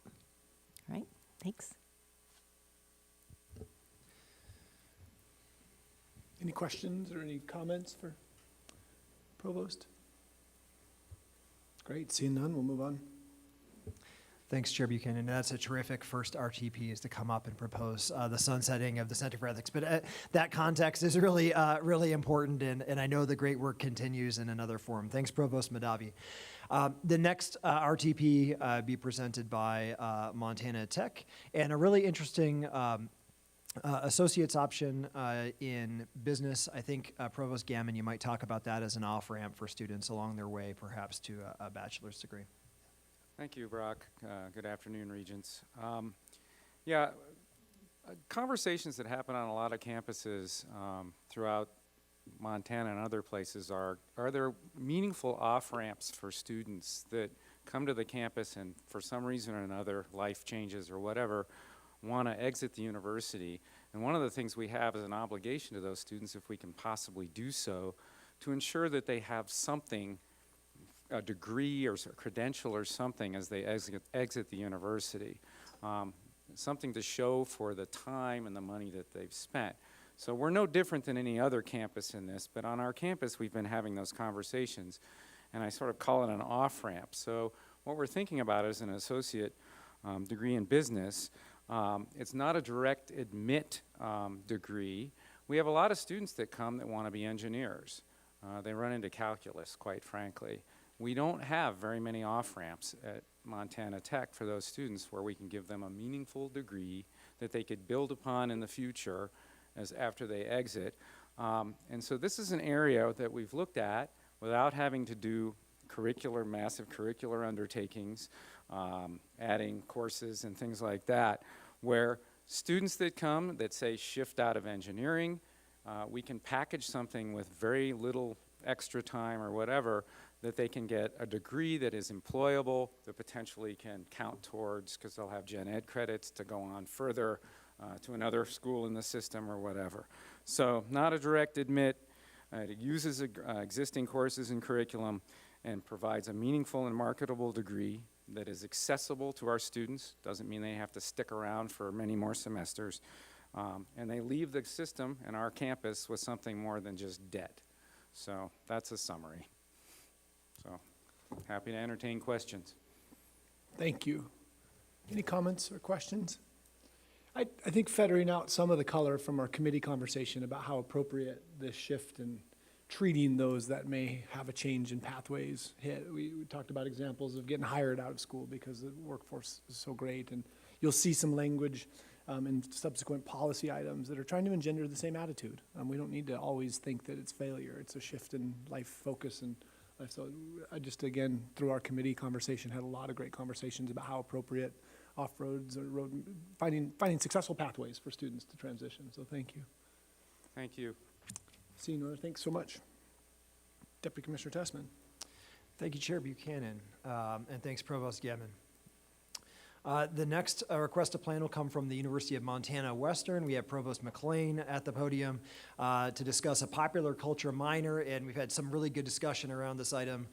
Looking forward to a little more description of what the program will look like and what the spirit is. I think that was a topic of lively discussion during the committee call. Perfect, thank you. Thank you, Chair Rogers, Chair Buchanan, and Deputy Commissioner Tessman. So we are excited for this request to plan a minor in popular culture studies. We hope this will become an interdisciplinary program focused on various forms and roles of popular culture in society. And we're really focused on the interdisciplinarity of this program. The program draws from already existing courses across campus: history, English, art, music, drama, and so forth. We already offer the courses. This won't require any additional resources. It really offers students an additional way to identify as a student at Montana Western. And our hope is that it can supplement a student's experience in whatever they're majoring in, whether it be in the humanities or the arts, or even in the sciences and the business degrees. We had as Deputy Commissioner Tessman mentioned, we had a good discussion in the ARSA meeting about whether this is preparing students with professional skills or whether it's preparing students with more theoretical skills. I had a conversation, and I appreciate Regent Bao for bringing this topic up. I had a discussion with the department chair, Dr. Brian Elliott. He's the writer of the requested plan, and he was really specific. He said that this is definitely not a professional minor. This is more on the theoretical side. But the hope and the goal for this minor and the curriculum is that students in any major can develop the kind of theoretical skills that then can be transferred to whatever their professional or their disciplinary goals are. And so I hope that helps to clear it up. We're really hoping that this minor supplements their major. And the design, the curricular design, is meant to be very flexible so that as students move through the minor, they can tailor it to really prepare them for their actual major and for their graduate school or professional career. So anyway, I'd love to entertain any questions. Provost McLean, thank you. Any questions or comments from member of the committee or Regents? Thank you. Thanks, Chair Buchanan. And thanks, Provost McLean. I think everyone is also very excited about the interdisciplinary approach that you're taking through that minor.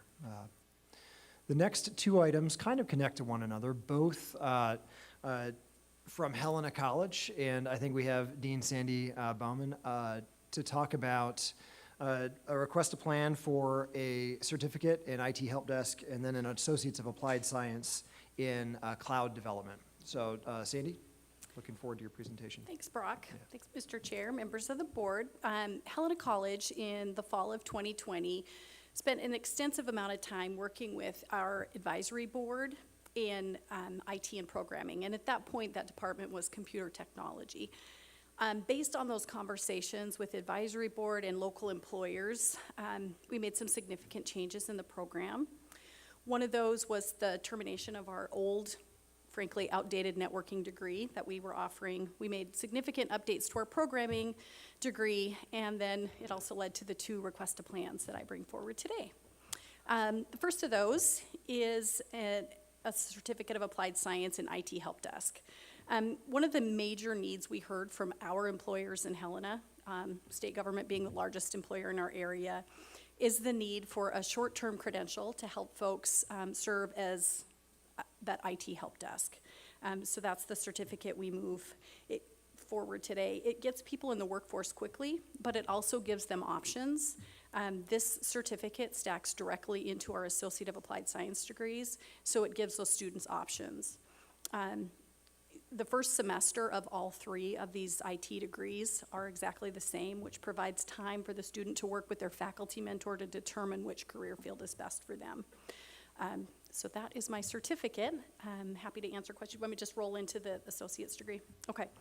Related is an Associate of Applied Science in Cloud DevOps, which addresses industry changes that necessitate integration of software development with cloud solutions. The move to cloud by businesses has caused a reduction in the need for traditional network administrators and an increase in the need for IT staff that can remotely code, configure, test, and deploy applications on a cloud infrastructure. There's a lot of job opportunities, as you can see in the materials provided, including cloud administrator, software quality assurance engineer, cloud support, among other fields. So there's a lot of opportunity for students. When we worked with our industry partners and revamped these programs, we were very specific in choosing cloud DevOps for a couple of reasons. The first, of course, is that workforce demand, both in our area but also nationally, as you can see from the statistics. And then we were very intentional about not gravitating towards cybersecurity. Specifically, there's several quality programs in the state, and we were looking for something that was more unique to provide a different area of opportunity for students interested in IT. We'll develop or deliver these programs with our HighFlex model, so we'll be able to serve students in the Helena area, but also across the state. So from there, I'm happy to answer any questions you might have about these opportunities. Thank you, Dean Bauman. Any comments or questions? Great.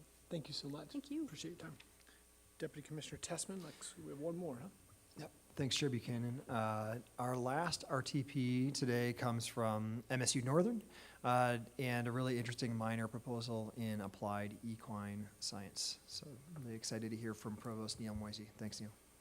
All right. Thank you, Deputy Commissioner Tessman and Chair Buchanan and members of the board. I never thought I'd come in to talk about what's something on the ground after we've just talked about being in the clouds. But anyway, I will attempt to do that.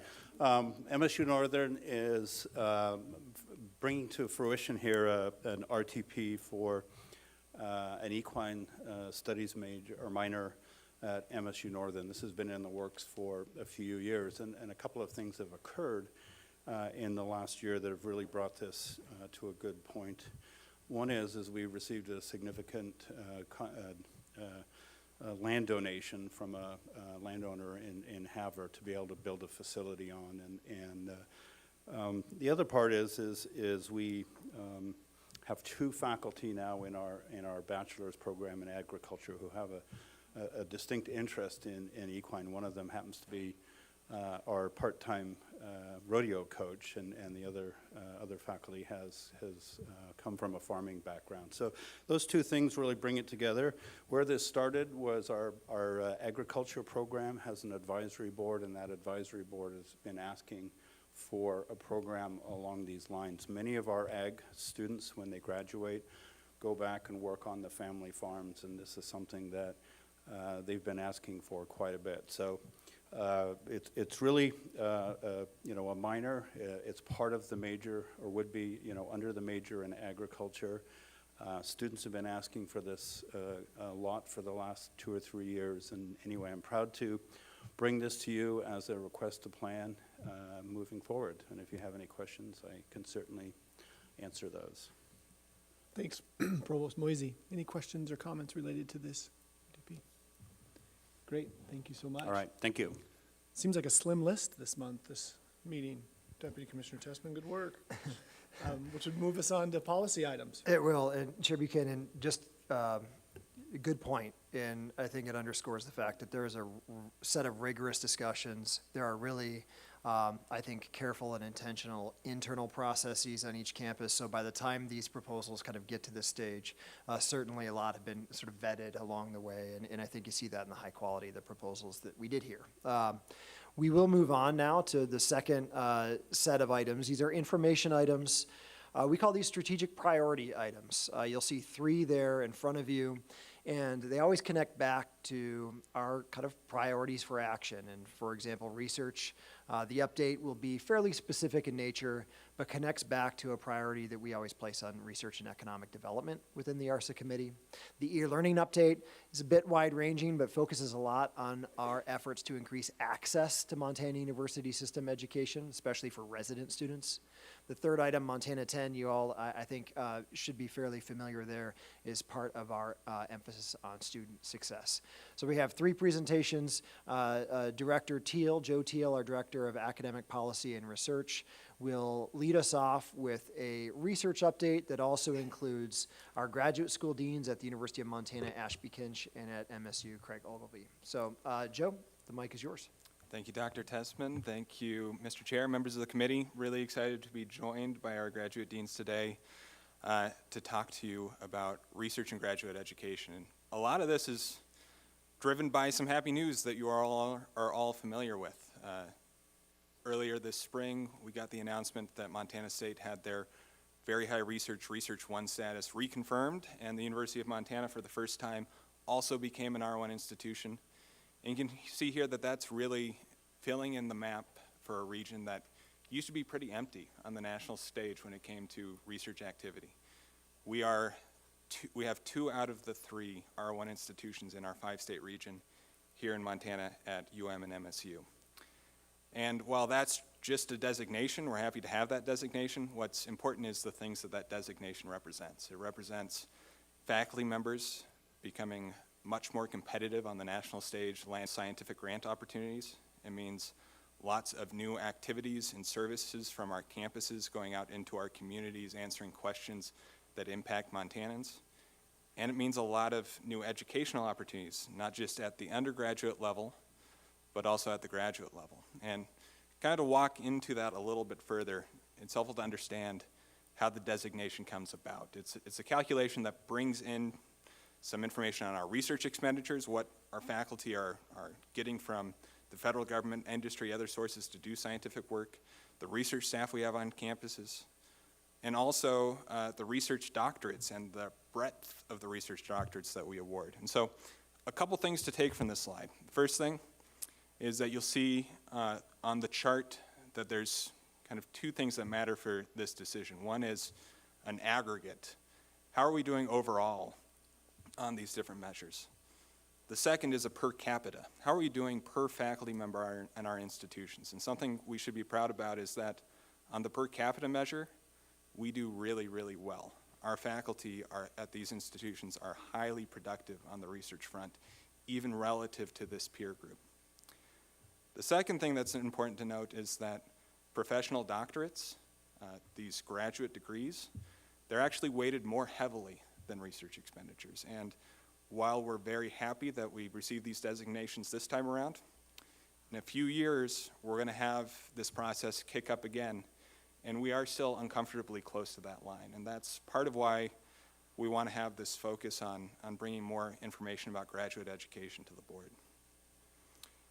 And the MUS does quite a lot of graduate education. You'll see here more than 1,600 graduate degrees awarded each year. And some important areas of growth over the past decade: growth in STEM, significant growth in health graduate degrees, as our hospitals and health providers and health accreditors have asked for new graduate credentials to be the standard for our health providers. Also some areas of decline that we want to take a look at over time to understand why those are happening, what's going on in the marketplace, what's going on in our institutions that have caused us to have fewer graduates in education and in some of the humanities and arts fields. And some of this is important because folks with graduate degrees play a really important part in our state. They earn significantly more than the average Montana wage. They fill important roles in our education systems, in our industry, particularly emerging high-tech industries, in terms of serving in professional roles as lawyers, as health providers, et cetera.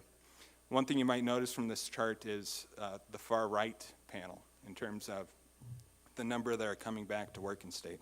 And some of those are certainly lower than we would like, but one thing that I will note is if you look at other Research One institutions, particularly for research doctorates, we're around the upper middle of the pack, just because the people coming out of these programs are in such an international and national marketplace for their talent. And so here's where I turn over to the real experts to kind of talk through why graduate education is important in Montana and some updates as to what's happening at their institutions.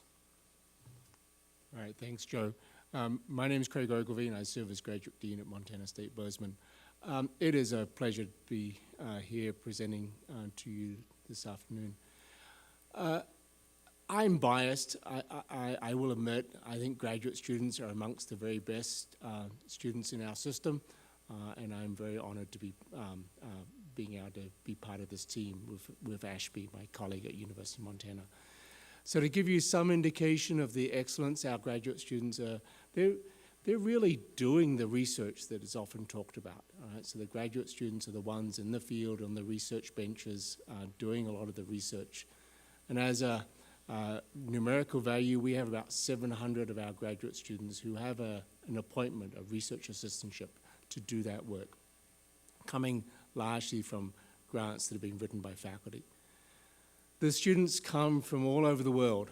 It's really an attractor of talent into our state, but it's also a way to have students from within the state conduct the highest research. So we attract both in-state and out-of-state talent. And then, as we'll hopefully show you in some of our other slides, the students are well prepared. These research doctorates go on to a broad range of careers that really do help the state in so many ways. Next slide, please. And I'm Ashby Kinch, also extremely excited to be here and also biased. I'm going to take this moment to plug my podcast, which we launched a few years ago to really elevate the story of graduate education in the state of Montana. We talk about University of Montana. Craig can come on sometime, and we'll do a joint episode sometime on Montana State. But I think it's important for this group to know what a big impact these people have across the state. And so that's the stories we tell in our 70 episodes we've published so far. But those of you who work with campuses know how important these PhD candidates are as a teaching resource. For a lot of undergraduates, some of their most important high-impact practices, and we know how important those are for retention of undergraduates, are going to be at the interface of a graduate student, running a lab, for example. They recruit an undergraduate student as a junior or senior into a lab and mentor them through their first major research experience. And those graduate students are often fourth, fifth year PhD students on the cutting edge of some research paradigm that they're about to go out and take out into the world. And that undergraduate student is getting to work with them shoulder to shoulder. And so it's really important part of the overall educational experience of an undergrad. Of course, they're also serving as graders and lab instructors. And that teaching experience is really important in the national context, the role that R1 institutions play in pushing forward the next generation of professors all across the country. And so although you saw that number, that 29% of PhDs that stay in the state, the others are going out into the world and spreading the gospel of Montana, right? They're bringing with them this great education, and often they're maintaining that connection back to the institution. So it's a really important part of our efforts is preparing future faculty who are going to go out and make a big impact on research in their field all across the world. So we have a couple of slides coming up about how the alumni, what they do after they finish their PhD degree. This table are some of the companies that PhD alumni have founded, startup companies here. Rather than read the list, I think I want to draw your attention just to the broad diversity. You've got a range of companies that are in the high-tech field of satellites, optics, but then you've also got some enterprises in environmental work, work to help our indigenous communities, environmental work, and education. The common thread, if you want to draw a thread throughout all these startup companies, is the ones that the PhD alumni are starting tend to really require very deep expertise, right? So these are companies that have as a characteristic, they're working on products and services that really require the founder to have an in-depth knowledge, which they have developed while they've been doing their PhD in our system. Next slide. And this slide, sorry for all the words, I am an English professor after all, but here's a slightly different way of kind of looking at that same notion of impact, but by field. So here are clusters of fields. I've divided here some social science fields, biochemistry and biophysics, counseling, education, wildlife biology, and forestry, to show you the reach and impact of our former, so these are all former PhDs that stayed in the state and are working all across the state in state agencies. And picking up Craig's point, it's really important. They're bringing that research expertise to bear and elevating overall the intellectual infrastructure of the state. They're bringing all that expertise into every state agency, every federal agency they work for. Some of these are private companies. I've kind of mixed some of those in. I put a couple of the private companies at the top that are spin-off companies from UM and or companies that involve PhDs and current research professors who are working on solutions, and one like SpeedGoat, for example, which provides incredible data analysis on ambiguous photographic evidence from all of those animal capture traps. They figure out ways to use data analysis to spot them, and then they feed that data to our wildlife agencies. So this, again, we're not going to read through every one of them, but these are just examples of the broad reach of these research specialists all across our state, from Glasgow all the way to the west and north and south. This fancy graphic, this is fantastic, fed to us by Joe. I'm really happy to have had access to this new census data. Shows you kind of the streams of our PhD completers on the left, the industries they go into, and in the regions they go into across the country and internationally as well.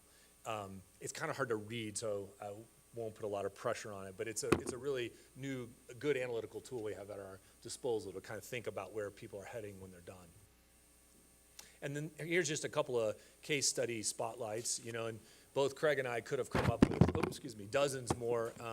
Desiree Fox is a 2019 graduate of our clinical psychology program.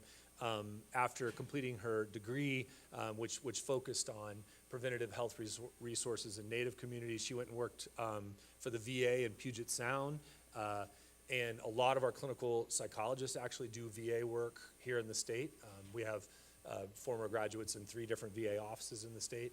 And she works for the CSKT tribe in the tribal health. And importantly, also does clinical supervision for current clinical psychology PhDs. And so that increases the capacity for us to train and push forward a new generation.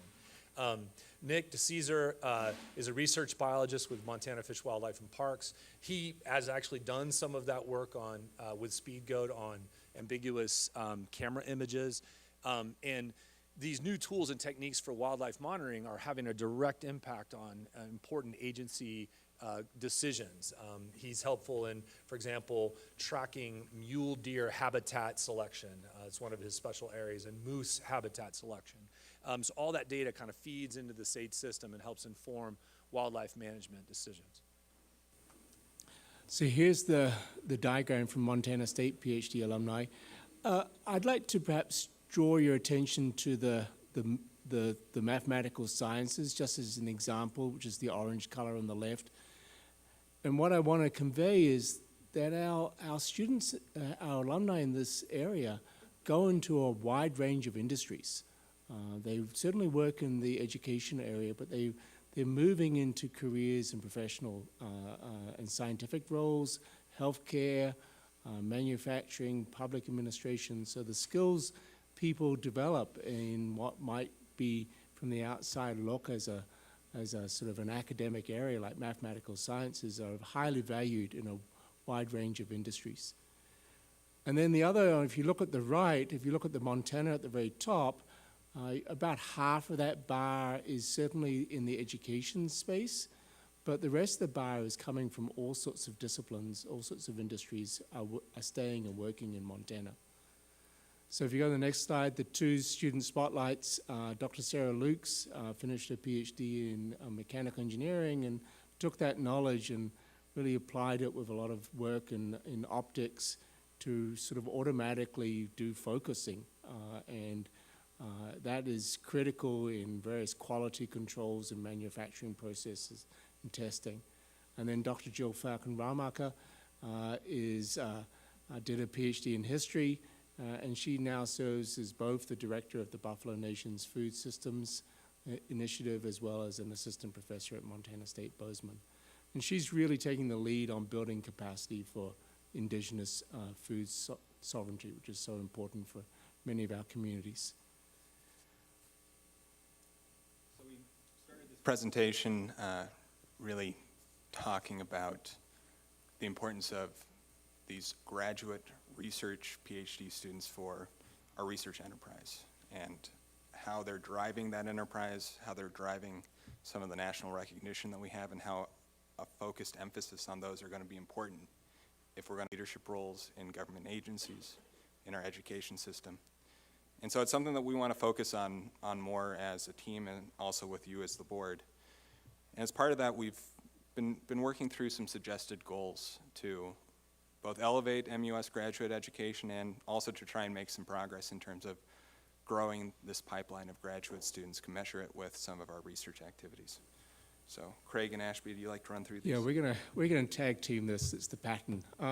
So I'm completely committed to student success, and for graduate work, that's a lot of focus at the moment on time completion. We're looking a lot about how to make that first year of a graduate degree as successful as possible when students are transitioning from undergraduate to graduate work. And then the other end, at the finish stage, where a little bit of financial help and help writing that dissertation is absolutely critical. Yeah, and I don't think I need to tell this group how much pressure has been placed on cost of living in Bozeman and Missoula. Everyone knows that. And this question of our student stipends has been on our minds and a major issue with recruitment for some years, and it's just gotten more intense in the last year with spikes in rents in both campuses. So getting our stipends up to peer benchmarks where we're recruiting nationally is kind of an urgent need. So in the third one, across the system, there's actually some pretty good examples of collaboration and sharing of courses, particularly in material science and education. But I think it's fair to assess that we can do more, especially in other areas of excellence, for example, ecology. So that's some homework for Ashby and I to continue conversations on. Yeah, and similarly in this number 4, standing up new pathways, and, one of those metrics is, if you are reading the details on the left, they break out the PhDs by category, and both campuses are actually pretty low in their humanities PhD outputs.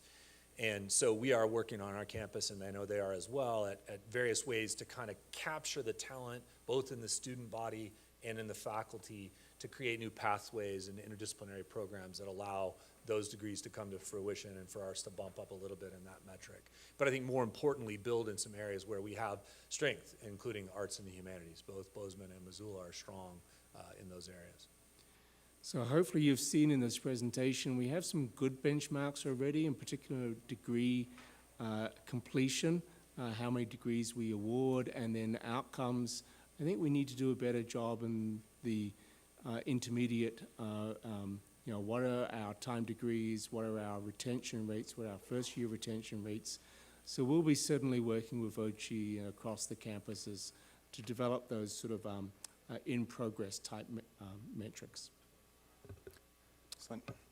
Mr. Chair, members of the committee, that's our report. We'd be glad to open for any questions. Director Teal, thank you so much. Any questions or observations, comments from members of the committee or the board? Regent Lozar, please. Thank you, Chair Buchanan.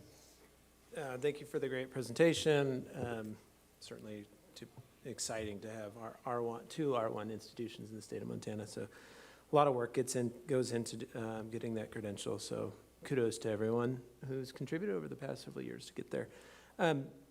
One of the things that we talked about in the committee that I'm seeing since our conversation being even more important to me personally, and I think to the rest of the committee, is that 1 percentage point on, I think it's slide 5, and it's 29% of research doctorates are in the state of Montana after 5 years.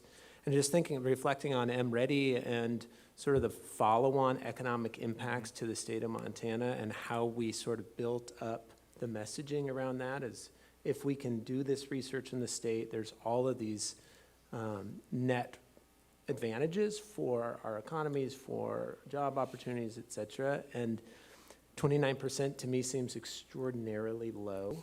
And I'm sure there's some reasons why, but I think in the committee, we asked the group, maybe through Director Teal, to find out exactly why. I mean, there's access to the data, to these individuals, and surveying to understand sort of why they leave and what would bring them back. I think it would be a really important thing for us as we build our sort of research reputation in the state. I mean, I would imagine there's billions of dollars if we could bring some of these folks back to the state and do what we've done in photonics and biomedical industries in the state, to do that with other industries. So I'm hoping that Director Teal and Ashby and Craig, that you can partner together to really understand why, but more importantly, how do we retain and bring back some of this talent? Regent Lozar, I think that's something we're happy to take forward. Deputy Commissioner Tessman, you had a thought? Yeah, Chair Buchanan, Regent Lozar, and Joe. Just from my kind of perspective here, that number, when you see it for the first time, does feel low. And I think we heard during the committee call an initial response that made some sense to me as someone who did get a research doctorate and then left the state where I got that doctorate because of the academic opportunities that were available elsewhere. I think that's driving part of this. It would be really interesting, Joe, or through Ashby or Craig or others, to find out what that percent looks like relative to other states with institutions like ours. Now, I would tell you that even if we're relatively high, for example, this seems like an area in which Montana could really stand out. We lead, especially rural states, low population states, in all sorts of categories related to graduate education and research. This could be another area where we would push ahead even more as a leader, a place where students can get that R1 research doctorate and then either strictly academically or in business and industry stay home rather than having to leave for that first job. Regent Blossom. Thanks, Chair Buchanan. I think kind of building off of both of those, I'd be interested to see like the net inflow or outflow of research doctorates into Montana or out of Montana, and how that relates to other states. Because I think some of the detractants that come with students who leave the state after they earn the degree, like if there's a increasing amount of people coming in, like some of that is mitigated. So it'd just be interesting to see kind of how that lines up, and especially with respect to peer states. So. Great comment. We have some of that data. I don't know if you want to speak to some of that now, but I mean, I think a key part of this, we should be thinking about it, not so much, I think, in terms of which exact graduates from our precise programs leave and what the net inflow is. And we have big capacity there. We are 1.2% below the national average of PhDs in the state, right? So that's where the capacity issue is. In other words, we have 1.8% of our Montana population has a doctorate, and 3% is the national median. So that's our capacity. If we can get our overall doctorate presence in the state, but I think you're on the right track, right? That's attracting them to do research. And whether there are PhDs who stay, which would be great, right? Or there are other PhDs who come in to do work in the state. What the state as a whole should be looking at is that net increase in overall PhD. And we can move that number. I mean, that's something that can be done, partnership with private and state agencies, influx of research dollars, and focalized attention on the areas where we have a capacity to really build research. We can do that. We can accomplish that goal. And it might be some of these master's students that you see up here who leave the state and go get their PhD and come back. Montana is an attractive place to live and work. And so a concentrated effort on bringing that intellectual talent back to the state, whether it's our PhD graduates or not, is I think a really, really positive, it would be a positive outcome for the state to really focus on that, lifting the intellectual infrastructure. Great comments. I think the only thoughts that I have are piggyback off of Regent Lozar. I mean, the economic impact of the retention of the economic activity is obvious. The list of businesses that not only capture and keep those that come through our program, but the employees they hire, the business enterprises that they build are real, and those are enormously positive economic impacts for us. So I think we're asking the right questions. It was driven home in the committee meeting to me that, getting to R1 status is a lift. Staying R1 status might even be more of a lift, and so defer us to that final slide and continue to, we'll count on you, Craig and Ashby, and of course, Director Teal to help us develop strategies to accomplish that. I mean, those are some broad items there on that list. We need to be acute with the action plan. So in subsequent conversations, we need that roadmap from you. So very much, again, the meeting, our committee meeting was wonderful. Thank you for joining us. Thanks for making the trip to Billings and joining us today. Thanks for having us. Thanks, guys. Great. I don't think I cut anybody off, did I? Or no? Okay. Director Teal, we get to keep you up here for an e-learning update. Yeah, you don't get rid of me. Hi, everyone.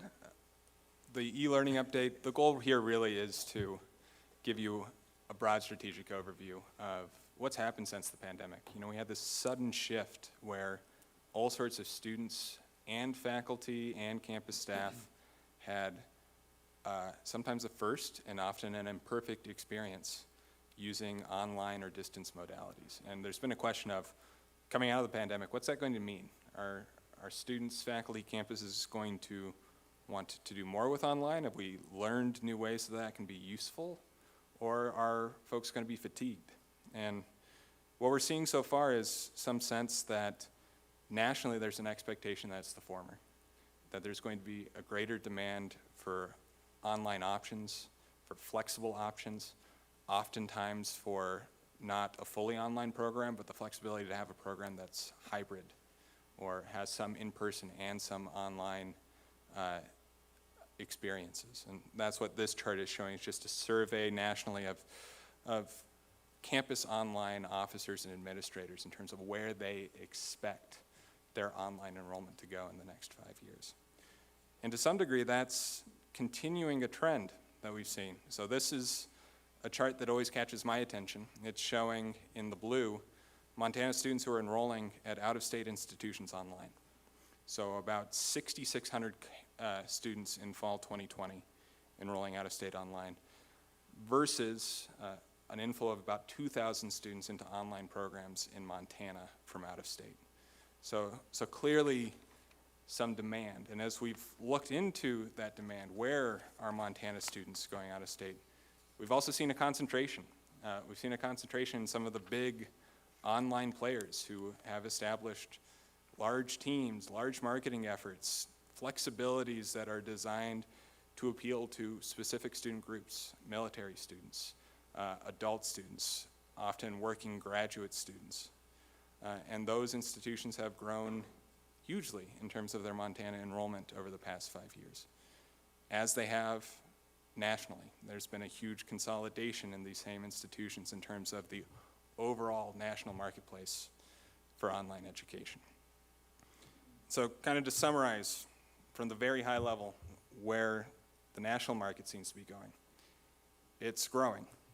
Both nationally and in Montana, there are more students, more adults, more of our population seeking online offerings.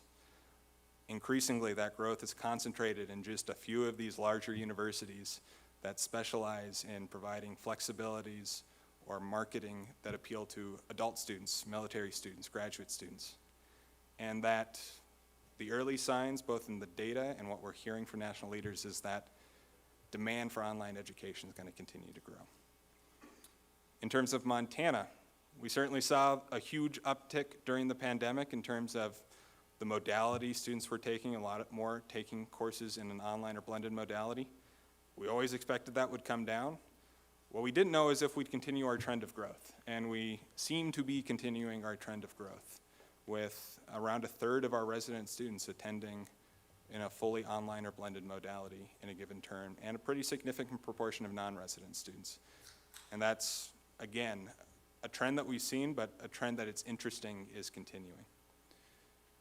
We've also seen, and I think have known, that different institutions, based on their mission, based on their service region, based on the student populations that they generally serve, provide more or less online options. So you can definitely see MSU Billings, one of our state leaders in terms of providing flexible online options, because in part they serve such a huge area and they have such a large population of adult working students that they serve and attract to their institution.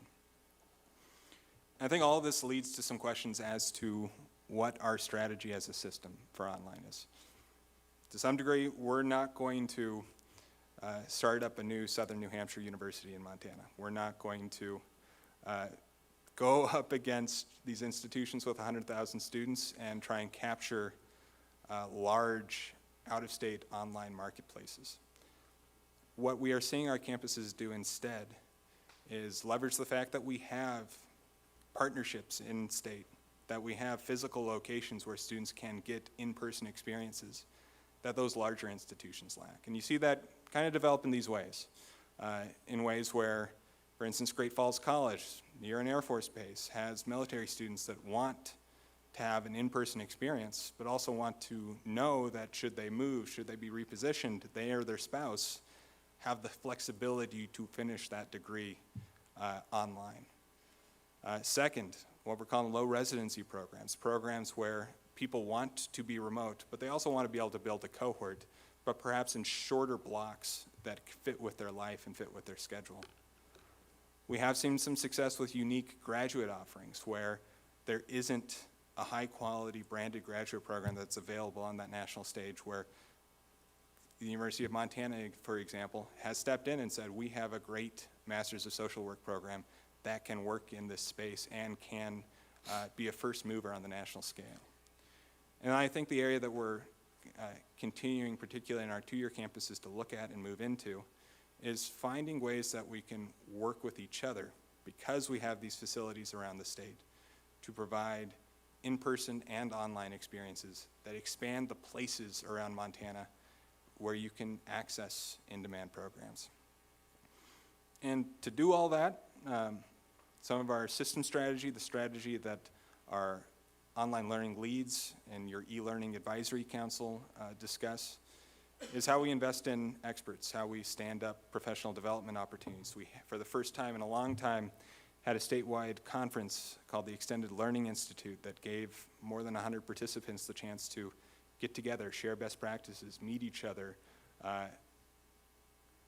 stand up new types of collaborations. As we're doing that, thinking about how we ensure quality. What are the tools? What are the processes? You have policy standards as a board that set some minimum standards for online education. How are those standards made real and upheld at the campus level?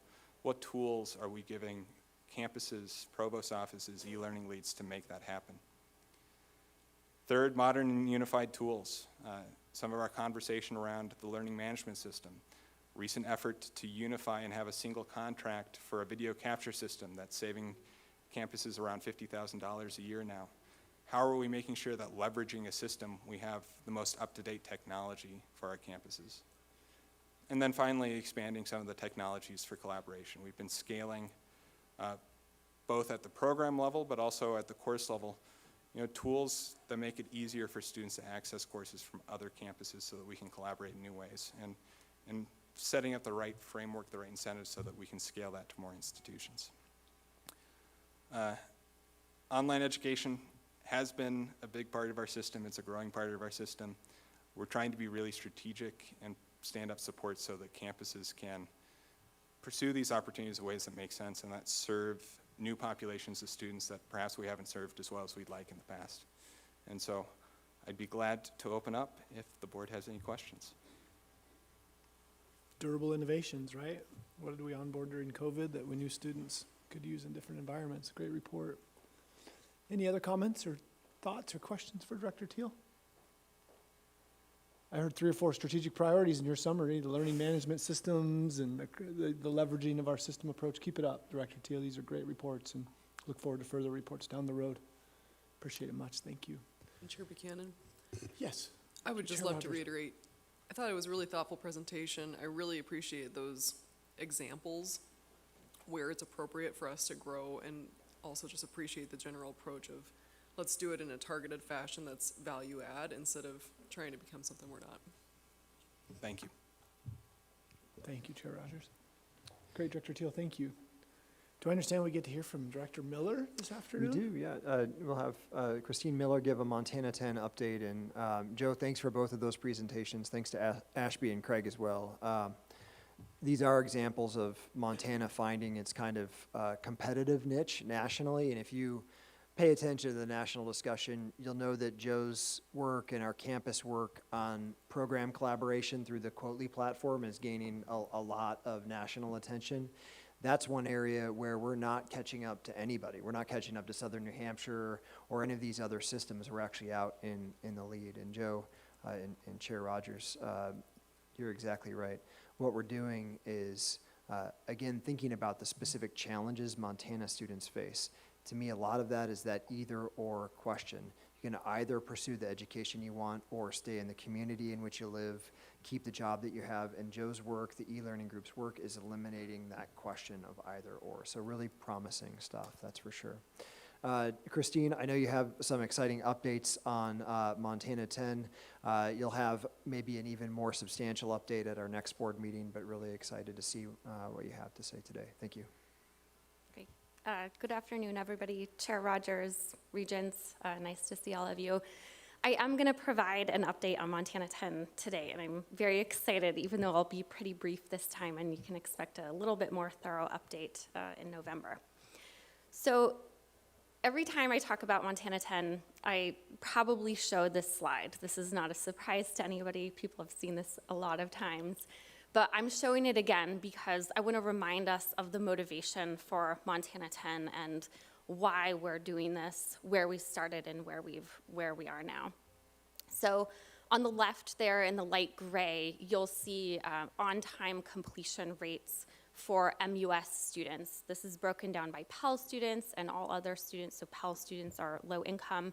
And what you see in the light gray there is that only 14% of Pell students are completing their degrees on time. So 2 years for 2 year, 4 years, 4 year. 19% of all other students are completing on time. Our goal for Montana 10 was to change this picture.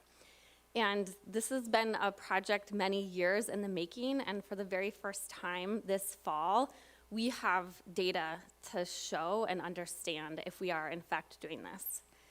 I'm very, very pleased to report that not only have we achieved, we've gone above and beyond those graduation rates, but we've dramatically increased graduation rates.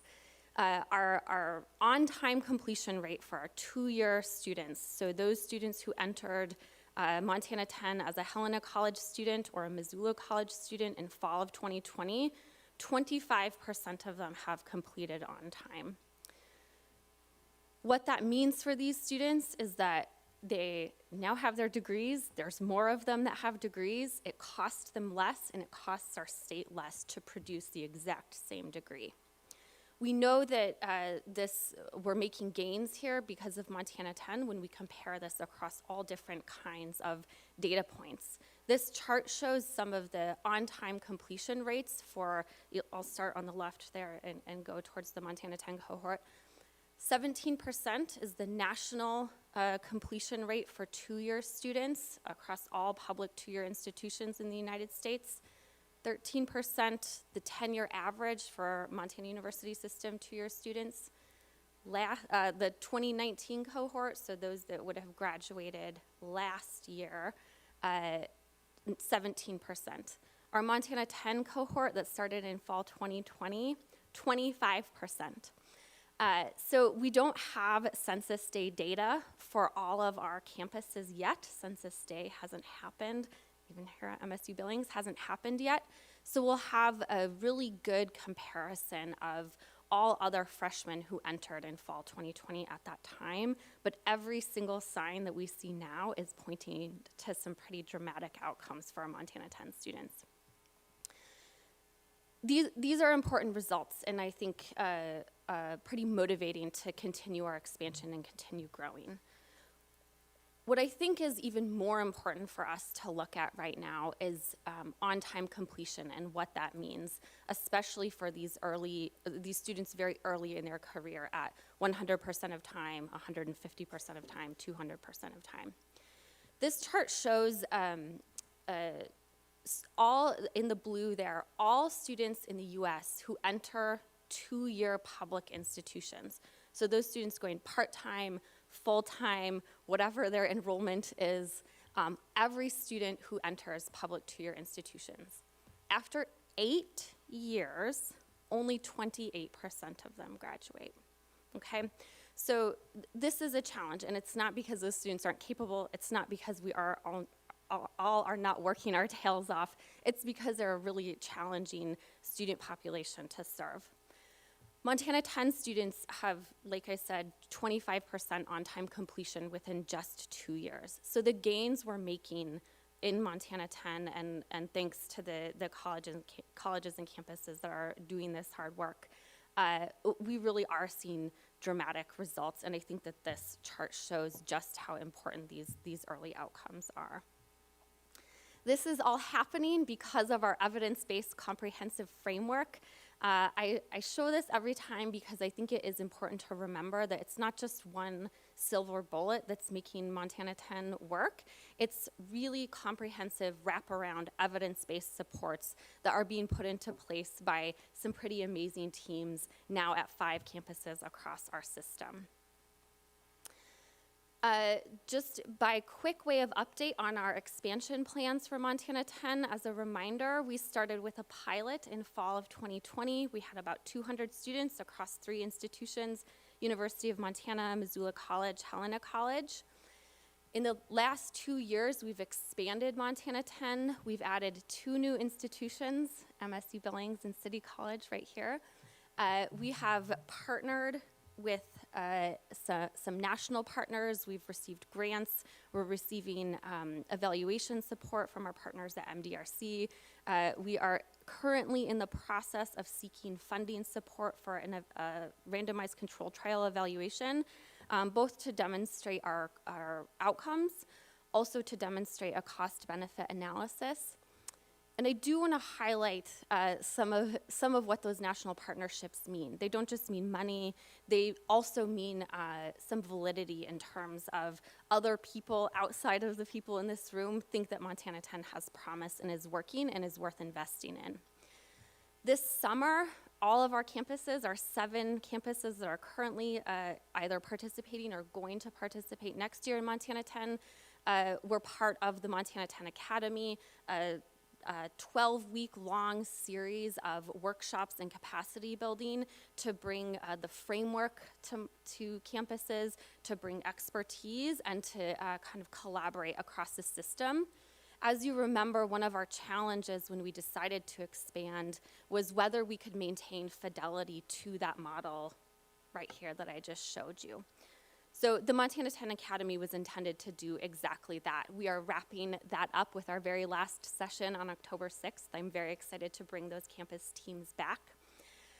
As we head into the next couple of years, our expansion of Montana 10 will continue to grow. We will bring in about 1,000 new Pell eligible and non-Pell students. One of our goals is really to serve students who are low income but might not be low income enough to qualify for Pell. We know that those students have some of the same challenges as our Pell students.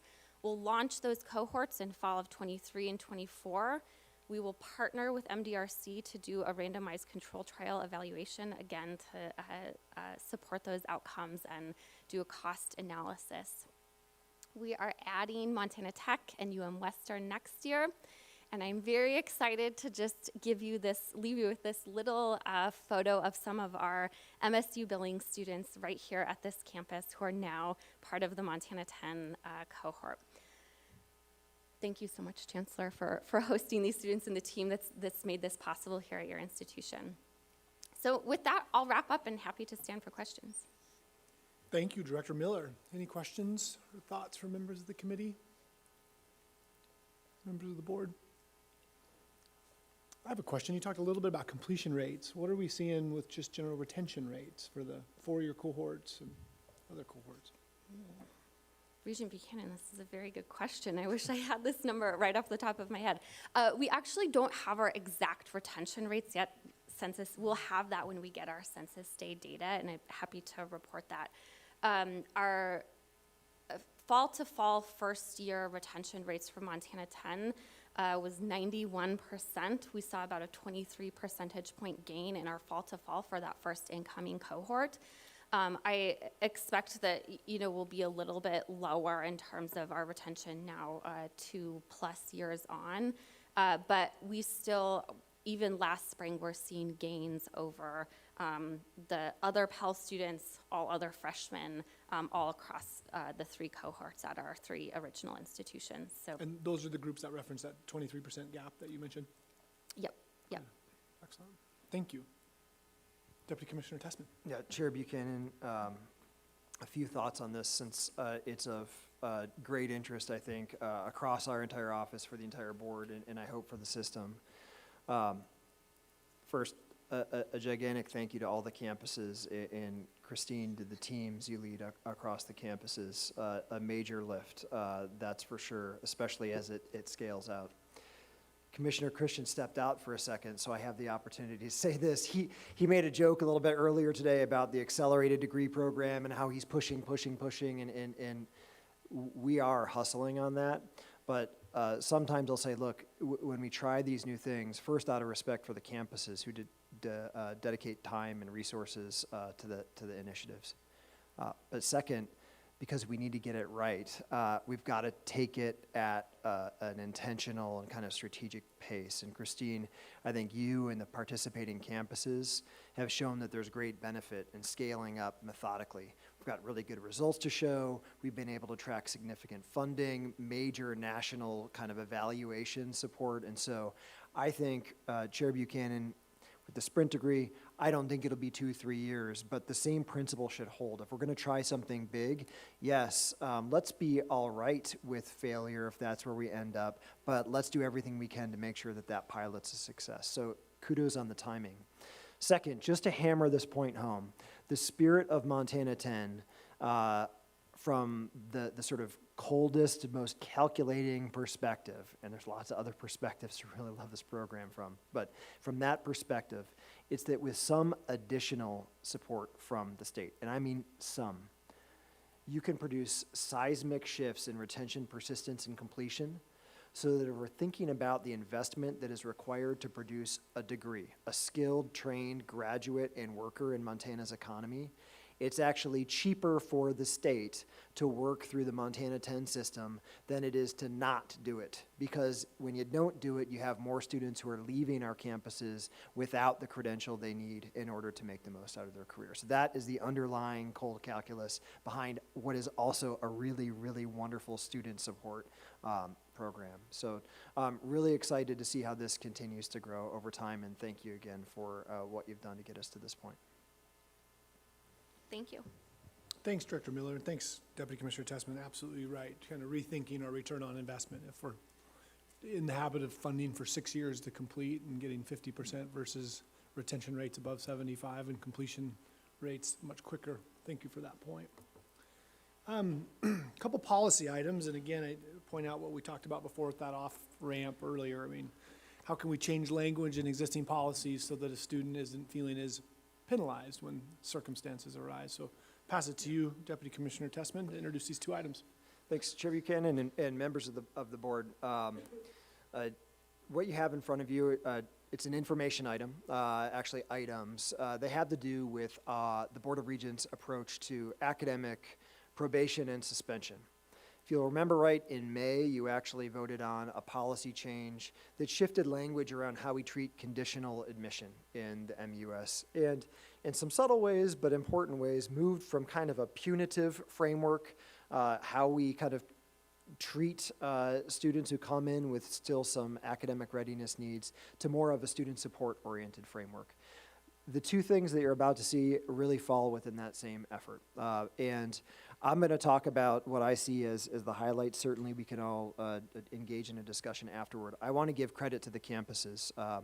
This very much aligns with conversations we've been having at OCHI, but really Provost Makwa, Vice Provost Swinford, the team at MSU had been engaged in a deep effort here, then reached out to our office. We had good conversations across the campuses, so really the credit for this rests with the campuses, absolutely. So academic probation, just as a starting point. I mean, probation is a term that's well known in our criminal justice system, and I think that it's well entrenched there. The sort of national conversation around whether that was an appropriate way to think about this group of students within the educational system was kind of an interesting conversation. And it brought up a bunch of points. Again, moving towards more of a language of support that still signaled the consequence of a student's academic status. And you'll see, Ange or Jasmine, if you can pull up the policies. We're thinking about things like shifting away from probation to warning. And warning is still a term that conveys consequences, severity of the student's academic situation, but I think has less of a punitive connotation. That's an important part of this. More important is the flexibility that it builds into board policy for the way that campuses work with students that are on academic warning or are subject to academic suspension. For example, if a student is below a 2.0 GPA in their first semester, clearly I think there's an avenue for improvement, but we all know that first semester of college, particularly if you're a first-time student coming from a town or city far away, you're making all sorts of adjustments in your life, maybe working through some wellness, mental health challenges. Having a semester that doesn't go exactly to plan academically shouldn't sort of bury you under overwhelming bureaucracy so that you can't climb out of it. The reality is, and Provost Makwa will know the numbers better than I, it's well over 90% of students who fall onto that path, especially those who are suspended, don't come back into the Montana University system. So I think we are way overdue in taking a serious look then at whether the current board policy is supporting the right kind of campus behavior, bring more of those students back. So there's language in here around probation and flexibility in terms of how students are placed on probation. Transfer students perhaps could be included in the conversation later. Summer semesters are a potential point of flexibility. There's a situation that's not all too uncommon. Let's say a student falls below 2.0 in one semester. The following semester, they actually score higher than a 2.0 GPA, but it's not enough to get their cumulative over 2.0. Well, that student's headed in the right direction. It doesn't seem wise to kind of kick them out at that point simply because they haven't met the requirements of board policy. I'm happy to talk about some of this now. It is presented to you all as board members informationally. Always when an information item is presented, it's so that there can be discussion. For these items in particular, it's a genuine invitation. And again, whether it's now or between now and November when it would come back for a vote, I think that there is an ongoing conversation between academic officers, registrars, others on campus. It'd be really interesting to get guidance from the Board of Regents. Again, the general principle, moving from punitive to support framework, and then adding some flexibility to campus strategies so they're not bound by an overly rigid Board of Regents policy. I'll stop there and maybe we can have more conversation if the board likes. Thank you, Deputy Commissioner Tessman. And just for clarity, you're referring to kind of the language changes in both of these items. That's correct, Chair Buchanan. It's 3018 and 3019. 3018 is probation, 3019 is suspension. Thank you very much for that. Any input? Regent Blossom, please. Thank you, Chair Buchanan. Deputy Commissioner Tessman, really love how the emphasis of moving from a punitive to a supportive system. I had a great conversation with some of the student leaders about this yesterday, and one question that someone brought up that I thought was really interesting to consider is have we ever thought of looking at how students are doing at midterms to sort of as a preventative measure rather than a looking back once someone's already below a certain GPA? Is that something that's ever been on the table or considered? Chair Buchanan, Regent Blossom, that language hasn't been included in a board policy. I would say it fits very well with the spirit of this policy change, which is to allow campuses to innovate in that way. I know for sure that on, I would say, most of our campuses, there's sort of real-time data now. There are student support software platforms. There's closer collaboration between advisors and faculty in terms of getting sort of early warning out. And so I would bet that if we had student affairs officers, chief academic officers at the mic, they would say, that's absolutely underway already. I think that it'll continue to grow. And what we'd want to do is to make sure there's nothing in board policy, and I don't think there is, that would restrict campuses from moving forward even more aggressively on that front. Thank you.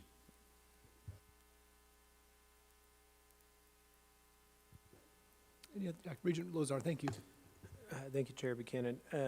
Absolutely in support of this. I love, I share what Regent Blossom mentioned in terms of these being more supportive policies. Students are going to make mistakes. It's our duty, particularly as a public institution, to bring them back up and support them. So I really appreciate what you guys have done here. This is kind of a minor question, but just more out of curiosity in the, which one is it? 301.9 and the suspension one. There's a line in here which I think is great, and it talks about campuses include requirements for suspended students to participate in learning strategy programs or courses. Can you just give a little bit of color of what are these learning strategies and courses? Or maybe that's a question for Bob or others, but if you want to start. Chair Buchanan, Regent Lozar, it could be, and if you have some continued interest after this this exchange, and you'd like, of course, I'm sure we have folks who could step to the mic. I think this is another area of flexibility. I'll give you an example of what comes to mind for me when I think of that on some of our campuses. We've gone to great lengths through programs like Montana 10, for example, to incentivize students to see their academic advisor or to pursue tutoring in math and writing, for example. And of course, no one is ever held prisoner. You can't sort of compel someone physically to go and visit a tutor or their academic advisor. But I know campuses are thinking through things like kind of behavioral economics and incentive structures, ways that they can get students who are struggling to actually connect more readily with the support that they need. And sometimes that's more than just saying, hey, you should visit a tutor. It may be that there are programs that a student would agree to participate in if a campus wanted to say, you won't be suspended, or you can come back a semester early. Our existing policy said you had to take a semester off if you were suspended. you can stay. You don't have to leave. But as part of that agreement, we'd like to connect you with tutors in these courses you're struggling in. We'd like to make sure that you have access to academic advising, and we'll have that advisor kind of report back on whether, in fact, you're following through and coming to visit them. So it's a little less kind of coercive than it might sound through that language, but I think taking a step beyond just saying, hey, these resources are out there, please access them, is appropriate. The term is kind of intrusive advising, and again, I don't really like that term, but I think that that's the direction that a lot of student support services are headed in. Maybe as a follow-up, I think maybe the heart of the question here for me is, do the campuses have the infrastructure in place for these specialized learning strategy programs and courses to be able to accommodate those that are under suspension?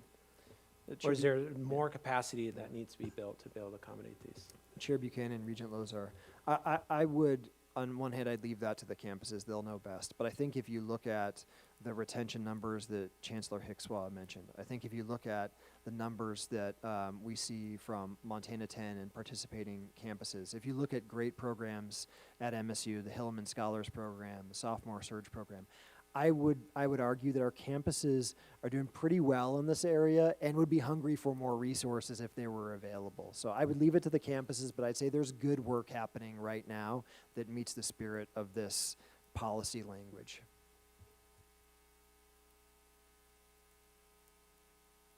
Regent Lozar, thanks. Chair Rogers. Thank you, Chair Buchanan. I also am supportive of these changes. I'm excited to see this shift. The other piece that I just wanted to highlight was my appreciation for our ongoing concern about student debt and how this could be a great tool to try to, from a system level, prevent being additive to it from a policy perspective. So thank you for these thoughtful changes.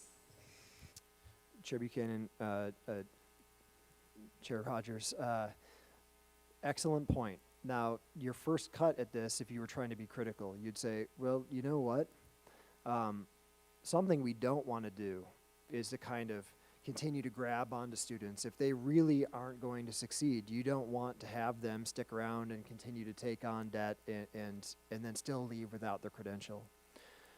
Underneath all of this is a bet on the quality of our campuses. It's a bet that given some flexibility and an opportunity to work with students in a supportive framework, that the increase in completion that would come from that will outweigh any exceptional kind of very rare circumstance where a student will kind of be kept around and may acquire some more debt along the way. And I think that it's a very safe bet. It's a bet that I hope you all would be comfortable making. Excellent discussion. Any further input as it relates to these policy items? Great. We've got about an hour left. What's the temperature of the committee? Do we need a break? Should we take a 10-minute break? I'm seeing yes. Okay. We'll take an 8-minute break. We'll reconvene here at 10 after 3 to wrap this up. Thanks, everyone.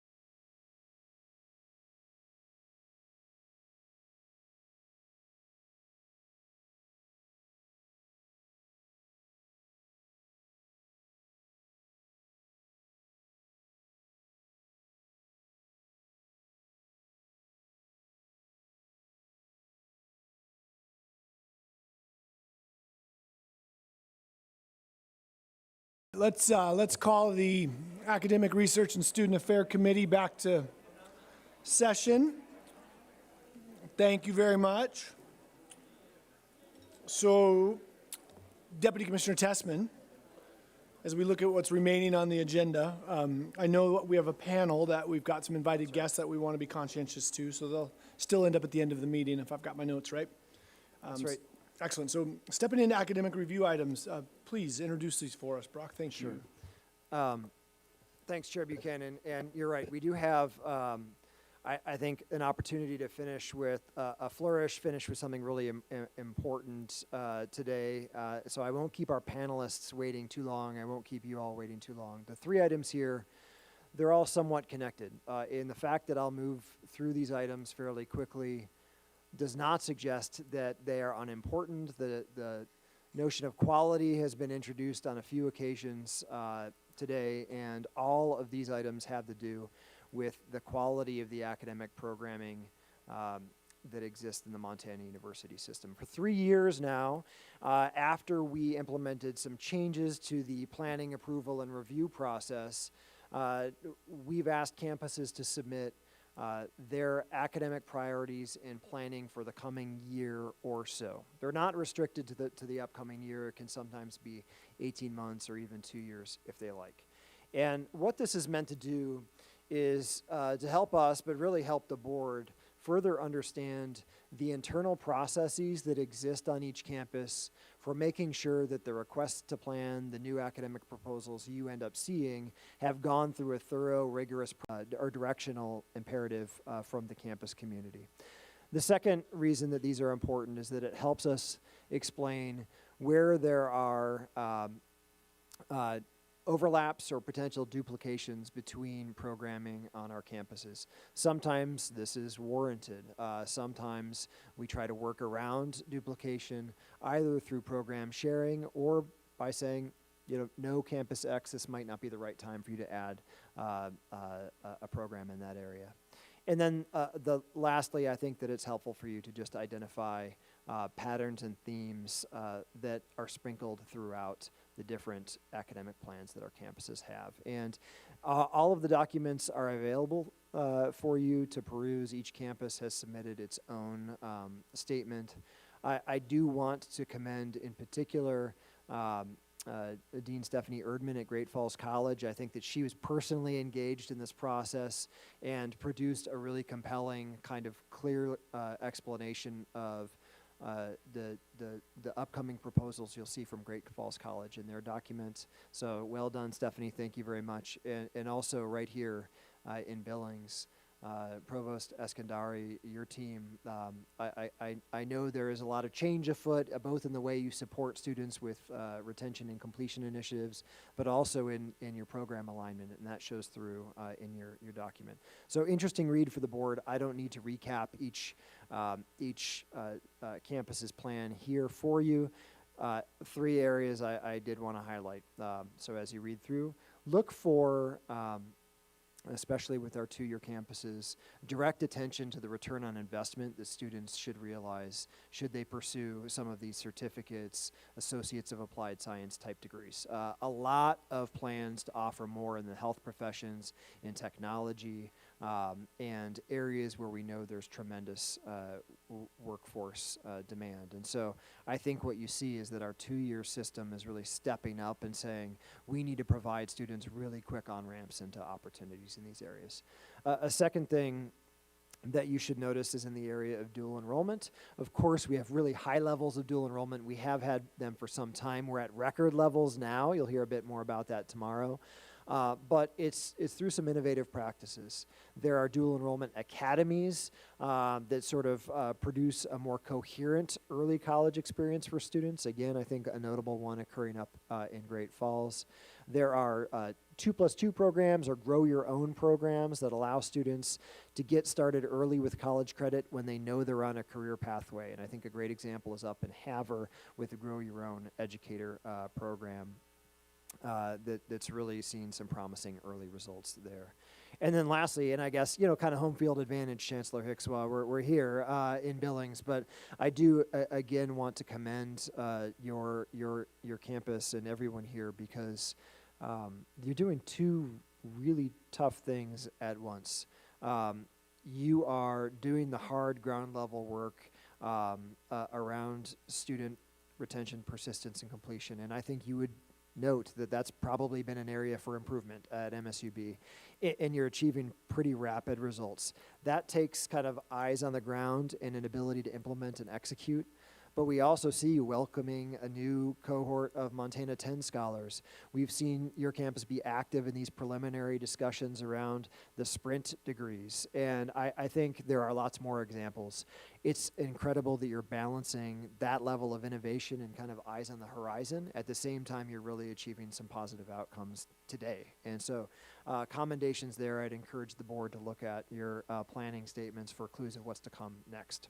So Chair Buchanan, I can answer questions about this, but I think given what we have in front of us, I would move on and very quickly remind the board that, as usual, we have two documents for your inspection. The academic approval memo, which contains academic changes or items that have been delegated either to OCHI or to the campuses. So the approval of smaller, shorter-term programs, sometimes programs being put into moratorium under certain circumstances. You're welcome to look through that document and get in touch with any questions you have. It's updated frequently. Just a reminder, it's there. Item G is the accreditation report. We talk about quality. Gosh, the bedrock of quality is our accreditation standing, of course, in specific disciplines, but also as a set of institutions. And we've taken some steps, I think, with a charge from you and Commissioner Christian to bolster the resources that are directly available online. And so you can see some good detail around where campuses are at in the program cycle, or the accreditation cycle, where campuses are at in terms of commendations or recommendations, and either today or after today's session, or of course at any time during the year, my office is happy to respond to any questions that you have. Chair Buchanan, I'm going to stop there because I think we have a really important panel. Appreciate that. Any inquiries or added comments related to this from any of the board members, committee members? Great. As many of you may know, at the moment here in this community, MSU Billings has played a real leadership role in a mental health summit that's occurring, a subject that has been elevated by this board. I really tip my hat towards Chair Rogers for even pulling this conversation out of the committee level and turning it into a strategic priority of the board. And in the discussions this morning with Musfar and students this afternoon, student and faculty and staff mental health is one of those issues that does not, we've said this before, does not have a finish line.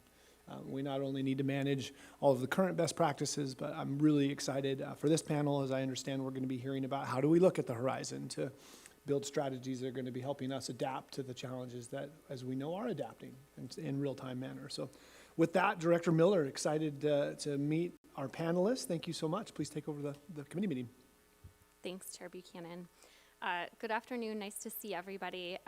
Thanks so much for the opportunity to share and talk with you today.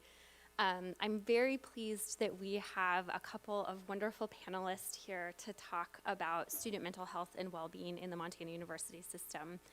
As you all know, we have running just right alongside us a summit on student mental health that's been going on since yesterday about noon and will go on through the rest of the day and tomorrow. And so many across our system are talking and thinking and sharing good ideas and innovations and problem solving. And I'm really excited that we get to bring part of that summit to you here today. So I have with me Dr. Sasha Zhou from Wayne State University. She is also the co-investigator of the Healthy Mind Study, which is a national study of college student mental health, and it's been, I think, running for about 15 years. Dr. Zhou will share a little bit more about that later today, but we're very privileged to have such an expert in student mental health and public health here talking with us about this important issue. We also have Dr. Betsy Asserson, who's the Director of Counseling and Psychological Services at MSU, and one of our most important leaders in the system on student mental health, and certainly one of our most important leaders on the MUS Suicide Prevention and Mental Health Task Force. So before I turn the stage over to these two, I did want to talk a little bit about why we're thinking about this at the system level. All of our campuses, our students, our staff, our faculty are deeply engaged in student mental health and well-being all the time. There's so much going on an individual campus level that we should celebrate and recognize and learn about. It is something different to think about this together as a system, and I think that is important to kind of make that distinction, both to acknowledge just the tremendous work that's happening at campuses and also what we can do as we approach this ongoing issue together. Part of why we do that is that student mental health and well-being is deeply, deeply connected to our mission. We are providing education and skills, developing our students so that they can go off into the world, be graduates, have degrees, get good jobs, be strong, contributing, positive members of their communities. And mental health is a key part of that. We know that students who are struggling or are in crisis are much more likely to leave school. We also know, on the other end, students who are thriving, who are excelling, who are connected, who are engaged, they're much more likely to stay in school and complete their degrees. And so we really want to think pretty holistically about what mental health means. And I think part of what we're doing with the summit, part of what we're doing here today, is kind of building out a more comprehensive understanding of student mental health. So that's kind of our goal and why mental health is tied to what we're doing together as a system. The other important piece to recognize is that as a system, we have some unique tools to bear on this challenge. We can bring resources to student mental health. 2 years ago, we as a system came together during kind of an acute COVID moment, and we said we need to bring services and telehealth services and digital services to our students to reach them virtually. The task force worked with our office, who worked with our then governor, to secure resources to get a web-based platform, a referral service, and suicide prevention training still available to every single campus, every single student, every single employee of the Montana University system. We can also collaborate on major projects. Today, one of the talks at the summit is about a National Science Foundation grant. It's called the HOPES Project. It's a grant to support innovations in graduate student studies. That grant is looking at graduate student mental health. So how do we address the mental health and well-being needs of graduate students? That's happening across 3 institutions: University of Montana, MSU Billings, and Montana Tech. So those are the kinds of collaborations that we can see and the kinds of resources that we can see being brought to our state when we work together. We can collect data. Some of our institutions are pretty small. Some of our student populations might be pretty small within those institutions, but if we look in aggregate across our state, we are much better able to understand what's happening with our students. We have done that through the American College Health Assessment. We're going to do that through the Healthy Mind Study. We're very excited about that. And that data is a really important piece to really making sure that the strategies we pursue, where we dedicate time and resources and leadership, that those are addressing the right things. And we really only know that by having good data. We can support policy change together. I think that there are some frontiers, as Chair Buchanan said, that we can explore as we think together what we might do as a system on the policy front.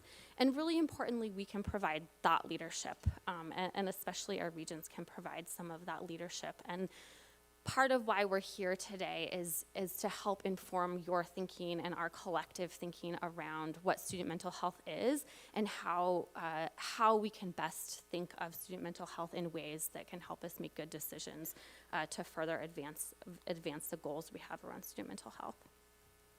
So our system has done this for a long time. Thanks to Commissioner Christian and this board, in 2015, the university system formed a suicide prevention and mental health task force. Since then, the task force has done a statewide scan of student mental health needs.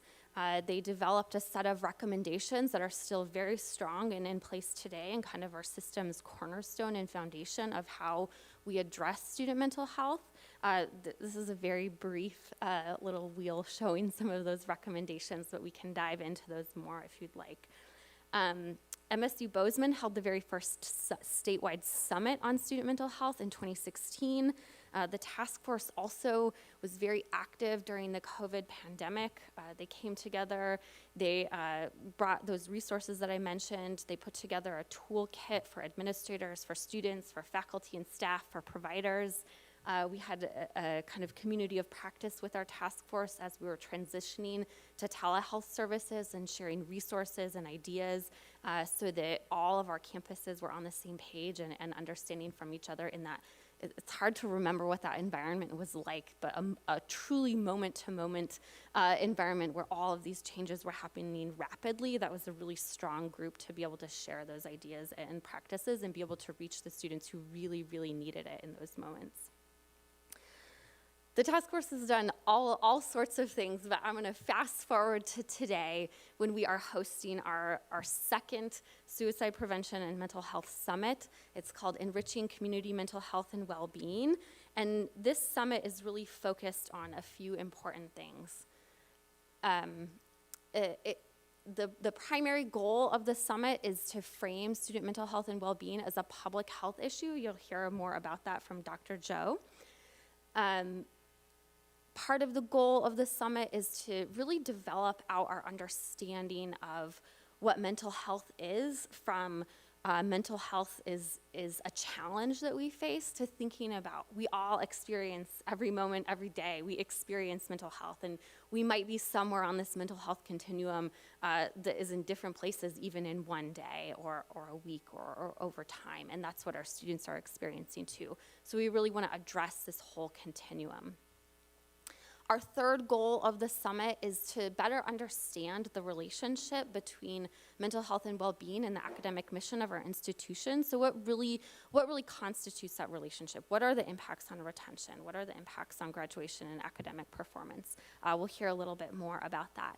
And finally, the fourth goal of our summit is to identify the needs of the diverse students we serve, whether that's our American Indian students, our rural students, low-income students, student parents, students who have dependents, our veteran students, our student athletes. We have a lot of different students in our university system, and they all have different mental health needs. And our goal is to try to think about how we build out a continuum of care, how we take a public health approach to these diverse needs that we see.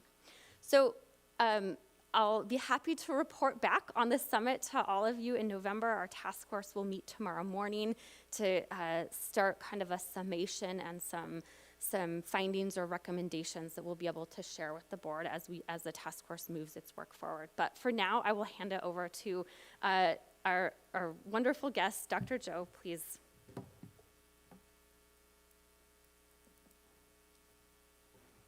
Hi, everyone. Thank you for having me here today. This is my first time in Montana, and it's just been the best visit so far. It's more beautiful than I could have ever imagined. And I am excited to talk to you today about kind of my work with the Healthy Minds Network and this public health approach to mental health. So many of you know, even before COVID, mental health issues were on the rise. There had been a lot of media attention to this and a lot of research that has shown that we're dealing with, in fact, a pretty serious mental health situation among young emerging adults across the country.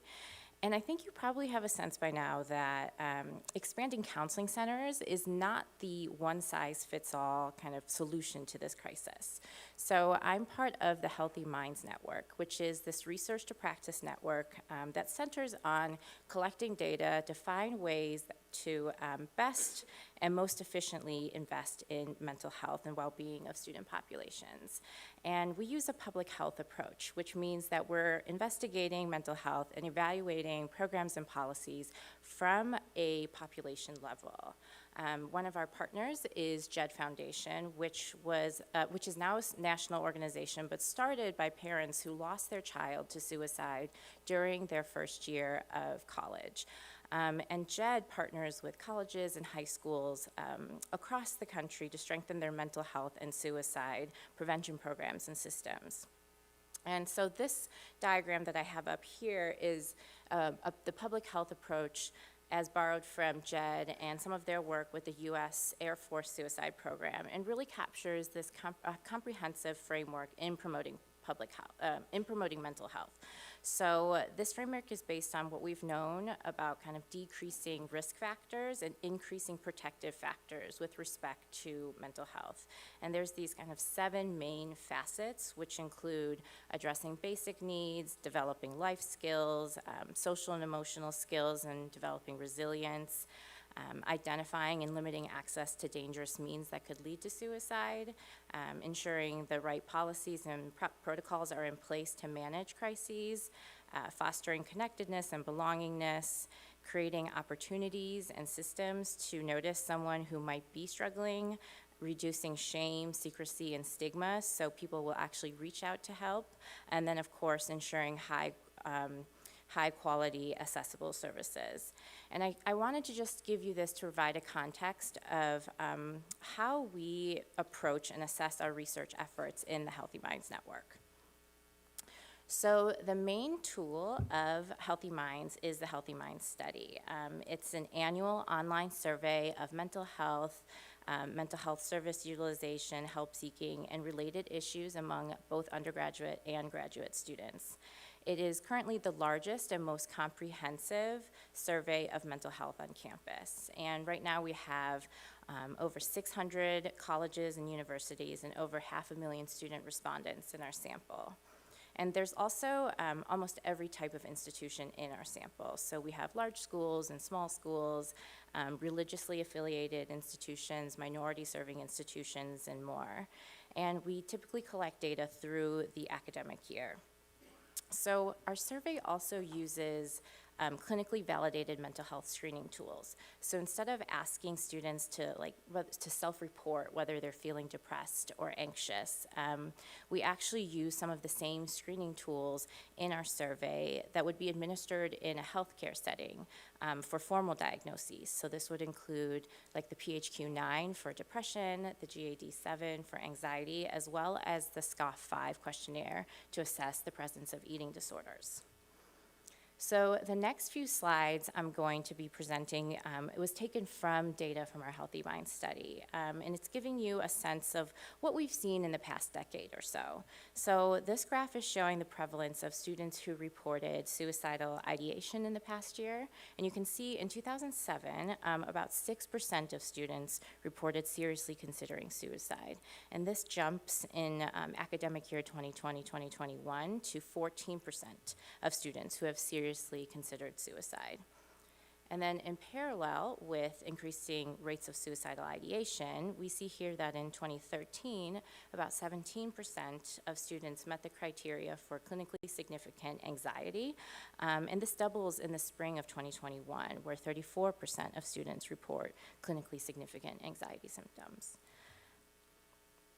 And then on this slide, you'll see in 2013, about 22% of students screened positive for depression. And then in spring of 2021, this jumps to 41% of students. And I think what's really important to show here is that throughout the pandemic, we've actually seen a continuation of a very troubling trend as opposed to kind of a unique spike that came out of nowhere. So this kind of trend line was already going up and the prevalence was already high before the pandemic. But in good news, mental health stigma has declined, and personal stigma, which is a very significant predictor of help seeking, is low and has generally trended down since 2007. And you've probably seen this among young people or heard about it. The national dialogue around mental health has really shifted. Students are more comfortable talking about mental health, and this is often paired with kind of more general knowledge about mental health and awareness about mental health issues.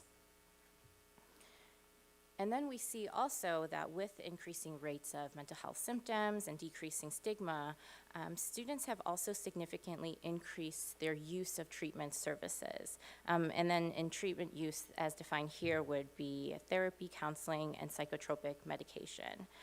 So on this slide, in 2007, about 11% of students were using psychotropic medication, 13% were seeking counseling or therapy. And then compared to academic year 2019-2020, before the pandemic, which about a quarter of the students were using psychotropic medication and 30% reported using counseling or therapy. So even though this is a very good news slide, more students are seeking help, there's still a pretty significant level of unmet need. And to give you a glimpse of this, here I'm showing you the treatment gap, which is the proportion of students who have clinically significant symptoms who are not receiving any form of treatment. So this is really a way to quantify need and unmet need on campus. And we define treatment here again as receiving counseling, therapy, or psychotropic medication. And this is just among students who have clinically significant symptoms as screened by our study. And for students who have clinically significant depression symptoms, we're seeing about a 63% treatment gap. For students with clinically significant anxiety symptoms, we're seeing about 61% treatment gap. And then suicidal ideation is perhaps the most concerning, where among students who report seriously considering suicide, only a little more than half are in some form of treatment. So this graph is actually taken from a paper that we authored as a Healthy Minds team, where we looked at trends in mental health and help seeking from 2013 to the spring of 2021. And the above graph depicts kind of past year therapy among students with mental health symptoms. And what we really see is that across the board, treatment utilization for students of color with mental health symptoms is significantly lower compared to mental health treatment use of white students with symptoms. But there are some groups that really stand out. And what we found in our paper that since 2013, while the general population of students have increased use of therapy and other treatment, the smallest increases were actually among American Indian, Alaska Native identifying students. And this is particularly important to consider because kind of in parallel with this, we also found that American Indian, Alaska Native students experienced the largest decreases in flourishing, which is positive mental health, as well as the largest increases in depression and anxiety, and also in suicidal ideation from this 2013 to 2021 period.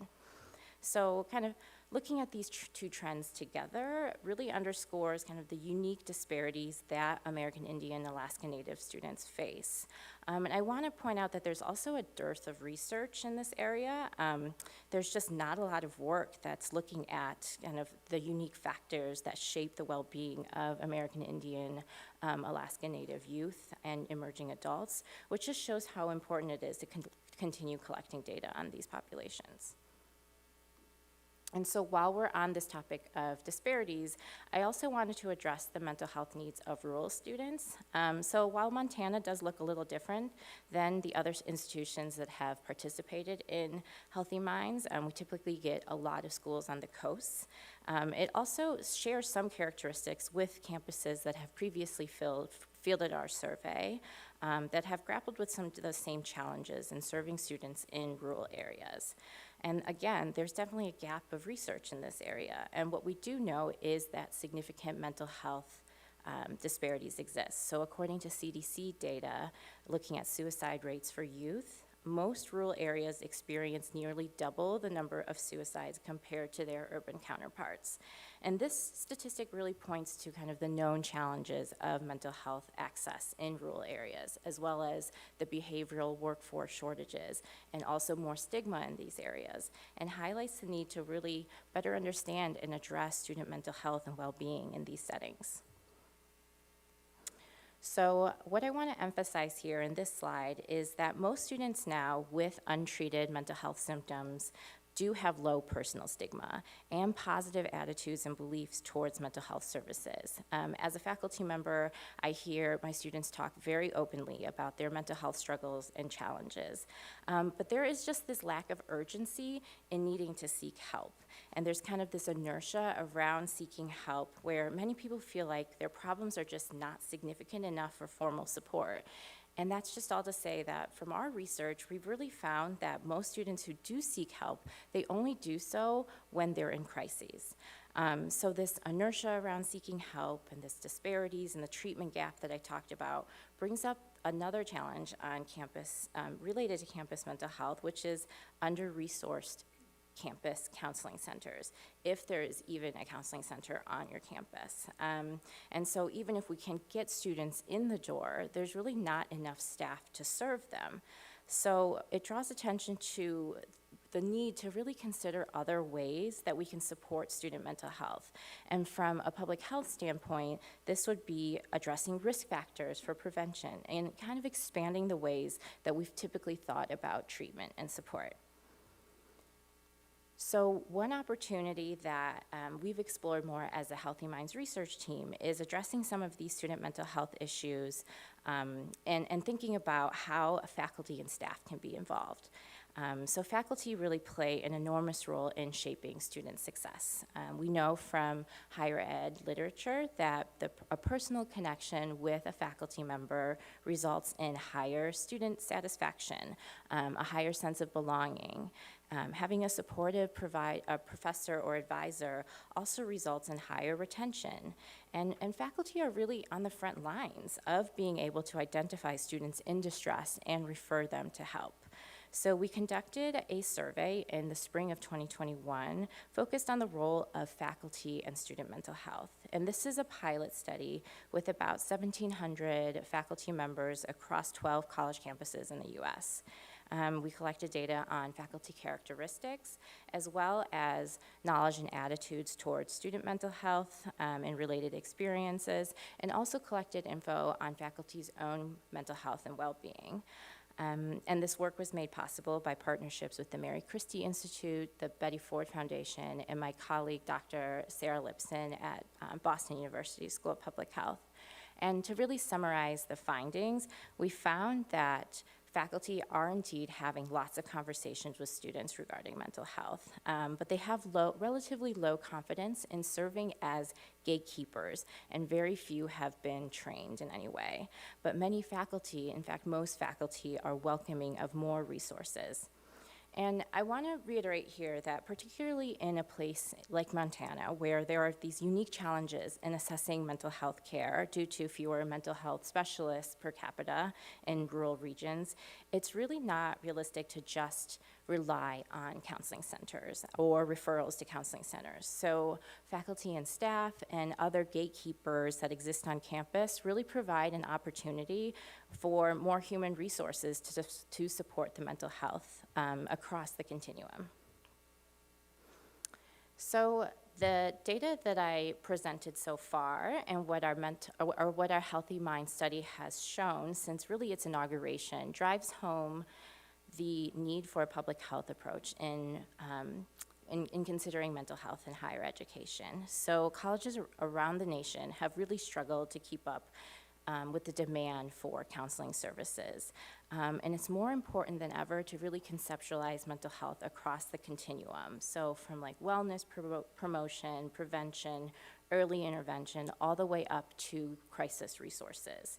And the salience here is that not every student who has a positive screen for depression or anxiety necessarily needs like intensive one-on-one therapy. There's a need to have resources and services that meet students all the way across the continuum of mental health. In terms of training, instead of a targeted approach, which we're only training like a small number of students or faculty, we talk about a saturated approach in public health, which is giving everyone some sort of gatekeeper training or basic knowledge of signs and symptoms of mental health problems, which could have more impact. So there's this phrase called like no wrong door, which just means that universities should focus on kind of, again, training a wide set of humans, staff, faculty, student leaders, to recognize when a student may be in distress and to get them support so that any faculty door, roommate, or hallmate, any door on campus would be opened by someone with knowledge of mental health and support. Mental health can also be integrated in the academic curriculum, and it's not yet the norm for universities and colleges to be actually offering courses in mental health or related topics such as social and emotional learning. Some schools have offered courses on kind of like the basis of well-being, which focuses on assessing kind of more abstract concepts such as success and happiness. And this is also effective because it fosters a form of self-processing and teaches students to build skills in mental health awareness and also resiliency. I also talked about a major barrier in seeking mental health support is inertia, and the idea that students may feel like their problems don't warrant help. And we kind of need to address this inertia and bring mental health into students' kind of default routines. So much of the current interventions on college campuses are not really investing or targeting this inertia barrier or acknowledging that most students aren't addressing mental health until they're in crisis, which is why we really need a broader set of resources. And there's also some low-hanging fruit for faculty to support mental health. So this would including mental health on their syllabus or mental health resources on the syllabus, pointing them out at the start of the semester. And I think it's also important for students to hear, both from faculty, staff, administration, advisors, that to hear people say, mental health matters, it affects academic performance, and we really want you to be successful here.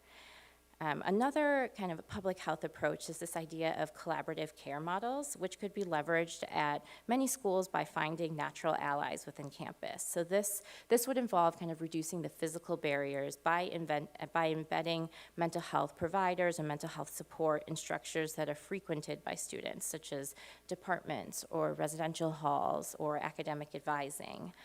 This could also involve partnerships and probably should involve partnerships with students themselves to ensure that we really have the most informed approach in addressing mental health in this kind of ever-changing student population that we're seeing on campus. And then college and universities also should acknowledge and jointly address these kind of mutable risk factors for poor mental health. So it's not random who gets help and who doesn't. Students of color, students from low socioeconomic backgrounds, and students who are struggling, these are students that are actually struggling at the same rates or even more compared to their peers, but the difference is that their needs are just not being met. So there's currently kind of this national dialogue about college student mental health and a national dialogue about diversity and inclusion, and I think it's really important that we bridge these two dialogues with data and evidence-informed policy recommendations. And then similar to equity in mental health, conversations about college persistence and mental health need to be brought together too. So the same students who have the low retention rates in higher ed are the same students who are least likely to access mental health support when they're struggling. And mental health is such a big predictor of retention. And we already know that certain practices are negatively associated with mental health. So like grading on a curve, academic competitiveness, particularly for students underrepresented in their fields. And this could really be addressed at an institutional level. And then finally, a thriving campus doesn't stop at just supporting students. So faculty and staff mental health is often overlooked, yet they play such a crucial role in the day-to-day lives of students. And kind of like the airplane takeoff warning of, make sure you put on your own mask before helping others really comes into mind here, because if faculty are struggling, they aren't able to best support their students and their needs. And so I want to conclude by, reiterating that numbers are powerful. Before the Healthy Mind study, there really wasn't that much data on this subject. When I started my PhD and I talked about wanting to go into kind of mental health disparities on college campuses, a lot of my advisors were like, I don't know if you'll get a job with that. There's like not a lot of data on it. But now I think that there's like a national shift towards recognizing mental health on campus. And it's really important now to not just collect data, but also track characteristics such as race, gender, age, financial status. And in order to really improve mental health to this kind of like growing population of racially and gender diverse college students, we really need to be able to identify effective interventions for these populations across different settings. So when we think about kind of the mental health crises, it's really not just a crisis of prevalence. It's also a crisis defined by significant levels of unmet mental health needs and inequalities in terms of who is able to access both mental health treatment and resources. So I think really the major takeaway today is that while we're dealing with this kind of mental health crises on college campuses, we also have so many vast opportunities to make college settings more supportive for student mental health and well-being. Thank you, everyone. So I'm going to transition us just a little bit to talk a little bit about tying what Dr. Joe was just talking about and what we're seeing here in Montana and what we're doing with the task force and on our campus. So I just want to start by saying that many of the data points that she shared really track exactly with what we're seeing on our campuses here. So there's this sense of we're not alone in this. And it really does speak to the need for a different approach and to expand into more of a public health approach. One of the great privileges of my career so far, two that have actually been associated here, one is being able to serve on the Suicide Prevention and Mental Health Task Force, and that's because it really is important that we look at this systemically. It gives us an opportunity to try to address some of the inequalities that Dr. Joe was just talking about when we take more of a systemic approach. The other is just the opportunity to have someone, and Dr. Joe here from the Healthy Minds Study, because I think it really gives us an opportunity to expand this conversation and to look at this more holistically. And so I'm excited about where we're going next. So these were just some of the themes from the recommendations from the task force back in 2016. And as we're transitioning to a different approach, I'm really excited for the work that we're able to do as a task force to expand this out. So I kind of view this as like the task force 1.0, and I'm excited for us to move to 2.0, where we're really expanding out and learning and growing from the things that we have already done so far. So I want to highlight all of our campuses are doing really unique things related to student mental health and supporting them.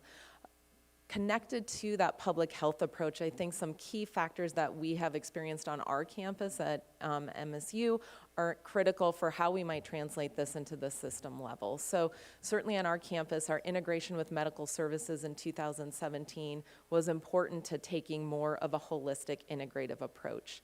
Then we got a SAMHSA grant to help us really advance a public health approach to suicide prevention. And that grant was really pivotal for us to be able to expand some of our resources and offerings and how we do suicide prevention. And one part of that was to fund the Healthy Minds Study on our campus. So we have actually engaged in the Healthy Minds Study twice at MSU. And the data that we got, it's not obviously the human stories, that's why I became a psychologist, is the human part and not the data part. However, the data part is really important, and a couple of key points we learned from doing the Healthy Minds Study on our campus was really connecting to the academic impacts that we see, and that's a unique way that we can engage on that on campuses, and then truly the scope of students who are identifying that they need help for their mental health. That was 71% on our campus of the sample in 2019. As Dr. Joe pointed out, there will be this treatment gap. Obviously, no counseling center is able to provide individual counseling to 71% of the student population, but it helps us highlight opportunities to engage in that public health approach to training the rest of our campuses. How are we supporting these students even if they don't need direct counseling? So I'm not going to go through all of these again, just given Dr. Joe did a really nice job kind of highlighting some of the important retention factors that I think are important. But I think for the task force, this is really what's driving us in terms of how are we thinking about the connection between the approaches we're advocating for on campuses, how we're supporting students, and how we're collectively working with our student populations to help change some of these numbers so that students who are identified with depression, that they're able to access the services they need and retain and persist, because we know students with mental health issues can be very successful on campus. It's how do we provide a culture and a setting that helps us support them in that way. in closing, I just want to talk about the importance of partnerships, because I think that's the next step where we're going with the task force, and certainly what we've been doing on our campus. There are a lot of partnerships I could highlight throughout the system, but I'm going to highlight a couple from our campus and with the task force. The first is the 988 collaboration. I think people know about the rollout of 988. On our campus, one of the instructors within the art department developed this project where students were creating the artwork for these posters. That is amazing in and of itself, but to me, the better part of that was the opportunity to reach all of those students and provide suicide prevention training to them. So our team went into all of those classes and provided education. So they learned about this public health crisis that we're facing related to suicide in Montana. We were able to engage with students in the classroom, collaborate with an instructor, and really advance their knowledge, and got all of these students who are now really passionate about mental health. So looking for those unique opportunities to collaborate and kind of push in to where students might be. The second is, up above that graphic is the pause graphic, and this came from a conversation actually last year when President Cruzado gave me a call, knowing that the increasing needs for mental health were very real on our campus, and having a conversation about how do we do something different. And out of that came our Student Mental Health Faculty Advisory Committee, which is a partnership between representatives across campus on the academic side, as well as counseling staff and students, and how are we thinking about campaigns that really help, such as this one, taking a pause to get help, that how are we rolling that out in a way that really invites partnership with our faculty and getting their input on what that looks like. And I have been pleasantly, it's been a really wonderful experience to have all of these new ideas come forward from faculty about how we can get our message out. It's things we're already doing, but until we partner differently, that message isn't getting to students in the same way. And then the last is this partnership related to the Healthy Mind study that we'll be doing within the Montana University system. And this came out of an opportunity I had to speak with the OCHI Risk and Compliance Leadership Council. I had the invitation to speak with them. They're not my normal group of people where I get invited to have these conversations. And it was awesome because it really spoke to me about how mental health crosses all of the different barriers, the different silos, the different places we all work, and the opportunity to weave in mental health into all of these different places. So out of that conversation came an opportunity to apply for funding. And we applied for funding to do the Healthy Mind study throughout the system. And I think it has created a really wonderful opportunity for us to get system level data, but also campus level data. So campuses, when we participate, will get that data and will help inform some of these interventions, help inform some of these approaches, and really expand the conversation. So I view this as the first step of having that data to help us evolve what we're going to do with that data as we find that. So thank you all for your continued support of mental health and student mental health. We really do feel that on the campuses and understand that it is a priority, and that's really appreciated. So thank you.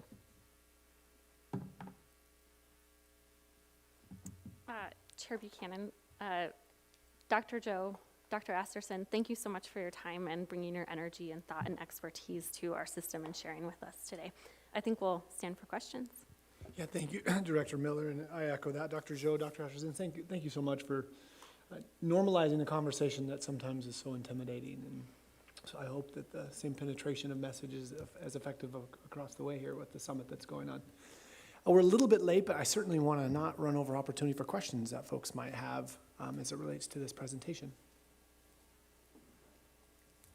Yeah, please, Chair Rogers.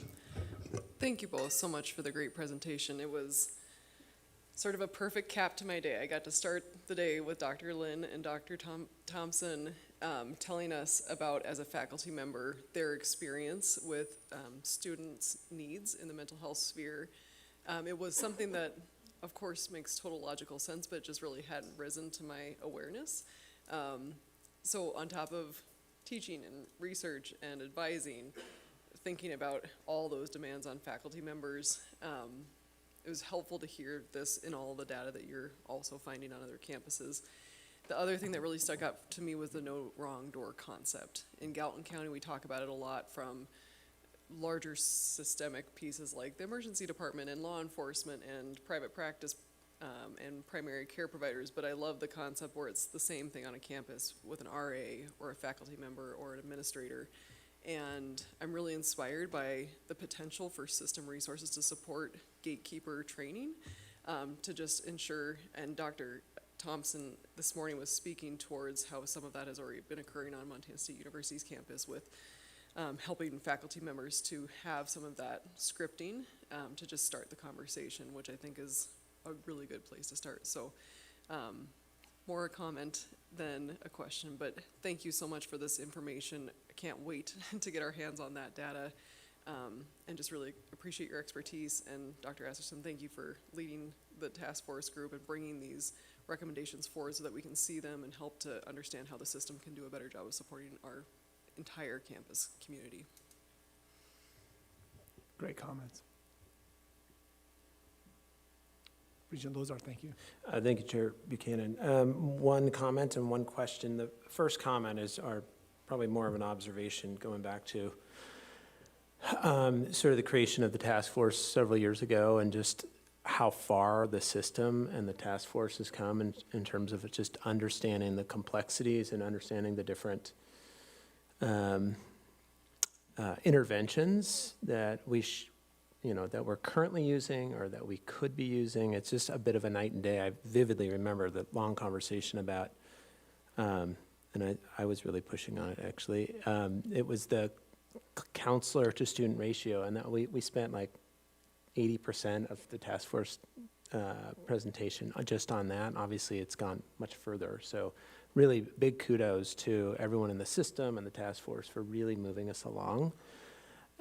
Just reflecting on the budget committee meeting and the number of different sort of benchmarks that we talked about and the comparisons to different our regional peers from a retention, a budget perspective.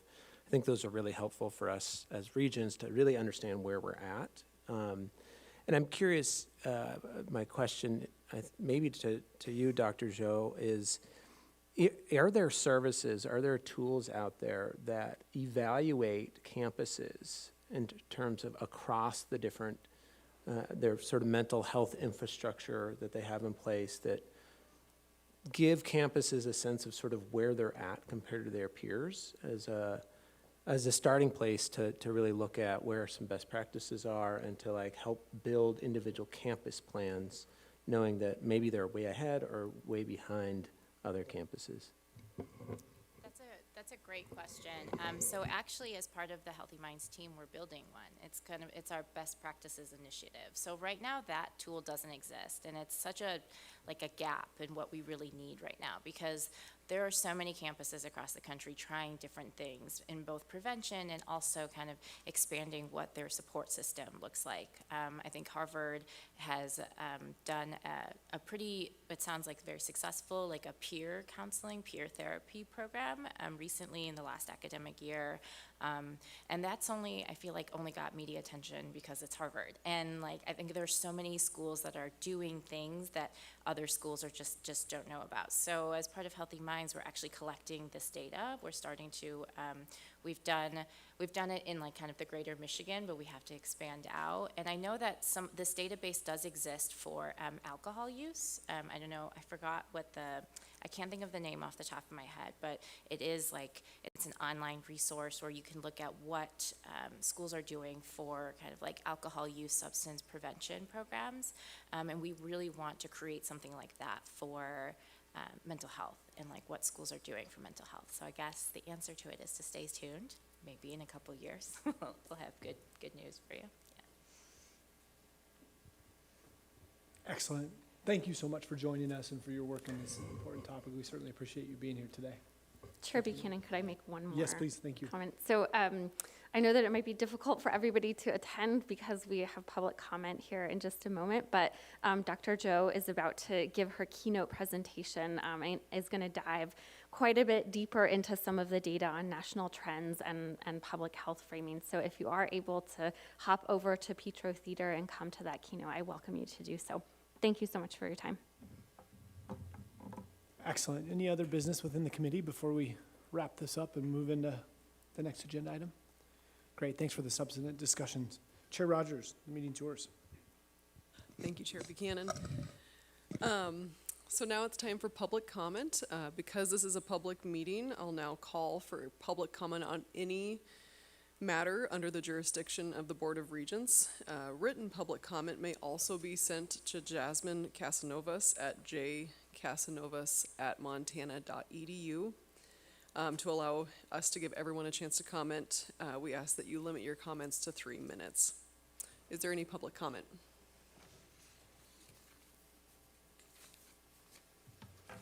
Is this on? Okay. Mr. Commissioner and Regents, I'm Tammy Harris. I am a field consultant with MFPE. I have 2 just brief comments for you regarding the policy changes that are on the agenda that Deputy Commissioner McCray spoke to. First, regarding tuition waiver, for at least a decade that I've been representing the MUS system, tuition waiver has been a topic. We've talked about how do we modify this, how do we make it more appealing to our current members, and how do we use it as a recruitment and retention tool. So we are thrilled and appreciative and support the changes that are before you for the tuition waiver. The second item is the topic of remote work agreements. Since COVID, this has been probably the #1 issue that has been brought forward by our staff. We get that you can do your jobs from remote locations, but your job was hired to be in the seat on the campus. So we look forward to working under the confines of the new policy proposals to work with campus leaders to have remote work agreements in place where appropriate. So thank you for those 2 proposals put forward, and we are very supportive of those, and we look forward to continue to work with campuses and OCHE and HR to solve problems and to do the right thing for our members on those campuses. Thank you. Thank you, Tammy. Any other public comment?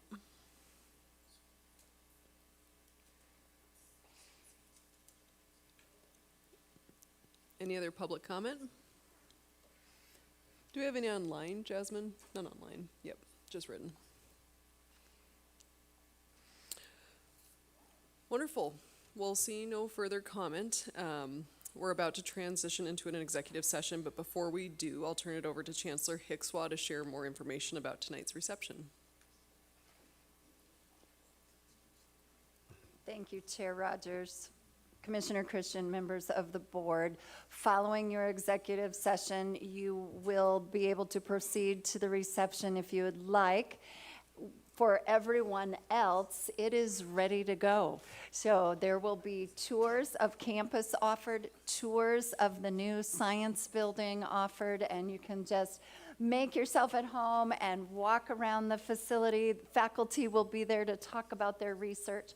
So what you'll do is go out these doors and follow the sidewalk along until you reach our library, and then right across from the library is the old side of the new science building, and there are some yellow railings, and that'll be the door that you go in, and the signage should be there. It should be no problem finding it. So thank you very much, and we look forward to seeing you all at the reception this evening. Thank you so much, Chancellor Hickswaw. So as I mentioned, the board will now go into an executive session in an effort to attend the reception in a timely manner. The board will continue in executive session tomorrow morning as well. As the presiding officer of the Board of Regents, I have determined that the executive session discussion relates to a matter of individual privacy and that the demands of individual privacy clearly exceed the merits of public disclosure. At this time, I'm going to close the meeting, and the Board of Regents' regular meeting will reconvene tomorrow at 9 a.m. Thank you all so much for being with us today.